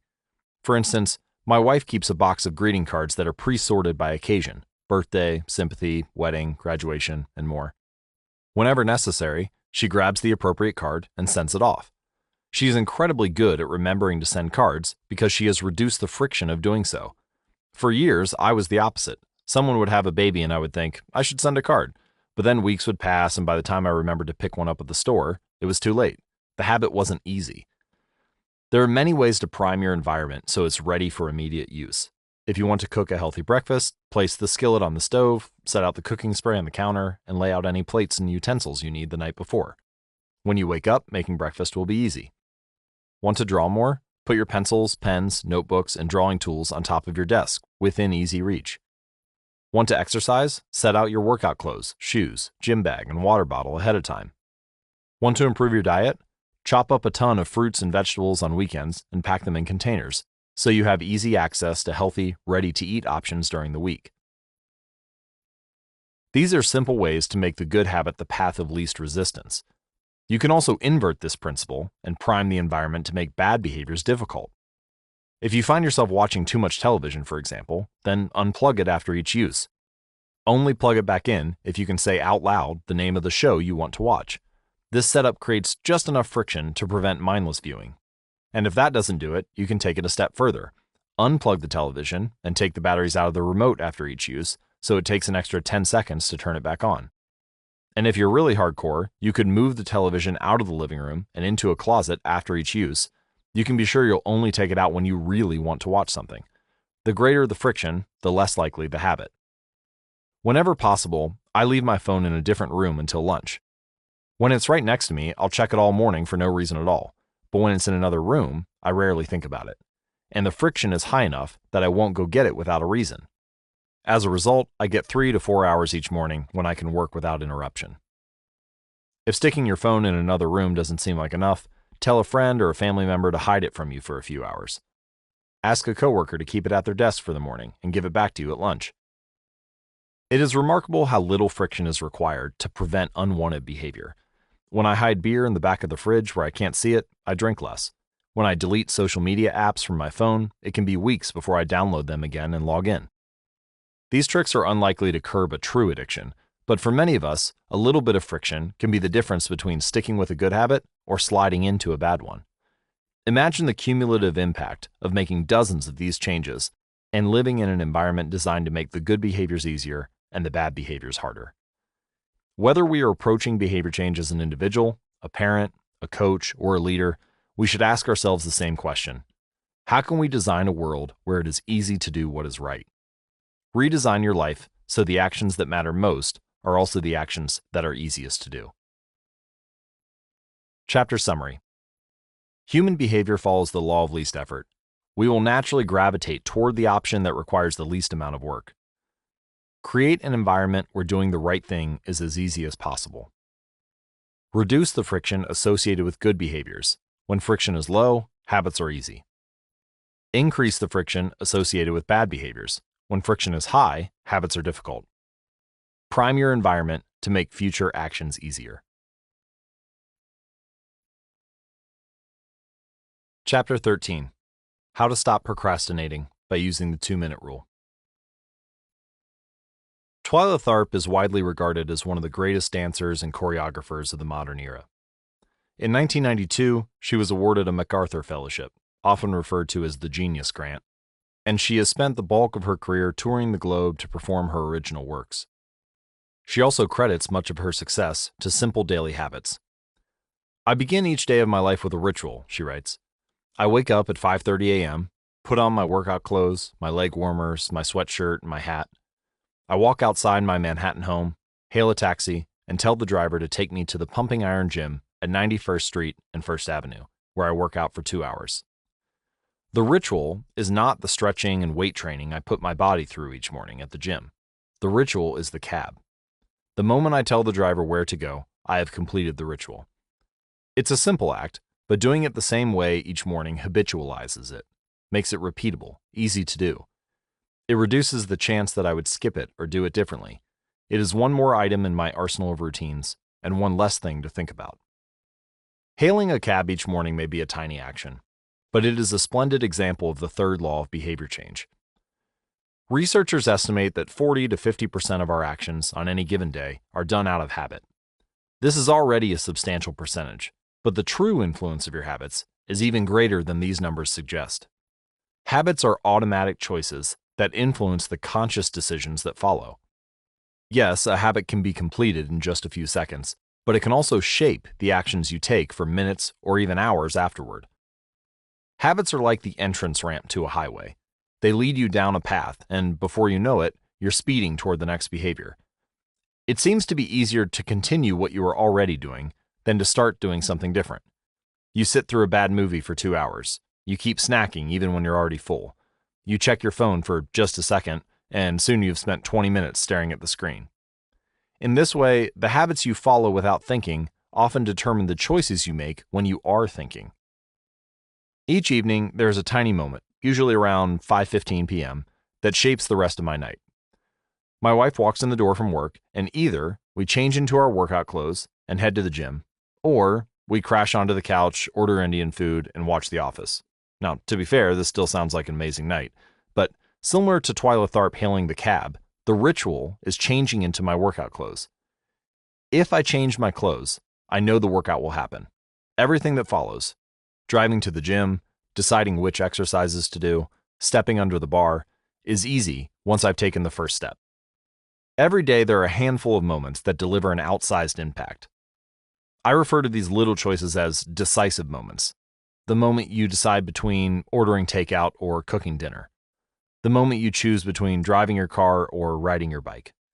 The moment you decide between starting your homework or grabbing the video game controller. These choices are a fork in the road. The difference between a good day and a bad day is often a few productive and healthy choices made at decisive moments. Decisive moments set the options available to your future self. For instance, walking into a restaurant is a decisive moment because it determines what you'll be eating for lunch. Technically, you are in control of what you order, but in a larger sense, you can only order an item if it's on the menu. If you walk into a steakhouse, you can get a sirloin or a ribeye, but not sushi. Your options are constrained by what's available. They are shaped by the first choice. In a similar way, we are limited by where our habits lead us. This is why mastering the decisive moments throughout your day is so important. Each day is made up of many moments, but it is really a few habitual choices that determine the path you take. These little choices stack up, each one setting the trajectory for how you spend the next chunk of time. Habits are the entry point, not the end point. They are the cab, not the gym. The 2-minute rule. Even when you know you should start small, it's easy to start too big. When you dream about making a change, excitement inevitably takes over and you end up trying to do too much too soon. The most effective way I know to counteract this tendency is to use the 2-minute rule, which states, when you start a new habit, it should take less than 2 minutes to do. You'll find that nearly any habit can be scaled down into a 2-minute version. Read before bed each night becomes read one page. Do 30 minutes of yoga becomes take out my yoga mat. Study for class becomes open my notes. Fold the laundry becomes fold one pair of socks. Run 3 miles becomes tie my running shoes. The idea is to make your habits as easy as possible to start. Anyone can meditate for 1 minute, read one page, or put one item of clothing away. And as we have just discussed, this is a powerful strategy because once you have started doing the right thing, it is much easier to continue doing it. A new habit should not feel like a challenge. The actions that follow can be challenging, but the first 2 minutes should be easy. What you want is a gateway habit that naturally leads you down a more productive path. You can usually figure out the gateway habits that will lead to your desired outcome by mapping out your goals on a scale from very easy to very hard. For instance, running a marathon is very hard. Running a 5K is hard. Walking 10,000 steps is moderately difficult. Walking 10 minutes is easy. And putting on your running shoes is very easy. So your goal might be to run a marathon, but your gateway habit is to put on your running shoes. That's how you follow the 2-minute rule. People often think it's weird to get hyped about reading one page or meditating for 1 minute or making one sales call, but the point is not to do one thing, The point is to master the habit of showing up. The truth is, a habit must be established before it can be improved. If you can't learn the basic skill of showing up, then you have little hope of mastering the finer details. Instead of trying to engineer a perfect habit from the start, do the easy thing on a more consistent basis. You have to standardize before you can optimize. As you master the art of showing up, the first 2 minutes simply become a ritual at the beginning of a larger routine. This is not merely a hack to make your habits easier, but actually the ideal way to master a difficult skill. The more you ritualize the beginning of a process, the more likely it becomes that you can slip into the state of deep focus that is required to do great things. By doing the same warm-up before every workout, you make it easier to get into a state of peak performance. By following the same creative ritual, you make it easier to get into the hard work of creating. By developing a consistent power-down habit, you make it easier to get to bed at a reasonable time each night. You may not be able to automate the whole process, but you can make the first action mindless. Make it easy to start, and the rest will follow. The 2-minute rule can seem like a trick to some people. You know that the real goal is to do it for more than just 2 minutes, so it may feel like you're trying to fool yourself. Nobody is actually aspiring to read one page or do one push-up or open their notes. And if you know it's a mental trick, well then why would you fall for it? If the 2-minute rule feels forced, try this. Do it for 2 minutes and then stop. Go for a run, but you must stop after 2 minutes. Start meditating, but you must stop after 2 minutes. Study Arabic, but you must stop after 2 minutes. It's not a strategy for starting, it's the whole thing. Your habit can only last 120 seconds. One of my readers used this strategy to lose over 100 pounds. In the beginning, he went to the gym each day, but he told himself he wasn't allowed to stay at the gym for more than 5 minutes. He would show up, exercise for 5 minutes, and leave as soon as his time was up. After a few weeks, he looked around and thought, well, I'm coming here all the time anyway, I may as well start staying a little longer. And a few years later, the weight was gone. Journaling provides another example. Nearly everyone can benefit from getting their thoughts out of their head and onto paper, but most people give up after a few days, or avoid it entirely, because journaling feels like a chore. The secret is to always stay below the point where it feels like work. Greg McCown, a leadership consultant from the United Kingdom, built a daily journaling habit by specifically writing less than he felt like. He always stopped journaling before it seemed like a hassle. Ernest Hemingway believed in similar advice for any kind of writing. The best way is to always stop when you're going good, he said. I actually designed a habit journal specifically to make journaling easier. It includes a 1-line per day section where you simply write 1 sentence about your day. It's the easiest way to start a journaling habit. You can learn more at atomichabits.com/journal. Strategies like this work for another reason too. They reinforce the identity you want to build. If you show up at the gym 5 days in a row, even if it's just for 2 minutes, you are casting votes for your new identity. You're not worried about getting in shape, you're focused on becoming the type of person who doesn't miss workouts. You're taking the smallest action that confirms the type of person you want to be. We rarely think about change this way because everyone is consumed by the end goal. But 1 push-up is better than not exercising, 1 minute of guitar practice is better than none at all, 1 minute of reading is better than never picking up a book. It's better to do less than you hoped than to do nothing at all. At some point, once you've established the habit and you're showing up each day, you can combine the 2-minute rule with a technique we call habit shaping to scale your habit back up toward your ultimate goal. You start by mastering the first 2 minutes of the smallest version of the behavior. Then, you advance to an intermediate step and repeat the process, focusing on just the first 2 minutes and mastering that stage before moving on to the next level. Eventually, you'll end up with the habit you had originally hoped to build while still keeping your focus where it should be, on the first 2 minutes of the behavior. Here are some examples of habit shaping. If you want to become an early riser, phase 1 might be home at 10 p.m. every night. Phase 2, have all devices, television, phone, and so on, turned off by 10 p.m. every night. Phase 3, be in bed by 10 p.m. every night. Phase 4, lights off by 10 p.m. every night. Phase 5, wake up at 6 a.m. every day. At each of the 5 stages, you focus on mastering the first 2 minutes of the habit. Or imagine that you want to start an exercise habit. Phase 1 might be changing into your workout clothes. Phase 2 could be step out the door. Phase 3 could be driving to the gym and exercising for 5 minutes. Phase 4, exercise for 15 minutes at least once a week. And finally, Phase 5, exercise 3 times a week. Nearly any larger life goal can be transformed into a 2-minute behavior. For example, I want to live a healthy and long life. becomes I need to stay in shape, which translates to I need to exercise, which breaks down to I need to change into my workout clothes. Or I want to have a happy marriage becomes I need to be a good partner, which translates to I should do something each day to make my partner's life easier, which leads to I should meal plan for next week. Whenever you're struggling to stick with a habit, you can employ the 2-minute rule. It is a simple way to make your habits easy. Chapter summary. Habits can be completed in a few seconds, but continue to impact your behavior for minutes or hours afterward. Many habits occur at decisive moments, choices that are like a fork in the road, and either send you in the direction of a productive day or an unproductive one. The 2-minute rule states, when you start a new habit, it should take less than 2 minutes to do. The more you ritualize the beginning of a process, the more likely it becomes that you can slip into the state of deep focus that is required to do great things. Standardize before you optimize. You can't improve a habit that doesn't exist. Chapter 14.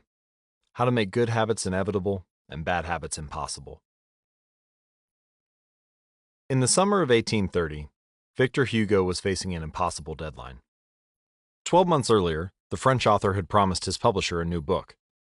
But instead of writing, he spent that year pursuing other projects, entertaining guests, and delaying his work. Frustrated, Hugo's publisher responded by setting a deadline less than 6 months away. The book had to be finished by February of 1831. Hugo concocted a strange plan to beat his procrastination. He collected all of his clothes and asked an assistant to lock them away in a large chest. He was left with nothing to wear except a large shawl. Lacking any suitable clothing to go outdoors, he remained in his study and wrote furiously during the fall and winter of 1830. The Hunchback of Notre Dame was published 2 weeks early, on January 14, 1831. The irony of how closely the story matches my process for writing this book is not lost on me.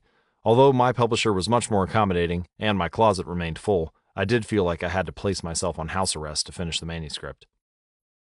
Sometimes success is less about making good habits easy and more about making bad habits hard. This is an inversion of the third law of behavior change. Make it difficult. If you find yourself continually struggling to follow through on your plans, then you can take a page from Victor Hugo and make your bad habits more difficult by creating what psychologists call a commitment device. A commitment device is a choice you make in the present that controls your actions in the future. It is a way to lock in future behavior, bind you to good habits, and restrict you from bad ones. When Victor Hugo shut his clothes away so he could focus on writing, he was creating a commitment device. This is also referred to as a Ulysses Pact or a Ulysses Contract, named after Ulysses, the hero of the Odyssey, who told his sailors to tie him to the mast of the ship so he could hear the enchanting songs of the sirens, but wouldn't be able to steer the ship toward them and crash on the rocks. Ulysses realized the benefits of locking in your future actions while your mind is in the right place, rather than waiting to see where your desires will take you in the moment. There are many ways to create a commitment device. You can reduce overeating by purchasing food in individual packages rather than in bulk size. You can voluntarily ask to be added to the banned list at casinos and online poker sites to prevent future gambling sprees. I've even heard of athletes who have to make weight for a competition, choosing to leave their wallets at home during the week before weigh-in so they won't be tempted to buy fast food. As another example, my friend and fellow habits expert Nir Eyal purchased an outlet timer, which is an adapter that he plugged in between his internet router and the power outlet. At 10 p.m. each night, the outlet timer cuts off the power to the router, and when the internet goes off, everyone knows it's time to go to bed. Commitment devices are useful because they enable you to take advantage of your good intentions before you can fall victim to temptation. Whenever I'm looking to cut calories, for example, I will ask the waiter to split my meal and box it in half before the meal is served. If I waited until the meal came out and told myself, I'll just eat half, it would never work.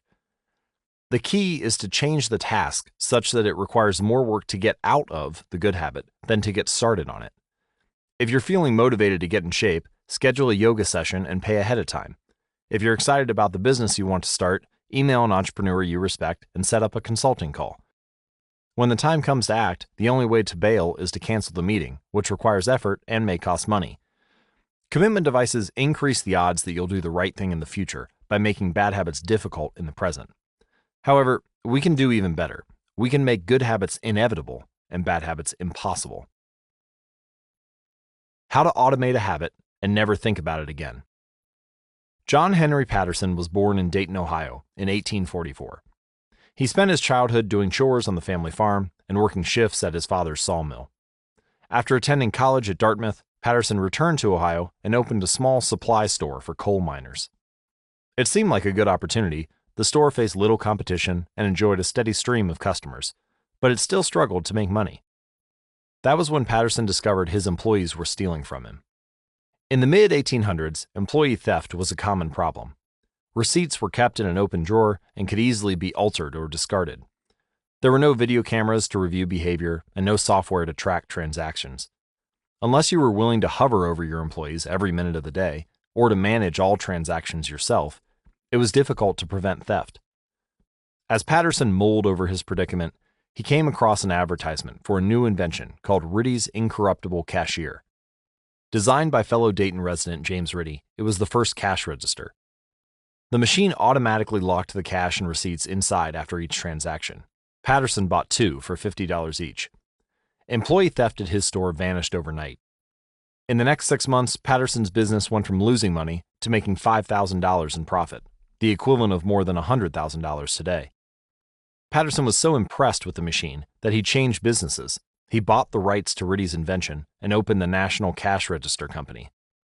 10 years later, National Cash Register had over 1,000 employees and was on its way to becoming one of the most successful businesses of its time. The best way to break a bad habit is to make it impractical to do. Increase the friction until you don't even have the option to act. The brilliance of the cash register was that it automated ethical behavior by making stealing practically impossible. Rather than trying to change the motivations of the employees, it made the preferred behavior automatic. Some actions, like installing a cash register, pay off again and again. These one-time choices require a little bit of effort up front, but create increasing value over time.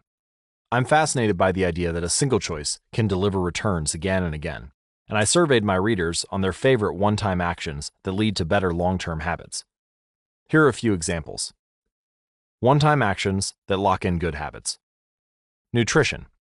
Buy a water filter to clean your drinking water. Use smaller plates to reduce caloric intake. Sleep. Buy a good mattress. Get blackout curtains. Remove your television from your bedroom. Productivity. Unsubscribe from emails. Turn off notifications and mute group chats. Set your phone to silent. Use email filters to clear up your inbox. Delete games and social media apps from your phone. Happiness. Get a dog. Move to a friendly social neighborhood. General health. Get vaccinated. Buy good shoes to avoid back pain. Buy a supportive chair or a standing desk. Finance. Enroll in an automatic savings plan. Set up automatic bill pay. Cut cable service. Call up service providers and ask to lower your bills. I'd wager that if the average person were to simply do half of the one-time actions on this list, even if they didn't give another thought to their habits, most would find themselves living a better life a year from now. These one-time actions are a straightforward way to employ the third law of behavior change. They make it easier to sleep well or eat healthy or be productive, to save money, and generally live better. Of course, there are many ways to automate good habits and eliminate bad ones. Typically, they involve putting technology to work for you. Technology can transform actions that were once hard, annoying, and complicated into behaviors that are easy, painless, and simple. It is the most reliable and effective way to guarantee the right behavior. This is particularly useful for behaviors that happen too infrequently to become habitual. Things you have to do monthly or yearly, like rebalancing your investment portfolio, are never repeated frequently enough to become a habit, so they benefit in particular from technology remembering to do them for you. Other examples include medicine. Prescriptions can be automatically refilled. Or personal finance. Employees can save for retirement with an automatic wage deduction. Cooking. Meal delivery services can do your grocery shopping. Productivity. Social media browsing can be cut off with a website blocker. When you automate as much of your life as possible, you can spend your effort on the tasks machines cannot do yet. Each habit that we hand over to the authority of technology frees up time and energy to pour into the next stage of growth. As mathematician and philosopher Alfred North Whitehead wrote, "Civilization advances by extending the number of operations we can perform without thinking about them." Of course, The power of technology can work against us as well. Binge watching becomes a habit because you have to put more effort into stop looking at the screen than to continue doing so. Instead of pressing a button to advance to the next episode, Netflix or YouTube will autoplay it for you. All you have to do is keep your eyes open. Technology creates a level of convenience that enables you to act on your smallest whims and desires. At the mere suggestion of hunger, you can have food delivered to your door. At the slightest hint of boredom, you can get lost in the vast expanse of social media. When the effort required to act on your desires becomes effectively zero, you can find yourself slipping into whatever impulse arises at the moment. The downside of automation is that we can find ourselves jumping from easy task to easy task without making time for more difficult, but ultimately more rewarding work. I often find myself gravitating towards social media during any downtime. If I feel bored for just a fraction of a second, I reach for my phone. It's easy to write off these minor distractions as just taking a break, but over time they can accumulate into a serious issue. The constant tug of just one more minute can prevent me from doing anything of consequence. I'm not the only one. The average person spends over 2 hours per day on social media. What could you do with an extra 600 hours per year? During the year I was writing this book, I experimented with a new time management strategy. Every Monday, my assistant would reset the passwords on all my social media accounts, which logged me out on each device. All week, I worked without distraction. On Friday, she would send me the new passwords. I had the entire weekend to enjoy what social media had to offer until Monday morning when she would do it again. If you don't have an assistant, you can team up with a friend or family member and reset each other's passwords each week. One of the biggest surprises was how quickly I adapted. Within the first week of locking myself out of social media, I realized that I didn't need to check it nearly as often as I had been, and I certainly didn't need it each day. It had simply been so easy that it had become the default. Once my bad habit became impossible, I discovered that I did actually have the motivation to work on more meaningful tasks. After I removed the mental candy from my environment, it became much easier to eat the healthy stuff. When working in your favor, automation can make your good habits inevitable and your bad habits impossible. It is the ultimate way to lock in future behavior rather than relying on willpower in the moment. By utilizing commitment devices, strategic one-time decisions, and technology, you can create an environment of inevitability, a space where good habits are not just an outcome you hope for, but an outcome that is virtually guaranteed. Chapter Summary. The inversion of the third law of behavior change is make it difficult. A commitment device is a choice you make in the present that locks in better behavior in the future. The ultimate way to lock in future behavior is to automate your habits. One-time choices, like buying a better mattress or enrolling in an automatic savings plan, are single actions that automate your future habits and deliver increasing returns over time.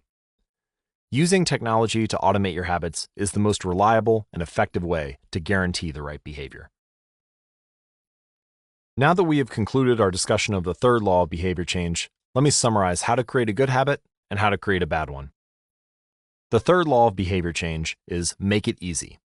Application 3.1, reduce friction. Decrease the number of steps between you and your good habits. Application 3.2, prime the environment. Prepare your environment to make future actions easier. Application 3.3, master the decisive moment. Optimize the small choices that deliver outsized impact. Application 3.4, use the 2-minute rule. Downscale your habits until they can be done in 2 minutes or less. Application 3.5, automate your habits. Invest in technology and one-time purchases that lock in future behavior. And we can invert the third law of behavior change to discuss how to break a bad habit. The inversion of the third law is make it difficult. Application 3.6, increase friction. Increase the number of steps between you and your bad habits. Application 3.7, use a commitment device. Restrict your future choices to the ones that benefit you. You can download a complete version of this cheat sheet on how to create a good habit and how to break a bad habit at atomichabits.com/cheat sheet. The fourth law, make it satisfying. Chapter 15, the cardinal rule of behavior change. In the late 1990s, a public health worker named Stephen Luby left his hometown of Omaha, Nebraska, and bought a one-way ticket to Karachi, Pakistan. Karachi was one of the most populous cities in the world. By 1998, over 9 million people called it home. It was the economic center of Pakistan and a transportation hub, with some of the most active airports and seaports in the region. In the commercial parts of town, you could find all of the standard urban amenities and bustling downtown streets. But Karachi was also one of the least livable cities in the world. Over 60% of Karachi's residents lived in squatter settlements and slums. These densely packed neighborhoods were filled with makeshift houses, cobbled together with old boards, cinder blocks, and other discarded materials. There was no waste removal system, no electricity grid, no clean water supply. When dry, the streets were a combination of dust and trash. When wet, they became a muddy pit of sewage. Mosquito colonies thrived in pools of stagnant water, and children played among the garbage. The unsanitary conditions led to widespread illness and disease. Contaminated water sources caused epidemics of diarrhea, vomiting, and abdominal pain. Nearly 1/3 of the children living there were malnourished. With so many people crammed into such a small space, viruses and bacterial infections spread rapidly. It was this public health crisis that had brought Stephen Luby to Pakistan. Luby and his team realized that in an environment with poor sanitation, the simple habit of washing your hands could make a real difference in the health of the residents. But they soon discovered that many people were already aware that hand washing was important. And yet, despite this knowledge, many residents were washing their hands in a haphazard fashion. Some people would just run their hands under the water quickly, others would only wash one hand, many would simply forget to wash their hands before preparing food. Everyone said hand washing was important, but few people made a habit out of it. The problem wasn't knowledge, the problem was consistency. That was when Luby and his team partnered with Procter & Gamble to supply the neighborhood with Safeguard soap. Compared to your standard bar of soap, using Safeguard was a much more enjoyable experience. In Pakistan, Safeguard was a premium soap, Luby told me. The study participants commonly mentioned how much they liked it. The soap foamed easily and people were able to lather their hands with suds. It smelled great. Instantly, hand washing became slightly more pleasurable. I see the goal of hand washing promotion not as behavior change, but as habit adoption, Luby said.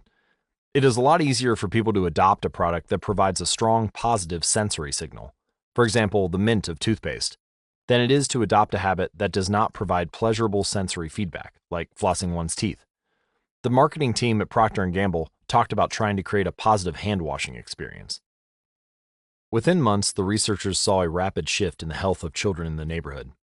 The rate of diarrhea fell by 52%, pneumonia by 48%, and impetigo, a bacterial skin infection, by 35%. The long-term effects were even better. We went back to some of the households in Karachi 6 years after, Luby told me. Over 95% of households who had been given the soap for free and encouraged to wash their hands had a hand-washing station with soap and water available when our study team visited. We had not given any soap to the intervention group for over 5 years, but during the trial, they had become so habituated to wash their hands that they had maintained the practice. It was a powerful example of the fourth and final law of behavior change: make it satisfying. We are more likely to repeat a behavior when the experience is satisfying. This is entirely logical. Feelings of pleasure, even minor ones like washing your hands with soap that smells nice and lathers well, are signals that tell the brain, "This feels good, do this again next time." Pleasure teaches your brain that a behavior is worth remembering and repeating. Take the story of chewing gum. Chewing gum had been sold commercially throughout the 1800s, but it wasn't until Wrigley launched in 1891 that it became a worldwide habit. Early versions were made from relatively bland resins, chewy but not tasty. Wrigley revolutionized the industry by adding flavors like spearmint and juicy fruit, which made the product flavorful and fun to use. Then they went a step further and began pushing chewing gum as a pathway to a clean mouth. Advertisements told readers to, quote, refresh your taste. Tasty flavors and the feeling of a fresh mouth provided little bits of immediate reinforcement and made the product satisfying to use. Consumption skyrocketed, and Wrigley became the largest chewing gum company in the world. Toothpaste had a similar trajectory. Manufacturers enjoyed great success when they added flavors like spearmint, peppermint, and cinnamon to their products. These flavors don't improve the effectiveness of toothpaste, they simply create a clean mouth feel and make the experience of brushing your teeth more pleasurable. My wife actually stopped using Sensodyne because she didn't like the aftertaste. She switched to a brand with a stronger mint flavor, which proved to be more satisfying. Conversely, if an experience is not satisfying, we have little reason to repeat it. In my research, I came across the story of a woman who had a narcissistic relative that drove her nuts. In an attempt to spend less time with this egomaniac, she acted as dull and as boring as possible whenever he was around. Within a few encounters, he started avoiding her because he found her so uninteresting. Stories like these are evidence of the cardinal rule of behavior change. What is rewarded is repeated. What is punished is avoided. You learn what to do in the future based on what you were rewarded for doing or punished for doing in the past. Positive emotions cultivate habits, negative emotions destroy them. The first 3 laws of behavior change, make it obvious, make it attractive, and make it easy, increase the odds that a behavior will be performed this time. The 4th law of behavior change, make it satisfying, increases the odds that a behavior will be repeated next time. It completes the habit loop. However, there is a trick. We are not looking just for any type of satisfaction. We are looking for immediate satisfaction. The mismatch between immediate and delayed rewards. Imagine you're an animal roaming the plains of Africa, a giraffe or an elephant or a lion. On any given day, most of your decisions have an immediate impact. You are always thinking about what to eat or where to sleep or how to avoid a predator. You are constantly focused on the present or the very near future. You live in what scientists call an immediate return environment because your actions instantly deliver clear and immediate outcomes. Now, switch back to your human self. In modern society, many of the choices you make today will not benefit you immediately. If you do a good job at work, you'll get a paycheck in a few weeks. If you exercise today, perhaps you won't be overweight next year. If you save money now, maybe you'll have enough for retirement decades from now. You live in what scientists call a delayed return environment because you can work for years before your actions deliver the intended payoff. The human brain did not evolve for life in a delayed return environment. The earliest remains of modern humans, known as Homo sapiens sapiens, are approximately 200,000 years old. These were the first humans to have a brain relatively similar to ours. In particular, the neocortex, the newest part of the brain and the region responsible for higher functions like language, was roughly the same size 200,000 years ago as today. You are walking around with the same hardware as your Paleolithic ancestors. It is only recently, during the last 500 years or so, that society has shifted to a predominantly delayed return environment. Compared to the age of the brain, modern society is brand new. In the last 100 years, we have seen the rise of the car, the airplane, the television, the personal computer, the internet, the smartphone, and Beyoncé. The world has changed much in recent years, but human nature has changed little. Similar to other animals on the African savanna, our ancestors spent their days responding to grave threats, securing the next meal, and taking shelter from a storm. It made sense to place a high value on instant gratification. The distant future was less of a concern. And after thousands of generations in an immediate return environment, our brains evolved to prefer quick payoffs to long-term ones. Behavioral economists refer to this tendency as time inconsistency. That is, the way your brain evaluates rewards is inconsistent across time. You value the present more than the future. Usually, this tendency serves us well. A reward that is certain right now is typically worth more than one that is merely possible in the future. But occasionally, our bias toward instant gratification causes problems. Why would someone smoke if they know it increases the risk of lung cancer? Why would someone overeat if they know it increases their risk of obesity? Why would someone have unsafe sex if they know it can result in sexually transmitted disease? Once you understand how the brain prioritizes rewards, the answers become clear. The consequences of bad habits are delayed, while the rewards are immediate. Smoking might kill you in 10 years, but it reduces stress and eases your nicotine cravings now. Overeating is harmful in the long run, but appetizing in the moment. Sex, safe or not, provides pleasure right away. Disease and infection won't show up for days or weeks, even years. Every habit produces multiple outcomes across time. Unfortunately, these outcomes are often misaligned. With our bad habits, the immediate outcome usually feels good, but the ultimate outcome feels bad. With good habits, it is the reverse. The immediate outcome is unenjoyable, but the ultimate outcome feels good. The French economist Frédéric Bastiat explained the problem clearly when he wrote, "It almost always happens that when the immediate consequence is favorable, the later consequences are disastrous, and vice versa. Often, the sweeter the first fruit of a habit, the more bitter are its later fruits." Put another way, the cost of your good habits are in the present. The cost of your bad habits are in the future. The brain's tendency to prioritize the present moment means you can't rely on good intentions. When you make a plan to lose weight, write a book, or learn a language, you are actually making plans for your future self. And when you envision what you want your life to be like, it is easy to see the value in taking actions with long-term benefits. We all want better lives for our future selves. However, when the moment of decision arrives, instant gratification usually wins. You are no longer making a choice for future you, who dreams of being fitter or wealthier or happier. You are choosing for present you, who wants to be full or pampered or entertained. As a general rule, the more immediate pleasure you get from an action, the more strongly you should question whether it aligns with your long-term goals. This mental setup can derail our decision-making as well. The brain overestimates the danger of anything that seems like an immediate threat, but has almost no likelihood of actually occurring. Your plane crashing during a bit of turbulence, a burglar breaking in while you're home alone, a terrorist blowing up the bus you're on.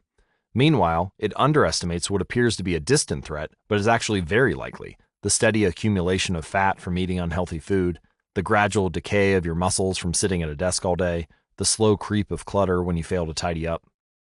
With a fuller understanding of what causes our brain to repeat some behaviors and avoid others, let's update the cardinal rule of behavior change.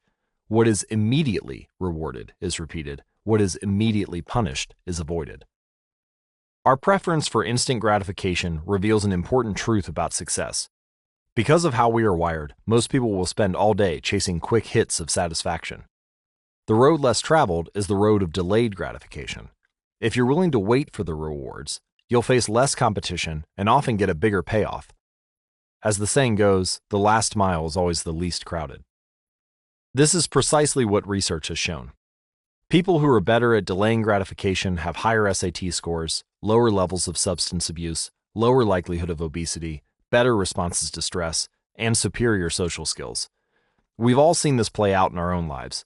If you delay watching television and get your homework done, you'll generally learn more and get better grades. If you don't buy desserts and chips at the store, you'll often eat healthier food when you get home. At some point, success in nearly every field requires you to ignore the immediate reward in favor of a delayed reward. Here's the problem.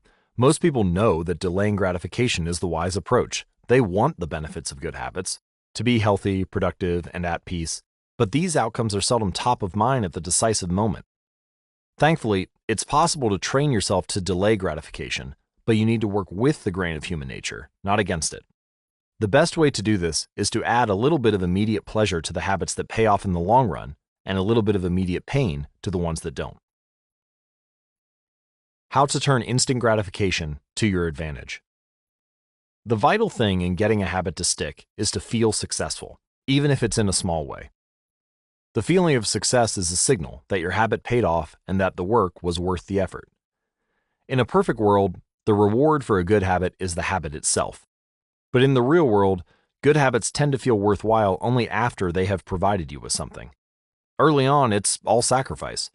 You've gone to the gym a few times, but you're not stronger or fitter or faster, at least not in any noticeable sense. It's only months later, once you shed a few pounds or your arms gain some definition, that it becomes easier to exercise for its own sake. In the beginning, you need a reason to stay on track. This is why immediate rewards are essential. They keep you excited while the delayed rewards accumulate in the background. What we're really talking about here, when we're discussing immediate rewards, is the ending of a behavior. The ending of any experience is vital because we tend to remember it more than the other phases. You want the ending of your habit to be satisfying. The best approach is to use reinforcement, which refers to the process of using an immediate reward to increase the rate of a behavior. Habit stacking, which we covered in Chapter 5, ties your habit to an immediate cue, which makes it obvious when to start. Reinforcement ties your habit to an immediate reward, which makes it satisfying when you finish. Immediate reinforcement can be especially helpful when dealing with habits of avoidance, which are behaviors you want to stop doing. It can be challenging to stick with habits like no frivolous purchases or no alcohol this month, because nothing happens when you skip happy hour drinks or don't buy that pair of shoes. It can be hard to feel satisfied when there is no action in the first place. All you're doing is resisting temptation, and there isn't much satisfying about that. One solution is to turn this situation on its head. You want to find a way to make avoidance visible. Open a savings account and label it for something you want, maybe leather jacket. Whenever you pass on a purchase, put the same amount of money in the account. Skip your morning latte, transfer $5. Pass on another month of Netflix, move $10 over. It's like creating a loyalty program for yourself. The immediate reward of seeing yourself save money toward the leather jacket feels a lot better than just being deprived. You are making it satisfying to do nothing. One of my readers and his wife used a similar setup. They wanted to stop eating out so much and start cooking more together. They labeled their savings account Trip to Europe. Whenever they skipped going out to eat, they transferred $50 into the account. At the end of the year, they put the money toward the vacation. It is worth noting that it is important to select short-term rewards that reinforce your identity rather than ones that conflict with it. Buying a new jacket is fine if you're trying to lose weight or read more books, but it doesn't work if you're trying to budget and save money. Instead, taking a bubble bath or going on a leisurely walk are good examples of rewarding yourself with free time, which aligns with your ultimate goal of more freedom and financial independence. Similarly, if your reward for exercising is eating a bowl of ice cream, then you're casting votes for conflicting identities, and it ends up being a wash. Instead, maybe your reward is a massage, which is both a luxury and a vote toward taking care of your body. Now the short-term reward is aligned with your long-term vision of being a healthy person. Eventually, as intrinsic rewards like a better mood, more energy, and reduced stress kick in, you'll become less concerned with chasing the secondary reward. The identity itself becomes the reinforcer. You do it because it's who you are and it feels good to be you. The more a habit becomes part of your life, the less you need outside encouragement to follow through. Incentives can start a habit. Identity sustains a habit. That said, it takes time for the evidence to accumulate and a new identity to emerge. Immediate reinforcement helps maintain motivation in the short term while you're waiting for the long-term rewards to arrive.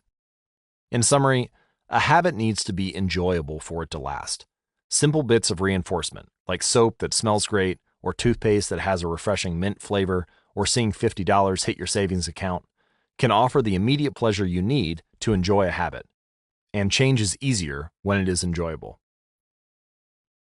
Chapter Summary. The fourth law of behavior change is make it satisfying. We are more likely to repeat a behavior when the experience is satisfying. The human brain evolved to prioritize immediate rewards over delayed rewards. The cardinal rule of behavior change is, what is immediately rewarded is repeated. What is immediately punished is avoided. To get a habit to stick, you need to feel immediately successful, even if it's in a small way. The first three laws of behavior change, make it obvious, make it attractive, and make it easy, increase the odds that a behavior will be performed this time. The fourth law of behavior change, make it satisfying, increases the odds that a behavior will be repeated next time. Chapter 16. How to stick with good habits every day. In 1993, a bank in Abbotsford, Canada, hired a 23-year-old stockbroker named Trent Dursmid. Abbotsford was a relatively small suburb, tucked away in the shadow of nearby Vancouver, where most of the big business deals were being made. Given the location, and the fact that Dursmid was a rookie, nobody expected too much of him. But he made brisk progress thanks to a simple daily habit. Dursmid began each morning with 2 jars on his desk. One was filled with 120 paper clips. The other was empty. As soon as he settled in each day, he would make a sales call. Immediately after, he would move one paper clip from the full jar to the empty jar, and the process would begin again. Every morning I would start with 120 paper clips in one jar, and I would keep dialing the phone until I had moved them all to the second jar, he told me. Within 18 months, Dursmid was bringing in $5 million to the firm. By age 24, he was making $75,000 per year, the equivalent of $125,000 today. Not long after, he landed a 6-figure job with another company. I like to refer to this technique as the paperclip strategy, and over the years, I've heard from readers who have employed it in a variety of ways. One woman shifted a hairpin from one container to another whenever she wrote a page of her book. Another man moved a marble from one bin to the next after each set of push-ups. Making progress is satisfying, and visual measures, like moving paper clips or hairpins or marbles, provide clear evidence of your progress. As a result, they reinforce your behavior and add a little bit of immediate satisfaction to any activity. Visual measurement comes in many forms: food journals, workout logs, loyalty punch cards, the progress bar on a software download, even the page numbers in a book. But perhaps the best way to measure your progress is with a habit tracker. How to keep your habits on track. A habit tracker is a simple way to measure whether you did a habit. The most basic format is to get a calendar and cross off each day you stick with your routine. For example, if you meditate on Monday, Wednesday, and Friday, each of those days gets an X. As time rolls by, the calendar becomes a record of your habit streak. Countless people have tracked their habits, but perhaps the most famous was Benjamin Franklin. Beginning at age 20, Franklin carried a small booklet everywhere he went and used it to track 13 personal virtues. This list included goals like lose no time, be always employed in something useful, and avoid trifling conversation. At the end of each day, Franklin would open his booklet and record his progress. Jerry Seinfeld reportedly uses a habit tracker to stick with his streak of writing jokes. In the documentary Comedian, he explains that his goal is to never break the chain of writing jokes every day. In other words, he is not focused on how good or bad a particular joke is or how inspired he feels. He is simply focused on showing up and adding to his streak. Don't break the chain is a powerful mantra. Don't break the chain of sales calls and you'll build a successful book of business. Don't break the chain of workouts and you'll get fit faster than you'd expect. Don't break the chain of creating every day and you will end up with an impressive portfolio. Habit tracking is powerful because it leverages multiple laws of behavior change. It simultaneously makes a behavior obvious, attractive, and satisfying. Let's break down each one. Benefit number 1. Habit tracking is obvious. Recording your last action creates a trigger that can initiate your next one. Habit tracking naturally builds a series of visual cues, like the streak of X's on your calendar or the list of meals in your food log. When you look at the calendar and see your streak, you'll be reminded to act again.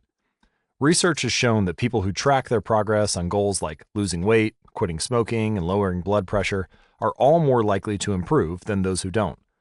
One study of more than 1,600 people found that those who kept a daily food log lost twice as much weight as those who did not. The mere act of tracking a behavior can spark the urge to change it. Habit tracking also keeps you honest.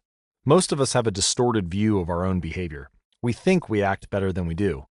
Measurement offers one way to overcome our blindness to our own behavior and notice what is really going on each day.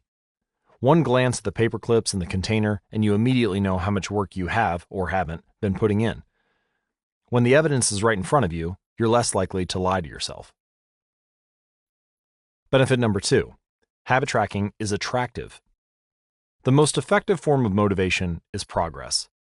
When we get a signal that we are moving forward, we become more motivated to continue down that path. In this way, habit tracking can have an addictive effect on motivation. Each small win feeds your desire. This can be particularly powerful on a bad day. When you're feeling down, it's easy to forget about all the progress you have already made. Habit tracking provides visual proof of your hard work, a subtle reminder of how far you've come.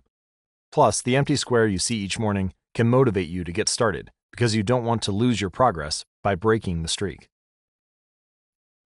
Benefit number 3. Habit tracking is satisfying. This is the most crucial benefit of all. Tracking can become its own form of reward. It is satisfying to cross an item off your to-do list, to complete an entry in your workout log, or to mark an X on the calendar. It feels good to watch your results grow, the size of your investment portfolio, the length of your book manuscript, and if it feels good, then you're more likely to endure. Habit tracking also helps you keep your eye on the ball. You're focused on the process rather than the result. You're not fixated on getting six-pack abs, you're just trying to keep the streak alive and become the type of person who doesn't miss workouts. In summary, habit tracking 1. Creates a visual cue that can remind you to act. 2. Is inherently motivating because you see the progress you are making and don't want to lose it. And 3. Feels satisfying whenever you record another successful instance of your habit. Furthermore, habit tracking provides visual proof that you are casting votes for the type of person you wish to become, which is a delightful form of immediate and intrinsic gratification. If you're interested in tracking your own habits, you can find a template to download at atomichabits.com/tracker. Now, you may be wondering, if habit tracking is so useful, why have I waited so long to talk about it? Despite all the benefits, I've left this discussion until now for a simple reason. Many people resist the idea of tracking and measuring.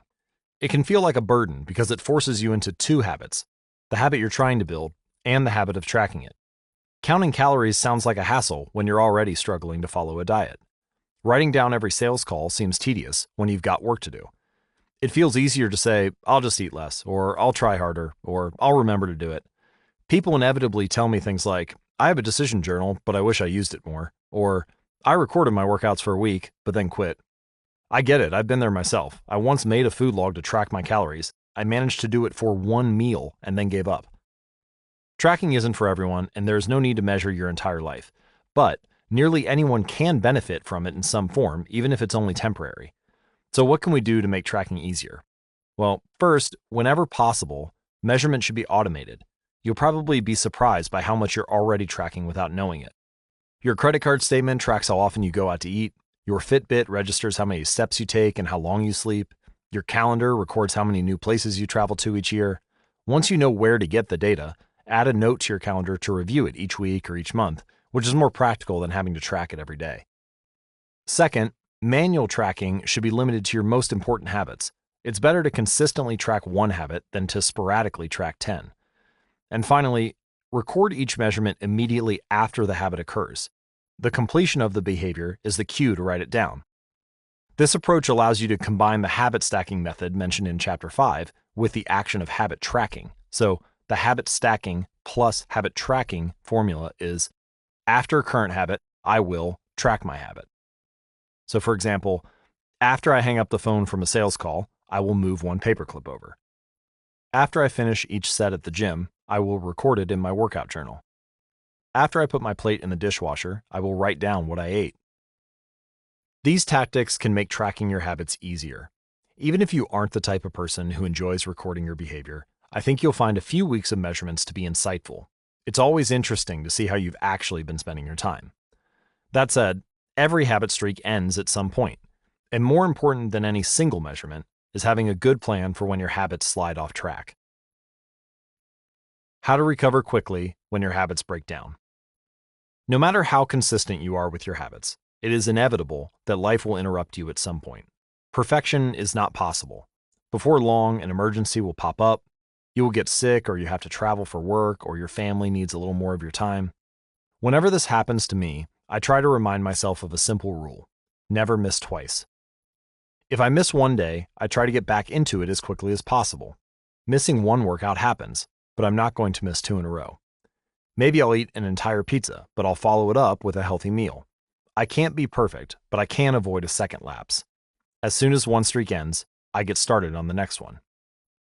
The first mistake is never the one that ruins you. It's the spiral of repeated mistakes that follows.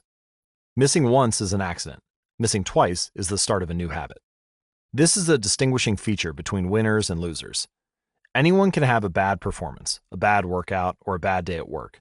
But when successful people fail, they rebound quickly. The breaking of a habit doesn't matter if the reclaiming of it is fast. I think this principle is so important that I'll stick to it even if I can't do a habit as well or as completely as I would like. Too often, we fall into an all-or-nothing cycle with our habits. The problem is not slipping up. The problem is thinking that if you can't do something perfectly, then you shouldn't do it at all. You don't realize how valuable it is to just show up on your bad or busy days. Lost days hurt you more than successful days help you. If you start with $100, then a 50% gain will take you to $150. But now you only need a 33% loss to take you back down to $100. In other words, a 33% loss is just as meaningful or valuable as achieving a 50% gain. As Charlie Munger says, the first rule of compounding: never interrupt it unnecessarily. This is why bad workouts are often the most important ones. Sluggish days and bad workouts maintain the compound gains you have accrued from previous days. Simply doing something, 10 squats, 5 sprints, a push-up, anything really, is huge. Don't put up a 0. Don't let losses eat into your compounding. Furthermore, it's not always about what happens during the workout. It's about being the type of person who doesn't miss workouts. It's easy to train when you feel good, but it's crucial to show up when you don't feel like it, even if you do less than you hope. Going to the gym for 5 minutes may not improve your physical performance, but it reaffirms your identity. The all-or-nothing cycle of behavior change is just one pitfall that can derail your habits. Another potential danger, especially if you are using a habit tracker, is measuring the wrong thing. Knowing when and when not to track a habit. Say you're running a restaurant and you want to know if your chef is doing a good job. One way to measure success is to track how many customers pay for a meal each day. If more customers come in, the food must be good. If fewer customers come in, something must be wrong. However, this one measurement, daily revenue, only gives a limited picture of what's really going on. Just because someone pays for a meal doesn't mean they enjoy the meal. Even dissatisfied customers are unlikely to dine and dash. In fact, if you're only measuring revenue, the food might be getting worse, but you're making up for it with marketing or discounts or some other method. Instead, it may be more effective to track how many customers finish their meal, or perhaps the percentage of customers who leave a generous tip. The dark side of tracking a particular behavior is that we become driven by the number rather than the purpose behind it. If your success is measured by quarterly earnings, you will optimize sales, revenue, and accounting for quarterly earnings. If your success is measured by a lower number on the scale, you will optimize for a lower number on the scale, even if that means embracing crash diets, juice cleanses, and fat loss pills. The human mind wants to win whatever game is being played. This pitfall is evident in many areas of life. We focus on working long hours instead of getting meaningful work done. We care more about getting 10,000 steps than we do about being healthy. We teach for standardized tests instead of emphasizing learning, curiosity, and critical thinking. In short, we optimize for what we measure, and when we choose the wrong measurement, we get the wrong behavior. This is sometimes referred to as Goodhart's Law. Named after the economist Charles Goodhart, the principle states, when a measure becomes a target, it ceases to be a good measure. Measurement is only useful when it guides you and adds context to a larger picture, not when it consumes you. Each number is simply one piece of feedback in the overall system. In our data-driven world, we tend to overvalue numbers and undervalue anything ephemeral, soft, or difficult to quantify.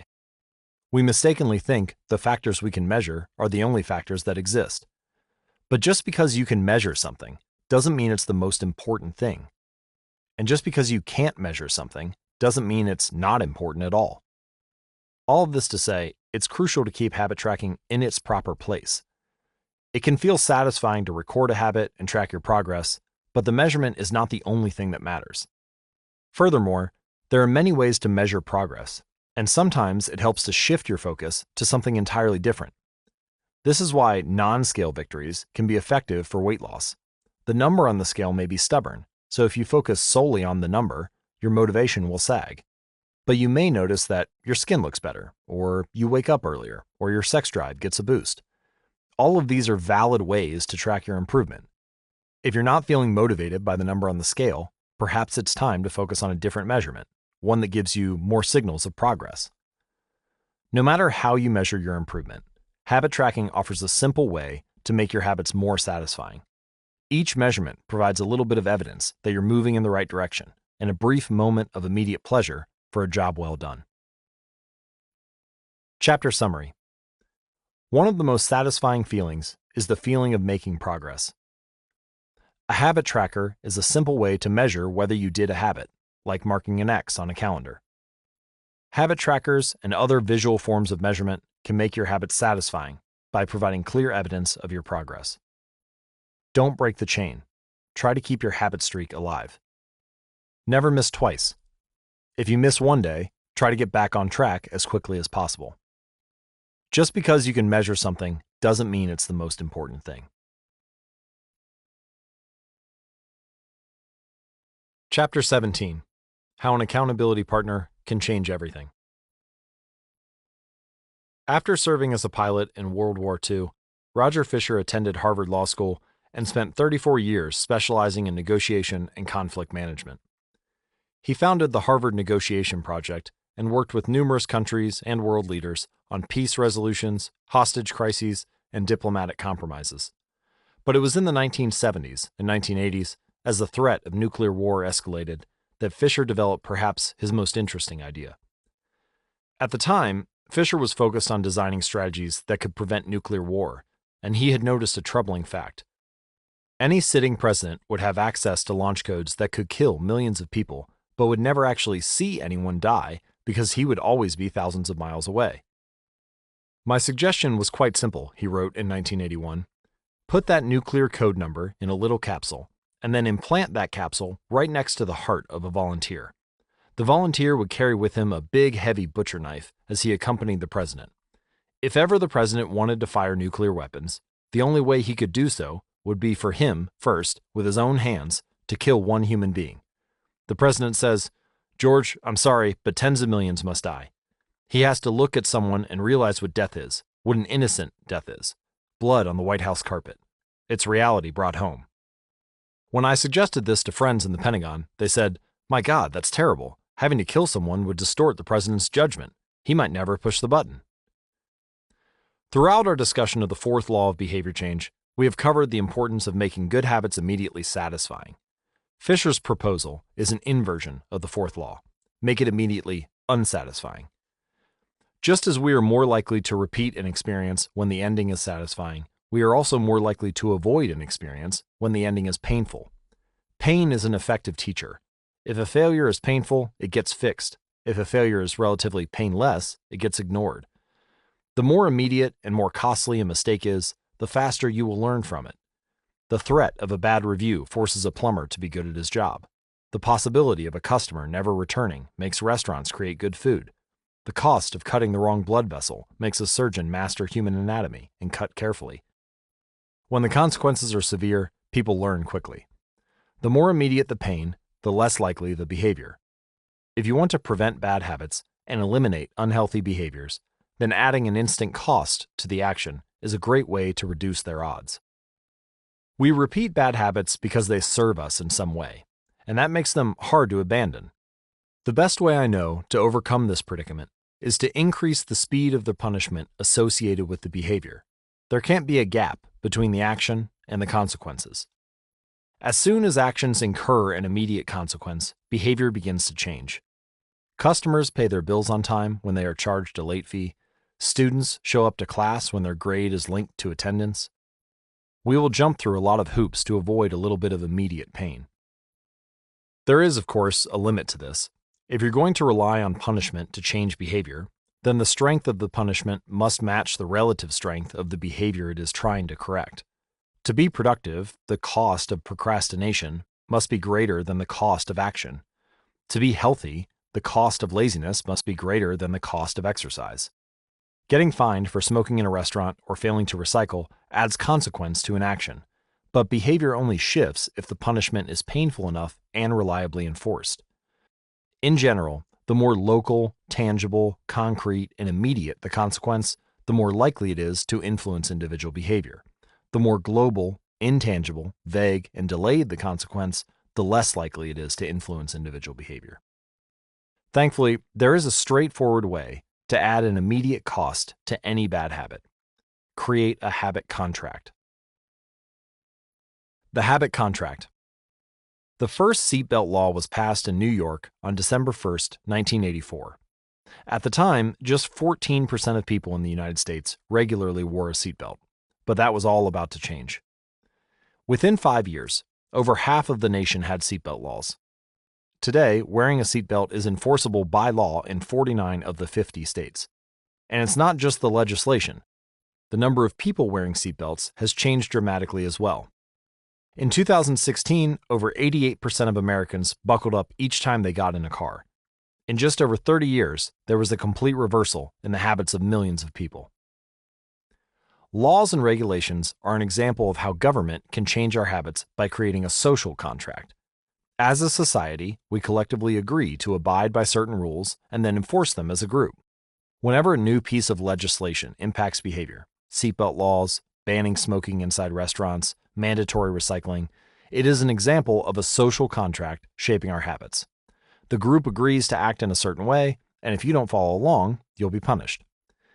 Just as governments use laws to hold citizens accountable, you can create a habit contract to hold yourself accountable. A habit contract is a verbal or written agreement in which you state your commitment to a particular habit and the punishment that will occur if you don't follow through. Then, You find 1 or 2 people to act as your accountability partners and sign off on the contract with you. Brian Harris, an entrepreneur from Nashville, Tennessee, was the first person I saw put this strategy into action. Shortly after the birth of his son, Harris realized he wanted to shed a few pounds. He wrote up a habit contract between himself, his wife, and his personal trainer. The first version read, Brian's #1 objective for Q1 of 2017 is to start eating correctly again so he feels better, looks better, and is able to hit his long-term goal of 200 pounds at 10% body fat. Below that statement, Harris laid out a roadmap for achieving his ideal outcome. Phase 1. Get back to a strict, slow-carb diet in Q1. Phase 2. Start a strict macronutrient tracking program in Q2. Phase 3. Refine and maintain the details of his diet and workout program in Q3. Finally, he wrote out each of the daily habits that would get him to his goal. For example, write down all food that he consumes each day and weigh himself each day. Then he listed the punishment he would suffer if he failed. For example, if Brian doesn't do these 2 items, then the following consequence will be enforced. He will have to dress up each workday and each Sunday morning for the rest of the quarter. Dress up is defined as not wearing jeans, t-shirts, hoodies, or shorts. He will also give Joey, his trainer, $200 to use as he sees fit if he misses 1 day of logging food. Finally, at the bottom of the page, Harris, his wife, and his trainer all signed the contract. My initial reaction was that a contract like this seemed overly formal and unnecessary, especially the signatures. But Harris convinced me that signing the contract was an indication of seriousness. Anytime I skip this part, he said, I start slacking almost immediately. 3 months later, after hitting his targets for Q1, Harris upgraded his goals. The consequences escalated too. If he missed his carbohydrate and protein targets, he had to pay his trainer $100.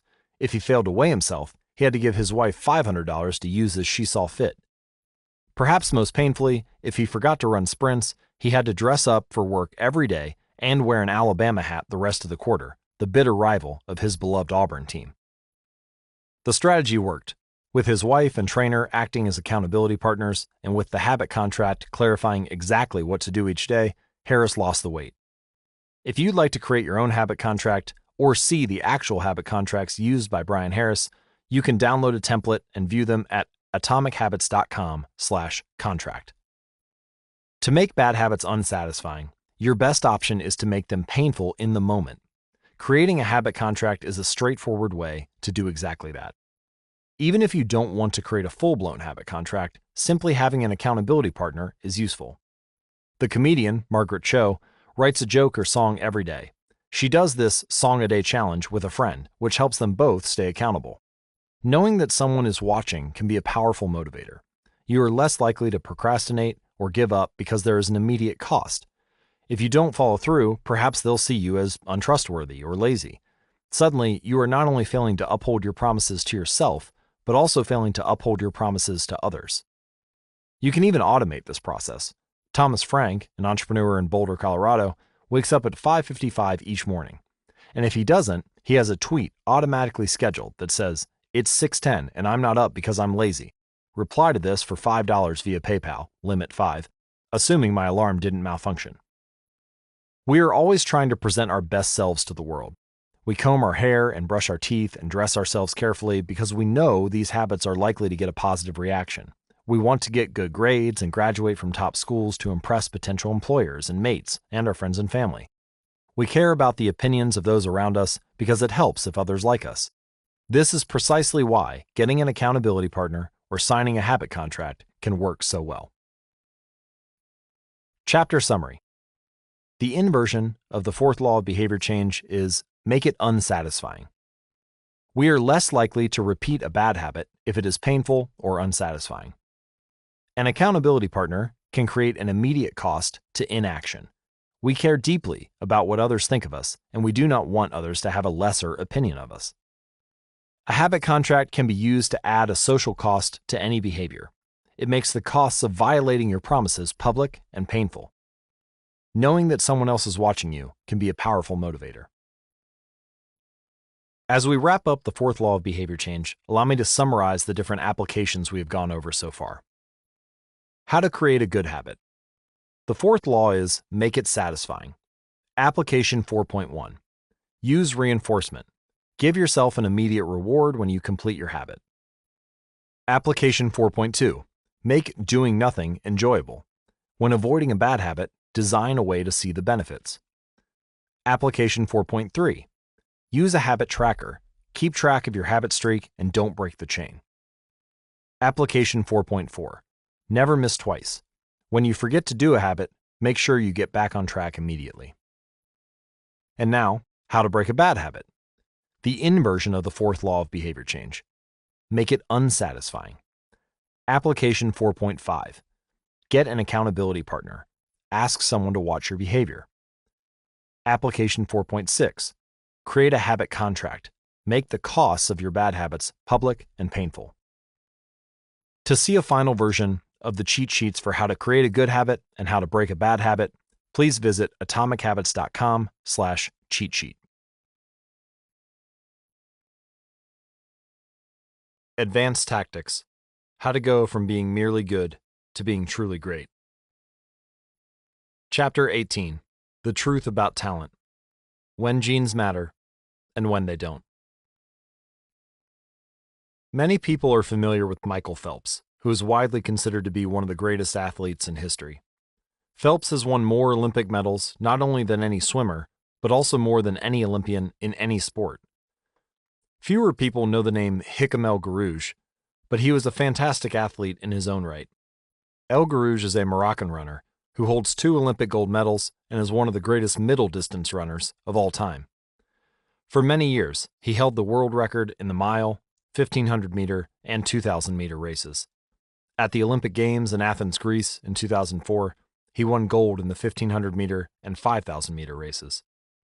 These two athletes are wildly different in many ways. For starters, one competed on land while the other in water. But most notably, they differ significantly in height.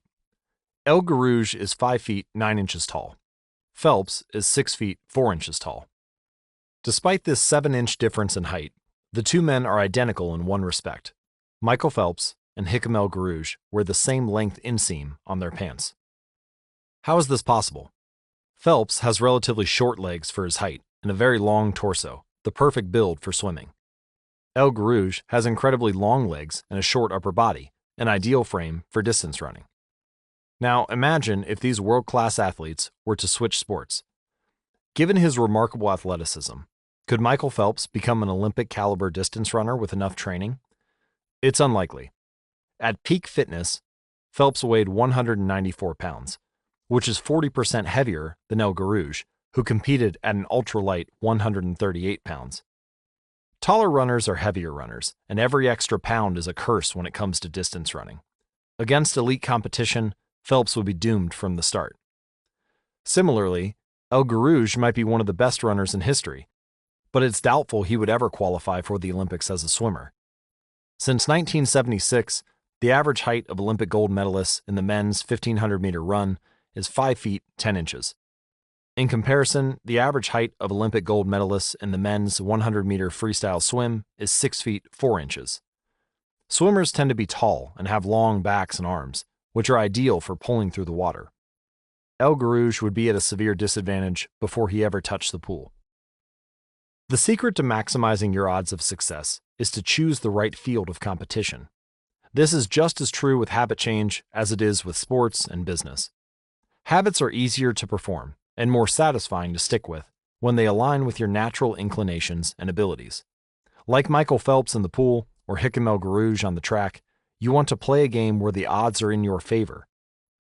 Embracing this strategy requires the acceptance of the simple truth that people are born with different abilities. Some people don't like to discuss this fact. On the surface, your genes seem fixed, and it's no fun to talk about things you cannot control. Plus, phrases like biological determinism make it sound like certain individuals are destined for success and others are doomed to failure. But this is a short-sighted view of the influence of genes on behavior. The strength of genetics is also their weakness. Genes cannot be easily changed, which means they provide a powerful advantage in favorable circumstances and a serious disadvantage in unfavorable circumstances. If you want to dunk a basketball, being 7 feet tall is very useful. If you want to perform a gymnastics routine, being 7 feet tall is a great hindrance. Our environment determines the suitability of our genes and the utility of our natural talents. When our environment changes, so do the qualities that determine success. This is true not just for physical characteristics, but for mental ones as well. I'm smart if you ask me about habits and human behavior, not so much when it comes to knitting, rocket propulsion, or guitar chords. Competence is highly dependent on context. The people at the top of any competitive field are not only well-trained, they are also well-suited to the task. And this is why, if you want to be truly great, selecting the right place to focus is crucial. In short, genes do not determine your destiny, they determine your areas of opportunity. As the physician Gabor notes, genes can predispose, but they don't predetermine. The areas where you are genetically predisposed to success are the areas where habits are more likely to be satisfying. The key is to direct your effort toward areas that both excite you and match your natural skills, to align your ambition with your ability. The obvious question is, how do I figure out where the odds are in my favor? How do I identify the opportunities and habits that are right for me? The first place we will look for an answer is by understanding your personality. How your personality influences your habits. Your genes are operating beneath the surface of every habit, indeed, beneath the surface of every behavior. Genes have been shown to influence everything from the number of hours you spend watching television, to your likelihood to marry or divorce, to your tendency to get addicted to drugs, alcohol, or nicotine. There's a strong genetic component to how obedient or rebellious you are when facing authority, how vulnerable or resistant you are to stressful events, how proactive or reactive you tend to be, and even how captivated or bored you feel during sensory experiences like attending a concert. As Robert Plomin, a behavioral geneticist at King's College in London, told me, it is now at the point where we have stopped testing to see if traits have a genetic component because we literally can't find a single one that isn't influenced by our genes. Bundled together, your unique cluster of genetic traits predispose you to a particular personality. Your personality is the set of characteristics that is consistent from situation to situation. The most proven scientific analysis of personality traits is known as the Big Five, which breaks them down into 5 spectrums of behavior. 1. Openness to experience, from curious and inventive on one side of the spectrum to cautious and consistent on the other. 2. Conscientiousness, organized and efficient on one side to easygoing and spontaneous on the other. 3. Extroversion, outgoing and energetic to solitary and reserved. You likely know them as extroverts versus introverts. 4. Agreeableness, friendly and compassionate on one side to challenging and detached on the other.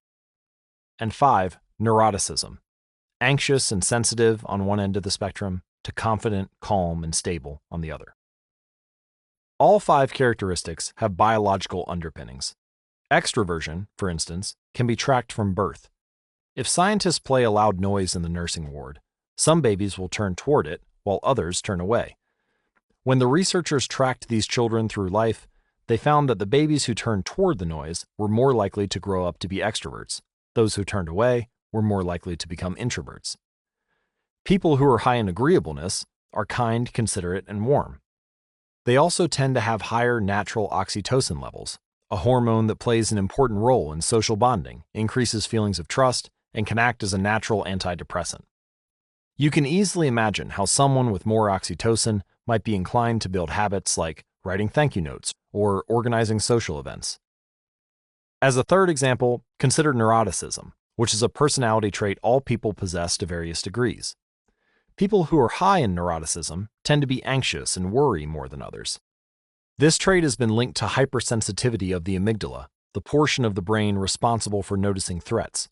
In other words, people who are more sensitive to negative cues in their environment are more likely to score high in neuroticism.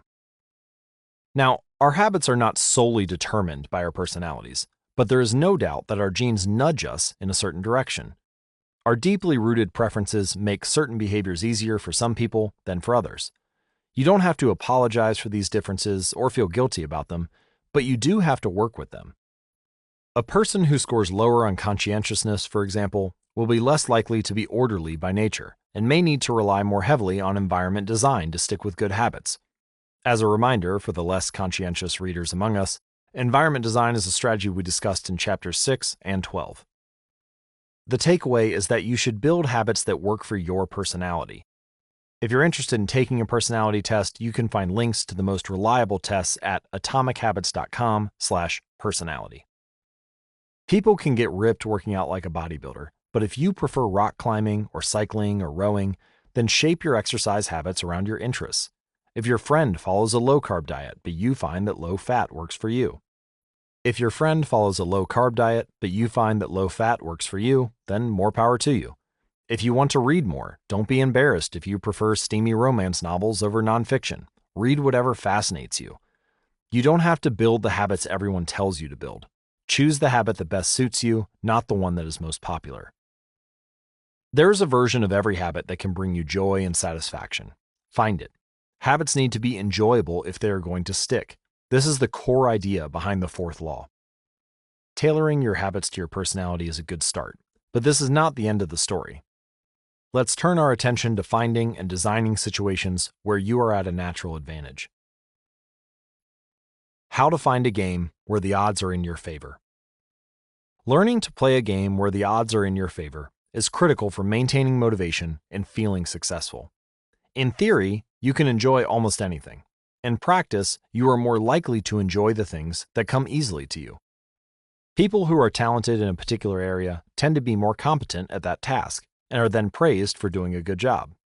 They stay energized because they are making progress where others have failed, and because they are rewarded with better pay and bigger opportunities, which not only makes them happier, but also propels them to produce even higher quality work. It is a virtuous cycle. Pick the right habit and progress is easy. Pick the wrong habit and life is a struggle. How do you pick the right habit? The first step is something we covered in the third law: make it easy. In many cases, when people pick the wrong habit, it simply means they picked a habit that was too difficult. When a habit is easy, you are more likely to be successful. When you are successful, you are more likely to feel satisfied. However, there is another level to consider. In the long run, if you continue to advance and improve, any area can become challenging. At some point, you need to make sure you're playing the right game for your skill set. How do you figure that out? The most common approach is trial and error. Of course, there's a problem with this strategy, which is life is short. You don't have time to try every career, date every eligible bachelor, or play every musical instrument. Thankfully, there is an effective way to manage this conundrum, and it is known as the explore-exploit trade-off. In the beginning of a new activity, there should be a period of exploration. In relationships, it's called dating. In college, it's called the liberal arts. In business, it's called split testing. The goal is to try out many possibilities, research a broad range of ideas, and cast a wide net. After this initial period of exploration, shift your focus to the best solution you have found, but keep experimenting occasionally. The proper balance depends on whether you're winning or losing. If you are currently winning, you should exploit. If you are currently losing, you should explore. In the long run, it is probably most effective to work on the strategy that seems to deliver the best results about 80 to 90% of the time, and keep exploring with the remaining 10 to 20%. Google famously asks employees to spend 80% of the workweek on their official job and 20% on projects of their choice, which has led to the creation of blockbuster products like AdWords and Gmail. The optimal approach also depends on how much time you have. If you have a lot of time, like someone at the beginning of their career, it makes more sense to explore because once you've found the right thing, you still have a good amount of time left to exploit it. If you're pressed for time, say as you come up on the deadline for a project, you should implement the best solution you've found so far and get some results. As you explore different options, there are a series of questions you can ask yourself to continually narrow in on the habits and areas that will be most satisfying to you. For example, what feels like fun to me but work to others? The mark of whether you are made for a task is not whether you love it, but whether you can handle the pain of the task easier than most people. When are you enjoying yourself while other people are complaining? The work that hurts you less than it hurts others is the work you are made to do. What makes me lose track of time? Flow is the mental state you enter when you are so focused on the task at hand that the rest of the world fades away. This blend of happiness and peak performance is what athletes and performers experience when they are in the zone. It is nearly impossible to experience a flow state and not find the task satisfying, at least to some degree. Where do I get greater returns than the average person? We are continually comparing ourselves to those around us, and a behavior is more likely to be satisfying when the comparison is in our favor. When I started writing at jamesclear.com, my email list grew very quickly. I wasn't quite sure what I was doing well, but I knew that results seemed to be coming faster for me than for some of my colleagues, which motivated me to keep writing. What comes naturally to me? For just a moment, ignore what you have been taught, ignore what society has told you, ignore what others expect of you. Look inside yourself and ask, what feels natural to me? When have I felt alive? When have I felt like the real me? No internal judgments or people-pleasing, no second-guessing or self-criticism, just feelings of engagement and enjoyment. Whenever you feel authentic and genuine, you are headed in the right direction. To be honest, some of this process is just luck. Michael Phelps and Hicham El Guerrouj were lucky to be born with a rare set of abilities that are highly valued by society and to be placed in the ideal environment for those abilities. We all have limited time on this planet, and the truly great among us are the ones who not only work hard, but also have the good fortune to be exposed to opportunities that favor them. But what if you don't want to leave it up to luck? If you can't find a game where the odds are stacked in your favor, you can create one. Scott Adams, the cartoonist behind Dilbert, says, "Everyone has at least a few areas in which they could be in the top 25% with some effort. In my case, I can draw better than most people, but I'm hardly an artist. And I'm not any funnier than the average stand-up comedian who never makes it big, but I'm funnier than most people. The magic is that few people can draw well and write jokes. It's the combination of the two that makes what I do so rare. And when you add in my business background, suddenly I had a topic that few cartoonists could hope to understand without living it." When you can't win by being better, you can win by being different. By combining your skills, you reduce the level of competition, which makes it easier to stand out. You can shortcut the need for a genetic advantage, or for years of practice, by rewriting the rules. A good player works hard to win the game everyone else is playing. A great player creates a new game that favors their strengths and avoids their weaknesses. In college, I designed my own major, biomechanics, which was a combination of physics, chemistry, biology, and anatomy. I wasn't smart enough to stand out among the top physics or biology majors, so I created my own game. And because it suited me, I was only taking the courses I was interested in, studying felt like less of a chore. It was also easier to avoid the trap of comparing myself to everyone else. After all, nobody else was taking the same combination of classes, so who could say if they were better or worse? Specialization is a powerful way to overcome the accident of bad genetics. The more you master a specific skill, the harder it becomes for others to compete with you. Many bodybuilders are stronger than the average arm wrestler, but even a massive bodybuilder may lose at arm wrestling because the arm wrestling champ has a very specific strength. Even if you're not the most naturally gifted, you can often win by being the best in a very narrow category. Boiling water will soften a potato but harden an egg. You can't control whether you're a potato or an egg, but you can decide to play a game where it's better to be hard or soft. If you can find a more favorable environment, you can transform the situation from one where the odds are against you to one where the odds are in your favor. How to get the most out of your genes. Our genes do not eliminate the need for hard work. They clarify it. They tell us what to work hard on. Once we realize our strengths, we know where to spend our time and energy. We know which type of opportunities to look for and which type of challenges to avoid. The better we understand our nature, the better our strategy can be. Look, biological differences matter, but even so, it's more productive to focus on whether you are fulfilling your own potential than comparing yourself to someone else. The fact that you have a natural limit to any specific ability has nothing to do with whether you are reaching the ceiling of your capabilities. People get so caught up in the fact that they have limits that they rarely exert the effort required to get close to them. Furthermore, genes can't make you successful if you're not doing the work. Yes, it's possible that the ripped trainer at the gym has better genes than you, but if you haven't put in the same reps, it's impossible to say if you've been dealt a better or worse genetic hand. Until you work as hard as those you admire, don't explain away their success as luck. In summary, one of the best ways to ensure your habits remain satisfying over the long run is to pick behaviors that align with your personality and skills. Work hard on the things that come easy. Chapter summary. The secret to maximizing your odds of success is to choose the right field of competition. Pick the right habit and progress is easy. Pick the wrong habit and life is a struggle. Genes cannot be easily changed, which means they provide a powerful advantage in favorable circumstances and a serious disadvantage in unfavorable circumstances. Habits are easier when they align with your natural abilities. Choose the habits that best suit you. Play a game that favors your strengths. If you can't find a game that favors you, create one. Genes do not eliminate the need for hard work. They clarify it. They tell us what to work hard on. Chapter 19.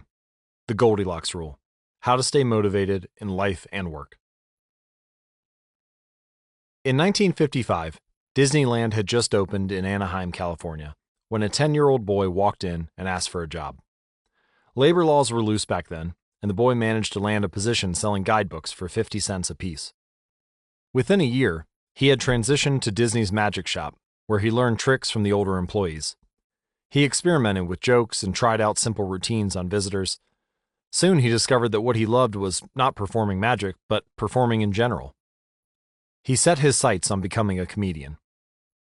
Beginning in his teenage years, he started performing in little clubs around Los Angeles. The crowds were small, and his act was short. He was rarely on stage for more than 5 minutes. Most of the people in the crowd were too busy drinking or talking with friends to pay attention. One night, he literally delivered his stand-up routine to an empty club. It wasn't glamorous work, but there was no doubt he was getting better. His first routines would only last 1 or 2 minutes. By high school, his material had expanded into a 5-minute act, and a few years later, a 10-minute show. At 19, he was performing weekly for 20 minutes at a time. He had to read 3 poems during the show just to make the routine long enough, but his skills continued to progress. He spent another decade experimenting, adjusting, and practicing. He took a job as a television writer, and gradually, he was able to land his own appearances on talk shows. By the mid-1970s, he had worked his way into being a regular guest on The Tonight Show and Saturday Night Live. Finally, after 15 years of work, the young man rose to fame. He toured 60 cities in 63 days, then 72 cities in 80 days, then 85 cities in 90 days. He had 18,695 people attend one show in Ohio. Another 45,000 tickets were sold for his 3-day show in New York. He catapulted to the top of his genre and became one of the most successful comedians of his time. His name is Steve Martin. Martin's story offers a fascinating perspective on what it takes to stick with habits for the long run. Comedy is not for the timid. It is hard to imagine a situation that would strike fear into the hearts of more people than performing alone on stage and failing to get a single laugh. And yet, Steve Martin faced this fear every week for 18 years. In his words, 10 years spent learning, 4 years spent refining, and 4 years as a wild success. Why is it that some people, like Martin, stick with their habits, whether practicing jokes or drawing cartoons or playing guitar, while most of us struggle to stay motivated? How do we design habits that pull us in rather than ones that fade away? Scientists have been studying this question for many years. While there is still much to learn, one of the most consistent findings is that the way to maintain motivation and achieve peak levels of desire is to work on tasks of just manageable difficulty.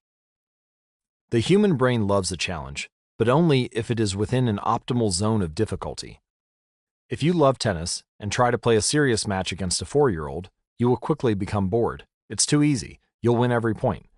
In contrast, if you play a professional tennis player like Roger Federer or Serena Williams, you will quickly lose motivation because the match is too difficult. Now, consider playing tennis against someone who is your equal. As the game progresses, you win a few points and you lose a few. You have a good chance of winning, but only if you really try. Your focus narrows, distractions fade away, and you find yourself fully invested in the task at hand. This is a challenge of just manageable difficulty, and it is a prime example of the Goldilocks rule. The Goldilocks rule states that humans experience peak motivation when working on tasks that are right on the edge of their current abilities. Not too hard, not too easy, just right. Martin's comedy career is an excellent example of the Goldilocks rule in practice. Each year, he expanded his comedy routine, but only by a minute or two. He was always adding new material, but he also kept a few jokes that were guaranteed to get laughs. There were just enough victories to keep him motivated, and just enough mistakes to keep him working hard. When you're starting a new habit, it's important to keep the behavior as easy as possible so you can stick with it even when the conditions aren't perfect. This is an idea we covered in detail while discussing the third law of behavior change. Once a habit has been established, however, it's important to continue to advance in small ways. These little improvements and new challenges keep you engaged, and if you hit the Goldilocks zone just right, you can achieve a flow state. A flow state is the experience of being in the zone and fully immersed in an activity. Scientists have tried to quantify this feeling. They found that to achieve a state of flow, a task must be roughly 4% beyond your current ability. In real life, it's typically not feasible to quantify the difficulty of an action in this way, but the core idea of the Goldilocks rule remains. Working on challenges of just manageable difficulty, something on the perimeter of your ability, seems crucial for maintaining motivation. Improvement requires a delicate balance. You need to regularly search for challenges that push you to your edge while continuing to make enough progress to stay motivated. Behaviors need to remain novel in order for them to stay attractive and satisfying. Without variety, we get bored, and boredom is perhaps the greatest villain on the quest for self-improvement. How to stay focused when you get bored working on your goals. After my baseball career ended, I was looking for a new sport. I joined a weightlifting team, and one day, an elite coach visited our gym. He had worked with thousands of athletes during his long career, including a few Olympians. I introduced myself, and we began talking about the process of improvement. "What's the difference between the best athletes and everyone else?" I asked. "What do the really successful people do that most don't?" He mentioned the factors you might expect: genetics, luck, talent. But then he said something I wasn't expecting. At some point, it comes down to who can handle the boredom of training every day, doing the same lifts over and over and over. His answer surprised me because it's a different way of thinking about work ethic. People talk about getting amped up to work on their goals. Whether it's business or sports or art, you hear people say things like, "It all comes down to passion," or "You have to really want it." As a result, many of us get depressed when we lose focus or motivation because we think that successful people have some bottomless reserve of passion. But this coach was saying that really successful people feel the same lack of motivation as everyone else. The difference is that they still find a way to show up despite the feelings of boredom. Mastery requires practice, but the more you practice something, the more boring and routine it becomes. Once the beginner gains have been made, and we learn what to expect, our interest starts to fade. Sometimes it happens even faster than that. All you have to do is hit the gym a few days in a row, or publish a couple of blog posts on time, and letting one day slip doesn't feel like much. Things are going well. It's easy to rationalize taking a day off because you're in a good place. The greatest threat to success is not failure, but boredom. We get bored with habits because they stop delighting us. The outcome becomes expected. And as our habits become ordinary, we start derailing our progress to seek novelty. Perhaps this is why we get caught up in a never-ending cycle, jumping from one workout to the next, one diet to the next, one business idea to the next. As soon as we experience the slightest dip in motivation, we begin seeking a new strategy, even if the old one was still working. As Machiavelli noted, men desire novelty to such an extent that those who are doing well wish for a change as much as those who are doing badly. Perhaps this is why many of the most habit-forming products are those that provide continuous forms of novelty. Video games provide visual novelty, porn provides sexual novelty, junk foods provide culinary novelty. Each of these experiences offer continual elements of surprise. In psychology, this is known as a variable reward. Slot machines are the most common real-world example. A gambler hits the jackpot every now and then, but not at any predictable interval. The pace of the reward varies. This variance leads to the greatest spike of dopamine, enhances memory recall, and accelerates habit formation. Variable rewards won't create a craving. That is, you can't take a reward someone is uninterested in, give it to them at a variable interval, and hope it will change their mind. But they are a powerful way to amplify the cravings we already experience because they reduce boredom. The sweet spot of desire occurs at a 50-50 split between success and failure. Half of the time you get what you want, half of the time you don't. You need just enough winning to experience satisfaction and just enough wanting to experience desire. This is one of the benefits of following the Goldilocks rule. If you're already interested in a habit, working on challenges of just manageable difficulty is a good way to keep things interesting. Of course, not all habits have a variable reward component, and you wouldn't want them to. If Google only delivered a useful search result some of the time, I would switch to a competitor pretty quickly. If Uber only picked up half of my trips, I doubt I'd use the service much longer. And if I flossed my teeth each night, but only sometimes ended up with a clean mouth, I think I'd skip it. Variable rewards or not, no habit will stay interesting forever. At some point, everyone faces the same challenge on the journey of self-improvement. You have to fall in love with boredom. We all have goals that we would like to achieve and dreams that we would like to fulfill. But it doesn't matter what you are trying to become better at. If you only do the work when it's convenient or exciting, then you'll never be consistent enough to achieve remarkable results. I can guarantee that if you manage to start a habit and keep sticking to it, there will be days when you feel like quitting. When you start a business, there will be days when you don't feel like showing up. When you're at the gym, there will be sets that you don't feel like finishing. When it's time to write, there will be days when you don't feel like typing. But stepping up when it's annoying or painful or draining or boring, that's what makes the difference between a professional and an amateur. Professionals stick to the schedule. Amateurs let life get in the way. Professionals know what is important to them and work toward it with purpose. Amateurs get pulled off course by the urgencies of life. David Kane, an author and meditation teacher, encourages his students to avoid being fair-weather meditators. Similarly, you don't want to be a fair-weather athlete or a fair-weather writer or a fair-weather anything. When a habit is truly important to you, you have to be willing to stick with it in any mood. Professionals take action even when the mood isn't right. They might not enjoy it, but they find a way to put the reps in. There have been a lot of sets I haven't felt like finishing, but I've never regretted doing the workout. There have been a lot of articles I haven't felt like writing, but I've never regretted publishing on schedule. There have been a lot of days I felt like relaxing, but I've never regretted showing up and working on something that was important to me. The only way to become excellent is to be endlessly fascinated by doing the same thing over and over. You have to fall in love with boredom. Chapter summary. The Goldilocks rule states that humans experience peak motivation when working on tasks that are right on the edge of their current abilities. The greatest threat to success is not failure, but boredom. As habits become routine, they become less interesting and less satisfying.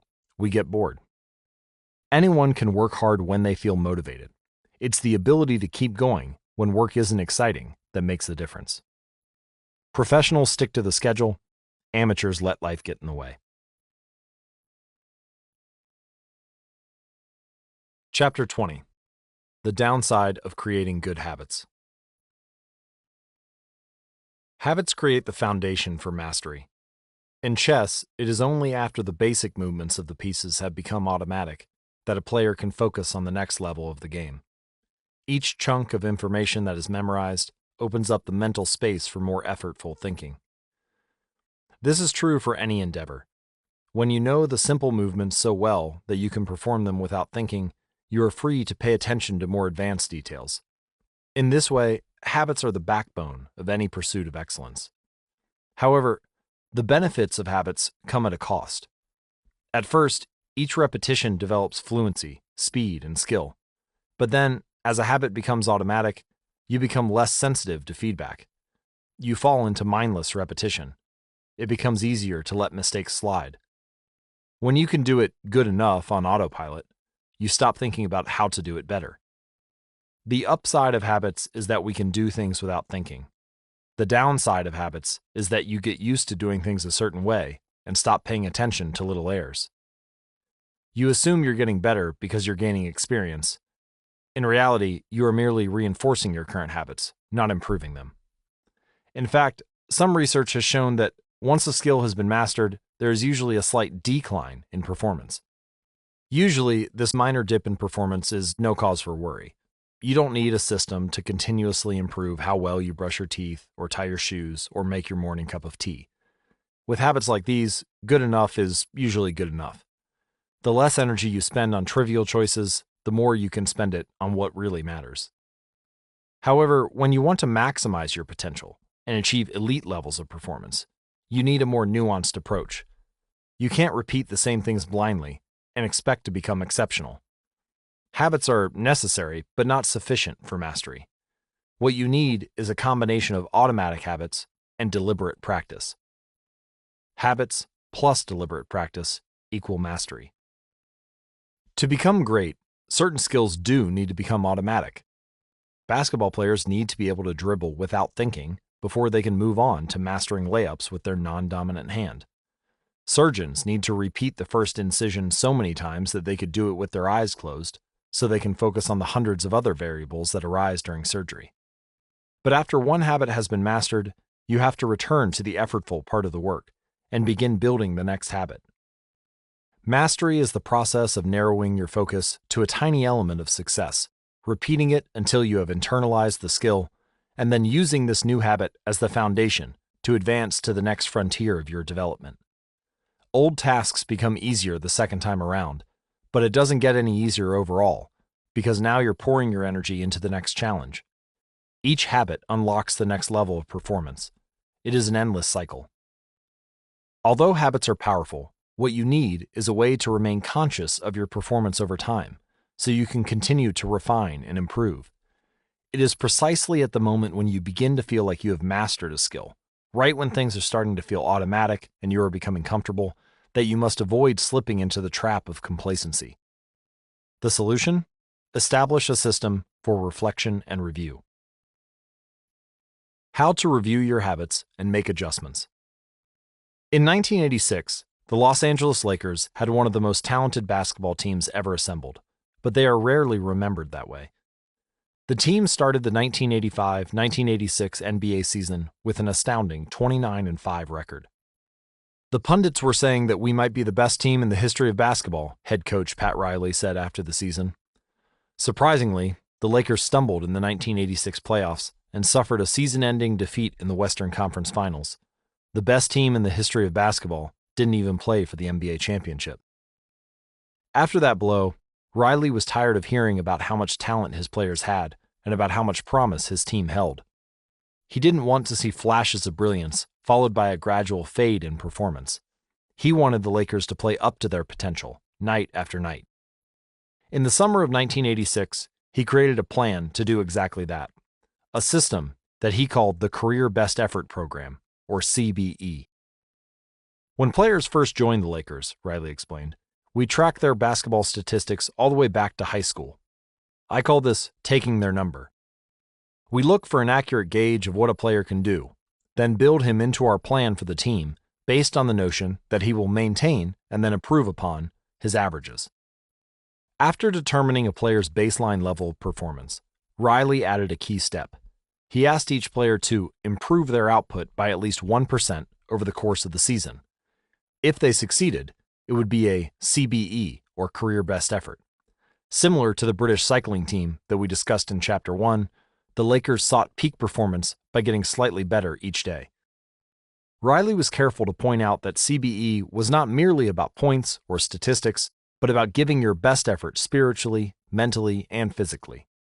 Players got credit for allowing an opponent to run into you when you know that a foul will be called against him, diving for loose balls, going after rebounds whether you are likely to get them or not, helping a teammate when the player he's guarding has surged past him, and other unsung hero deeds.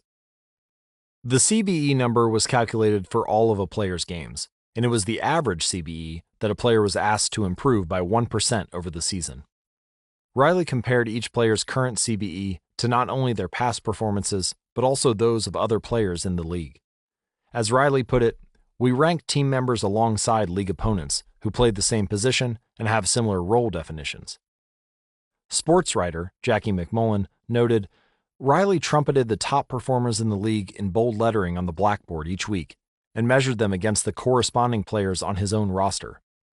Solid, reliable players generally rated a score in the 600s, while elite players scored at least 800. Magic Johnson, who submitted 138 triple-doubles in his career, often scored over 1,000. The Lakers also emphasized year-over-year progress by making historical comparisons of CBE data. Riley said, we stacked the month of November 1986 next to November 1985 and showed the players whether they were doing better or worse than at the same point last season. Then, we showed them how their performance figures for December 1986 stacked up against November's. The Lakers rolled out the CBE program in October 1986. 8 months later, they were NBA champions. The following year, Pat Riley led his team to another title, as the Lakers became the first team in 20 years to win back-to-back NBA championships. Afterward, he said, "Sustaining an effort is the most important thing for any enterprise. The way to be successful is to learn how to do things right, then do them the same way every time." The CBE program is a prime example of the power of reflection and review. The Lakers were already talented. CBE helped them get the most out of what they had, and made sure their habits improved rather than declined. Reflection and review enables the long-term improvement of all habits because it makes you aware of your mistakes and helps you consider possible paths for improvement. Without reflection, we can make excuses, create rationalizations, and lie to ourselves. We have no process for determining whether we are performing better or worse compared to yesterday. Top performers in all fields engage in various types of reflection and review, and the process doesn't have to be complex. Kenyan runner Eliud Kipchoge is one of the greatest marathon runners of all time and an Olympic gold medalist. He still takes notes after every practice in which he reviews his training for the day and searches for areas that can be improved. Similarly, gold medal swimmer Katie Ledecky records her wellness on a scale of 1 to 10 and includes notes on her nutrition and how well she slept. She also records the times posted by other swimmers. At the end of each week, her coach goes over her notes and adds his thoughts. It's not just athletes either. When comedian Chris Rock is preparing fresh material, he will first appear at small nightclubs dozens of times and test hundreds of jokes. He brings a notepad on stage and records which bits go over well and where he needs to make adjustments. The few killer lines that survive will form the backbone of his new show. I know of executives and investors who keep a decision journal in which they record the major decisions they make each week, why they made them, and what they expect the outcome to be. They review their choices at the end of each month or year to see where they were correct and where they went wrong. If you're interested in keeping your own decision journal, I created a template for doing so. You can find it included as part of the Habit Journal, available at atomichabits.com/journal. Improvement is not just about learning habits, it's also about fine-tuning them. Reflection and review ensures that you spend your time on the right things and make course corrections whenever necessary, like Pat Riley adjusting the effort of his players on a nightly basis. You don't want to keep practicing a habit if it becomes ineffective. Personally, I employ 2 modes of reflection and review. Each December, I perform an annual review, in which I reflect on the previous year. I tally my habits for the year by counting up how many articles I published, how many workouts I put in, how many new places I visited, and more. You can see my previous annual reviews at jamesclear.com/annual-review. Finally, I reflect on my progress, or lack thereof, by answering 3 questions. 1. What went well this year? 2. What didn't go so well this year? 3. What did I learn? 6 months later, when summer rolls around, I conduct an integrity report. Like everyone, I make a lot of mistakes. My integrity report helps me realize where I went wrong and motivates me to get back on course. I use it as a time to revisit my core values and consider whether I have been living in accordance with them. This is when I reflect on my identity and how I can work toward being the type of person I wish to become. You can see my previous integrity reports at jamesclear.com/integrity. My yearly integrity report answers 3 questions. 1. What are the core values that drive my life and work? 2. How am I living and working with integrity right now? 3. How can I set a higher standard in the future? These 2 reports, the annual review and the integrity report, don't take very long. It's just a few hours a year. But they are crucial periods of refinement. They prevent the gradual slide that happens when I don't pay close attention. They provide an annual reminder to revisit my desired identity and consider how my habits are helping me become the type of person I wish to be. They indicate when I should upgrade my habits and take on new challenges, and when I should dial my efforts back and focus on the fundamentals. Reflection can also bring a sense of perspective. Daily habits are powerful because of how they compound, but worrying too much about every daily choice is like looking at yourself in the mirror from an inch away. You can see every imperfection and lose sight of the bigger picture. There is too much feedback. Conversely, never reviewing your habits is like never looking in the mirror. You aren't aware of easily fixable flaws, a spot on your shirt, a bit of food in your teeth. There is too little feedback. But periodic reflection and review is like viewing yourself in the mirror from a conversational distance. You can see the important changes you should make without losing sight of the bigger picture. You want to view the entire mountain range, not obsess over each peak and valley. Finally, reflection and review offers an ideal time to revisit one of the most important aspects of behavior change: identity. How to break the beliefs that hold you back. In the beginning, repeating a habit is essential to build up evidence of your desired identity. As you latch on to that new identity, however, those same beliefs can hold you back from the next level of growth. When working against you, your identity creates a kind of pride that encourages you to deny your weak spots and prevents you from truly growing. This is one of the greatest downsides of building habits. The more sacred an idea is to us, that is, the more deeply it is tied to our identity, the more strongly we will defend it against criticism. You see this in every industry. The school teacher who ignores innovative teaching methods and sticks with her tried and true lesson plans. The veteran manager who is committed to doing things his way. The surgeon who dismisses the ideas of her younger colleagues. The band who produces a mind-blowing first album and then gets stuck in a rut. The tighter we cling to an identity, the harder it becomes to grow beyond it.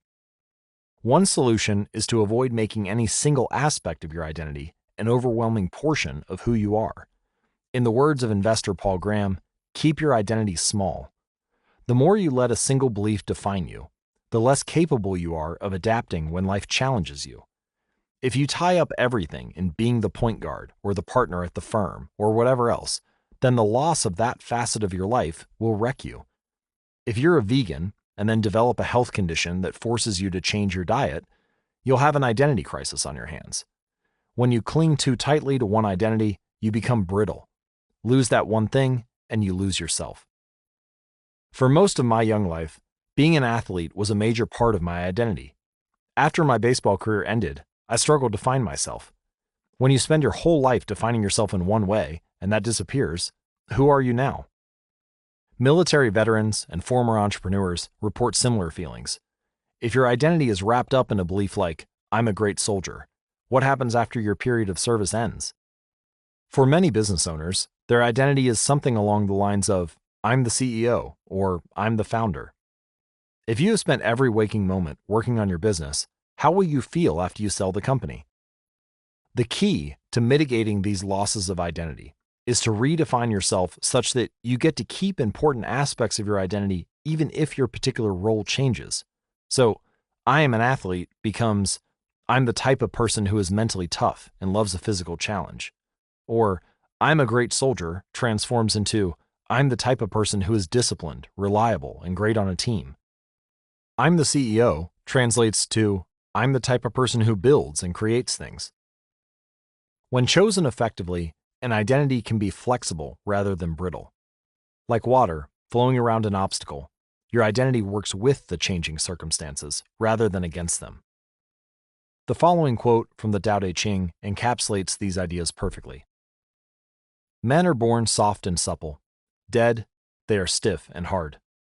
Plants are born tender and pliant. Dead, they are brittle and dry. Thus, whoever is stiff and inflexible is a disciple of death. Whoever is soft and yielding is a disciple of life. The hard and the stiff will be broken. The soft and the supple will prevail. Lao Tzu. Habits deliver numerous benefits, but the downside is that they can lock us into our previous patterns of thinking and acting, even when the world is shifting around us.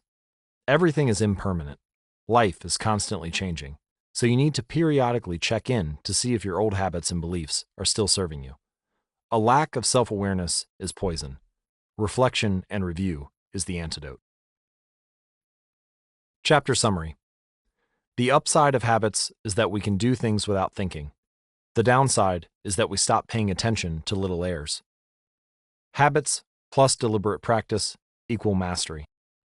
Reflection and review is a process that allows you to remain conscious of your performance over time. The tighter we cling to an identity, the harder it becomes to grow beyond it. Conclusion: the secret to results that last. There is an ancient Greek parable known as the Socrates paradox, which talks about the effect one small action can have when repeated enough times. One formulation of the paradox goes as follows: can one coin make a person rich? If you give a person a pile of 10 coins, you wouldn't claim that he or she is rich. But what if you add another, and another, and another?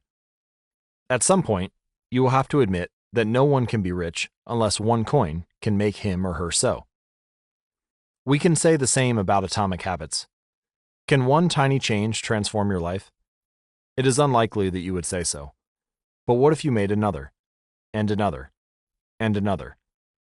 At some point, you will have to admit that your life was transformed by one small change. The holy grail of habit change is not a single 1% improvement, but 1,000 of them. It's a bunch of atomic habits stacking up, each one a fundamental unit of the overall system. In the beginning, small improvements can often seem meaningless because they get washed away by the weight of the system. Just as one coin won't make you rich, one positive change, like meditating for 1 minute or reading 1 page each day, is unlikely to deliver a noticeable difference. Gradually, though, as you continue to layer small changes on top of one another, the scales of life start to move. Each improvement is like adding a grain of sand to the positive side of the scale, slowly tilting things in your favor. Eventually, if you stick with it, you hit a tipping point. Suddenly, it feels easier to stick with good habits. The weight of the system is working for you rather than against you. Over the course of this book, we've looked at dozens of stories about top performers. We've heard about Olympic gold medalists, award-winning artists, business leaders, life-saving physicians, and star comedians who have all used the science of small habits to master their craft and vault to the top of their fields. Each of the people, teams, and companies we have covered has faced different circumstances, but ultimately progressed in the same way, through a commitment to tiny, sustainable, unrelenting improvements. Success is not a goal to reach or a finish line to cross. It is a system to improve, an endless process to refine. In Chapter 1, I said, if you're having trouble changing your habits, the problem isn't you. The problem is your system. Bad habits repeat themselves again and again, not because you don't want to change, but because you have the wrong system for change. As this book draws to a close, I hope the opposite is true. With the 4 laws of behavior change, you have a set of tools and strategies that you can use to build better systems and shape better habits. Sometimes a habit will be hard to remember, and you'll need to make it obvious. Other times, you won't feel like starting, and you'll need to make it attractive. In many cases, you may find that a habit will be too difficult, and you'll need to make it easy. And sometimes, you won't feel like sticking with it, and you'll need to make it satisfying. This is a continuous process. There is no finish line. There is no permanent solution. Whenever you're looking to improve, you can rotate through the 4 laws of behavior change until you find the next bottleneck. Make it obvious, make it attractive, make it easy, make it satisfying. Round and round, always looking for the next way to get 1% better. The secret to getting results that last is to never stop making improvements. It's remarkable what you can build if you just don't stop. It's remarkable the business you can build if you don't stop working. It's remarkable the body you can build if you don't stop training. It's remarkable the knowledge you can build if you don't stop learning. It's remarkable the fortune you can build if you don't stop saving. It's remarkable the friendships you can build if you don't stop caring. Small habits don't add up. They compound. That's the power of atomic habits. Tiny changes, remarkable results. Appendix and additional resources. What should you listen to next? Thank you so much for taking the time to listen to this book. It has been a pleasure sharing my work with you. If you are looking for something to listen to or read next, allow me to offer a suggestion. If you enjoyed Atomic Habits, then you may like my other writing as well. My latest articles are sent out in my free weekly newsletter. Subscribers are also the first to hear about my newest books and projects. Finally, In addition to my own work, each year I send out a reading list of my favorite books from other authors on a wide range of subjects. You can sign up at atomichabits.com/newsletter. How to apply these ideas to business. Over the years, I've spoken at Fortune 500 companies and growing startups about how to apply the science of small habits to run more effective businesses and build better products. I've compiled many of the most practical strategies into a short bonus chapter. I think you'll find it to be an incredibly useful addition to the main ideas mentioned in Atomic Habits. You can download this chapter at atomichabits.com/business. How to apply these ideas to parenting. One of the most common questions I hear from listeners is something along the lines of, how can I get my kids to do this stuff? The ideas in Atomic Habits are intended to apply broadly to all of human behavior. Teenagers are humans too, which means you should find plenty of useful strategies in the main text. That said, parenting does face its own set of challenges. As a bonus chapter, I've put together a brief guide on how to apply these ideas specifically to parenting. You can download this chapter at atomichabits.com/parenting. This is James Clear. We hope you have enjoyed this unabridged production of Atomic Habits, an easy and proven way to build good habits and break bad ones. Tiny changes, remarkable results. This program was produced by Robert Kessler, executive producer Laura Wilson.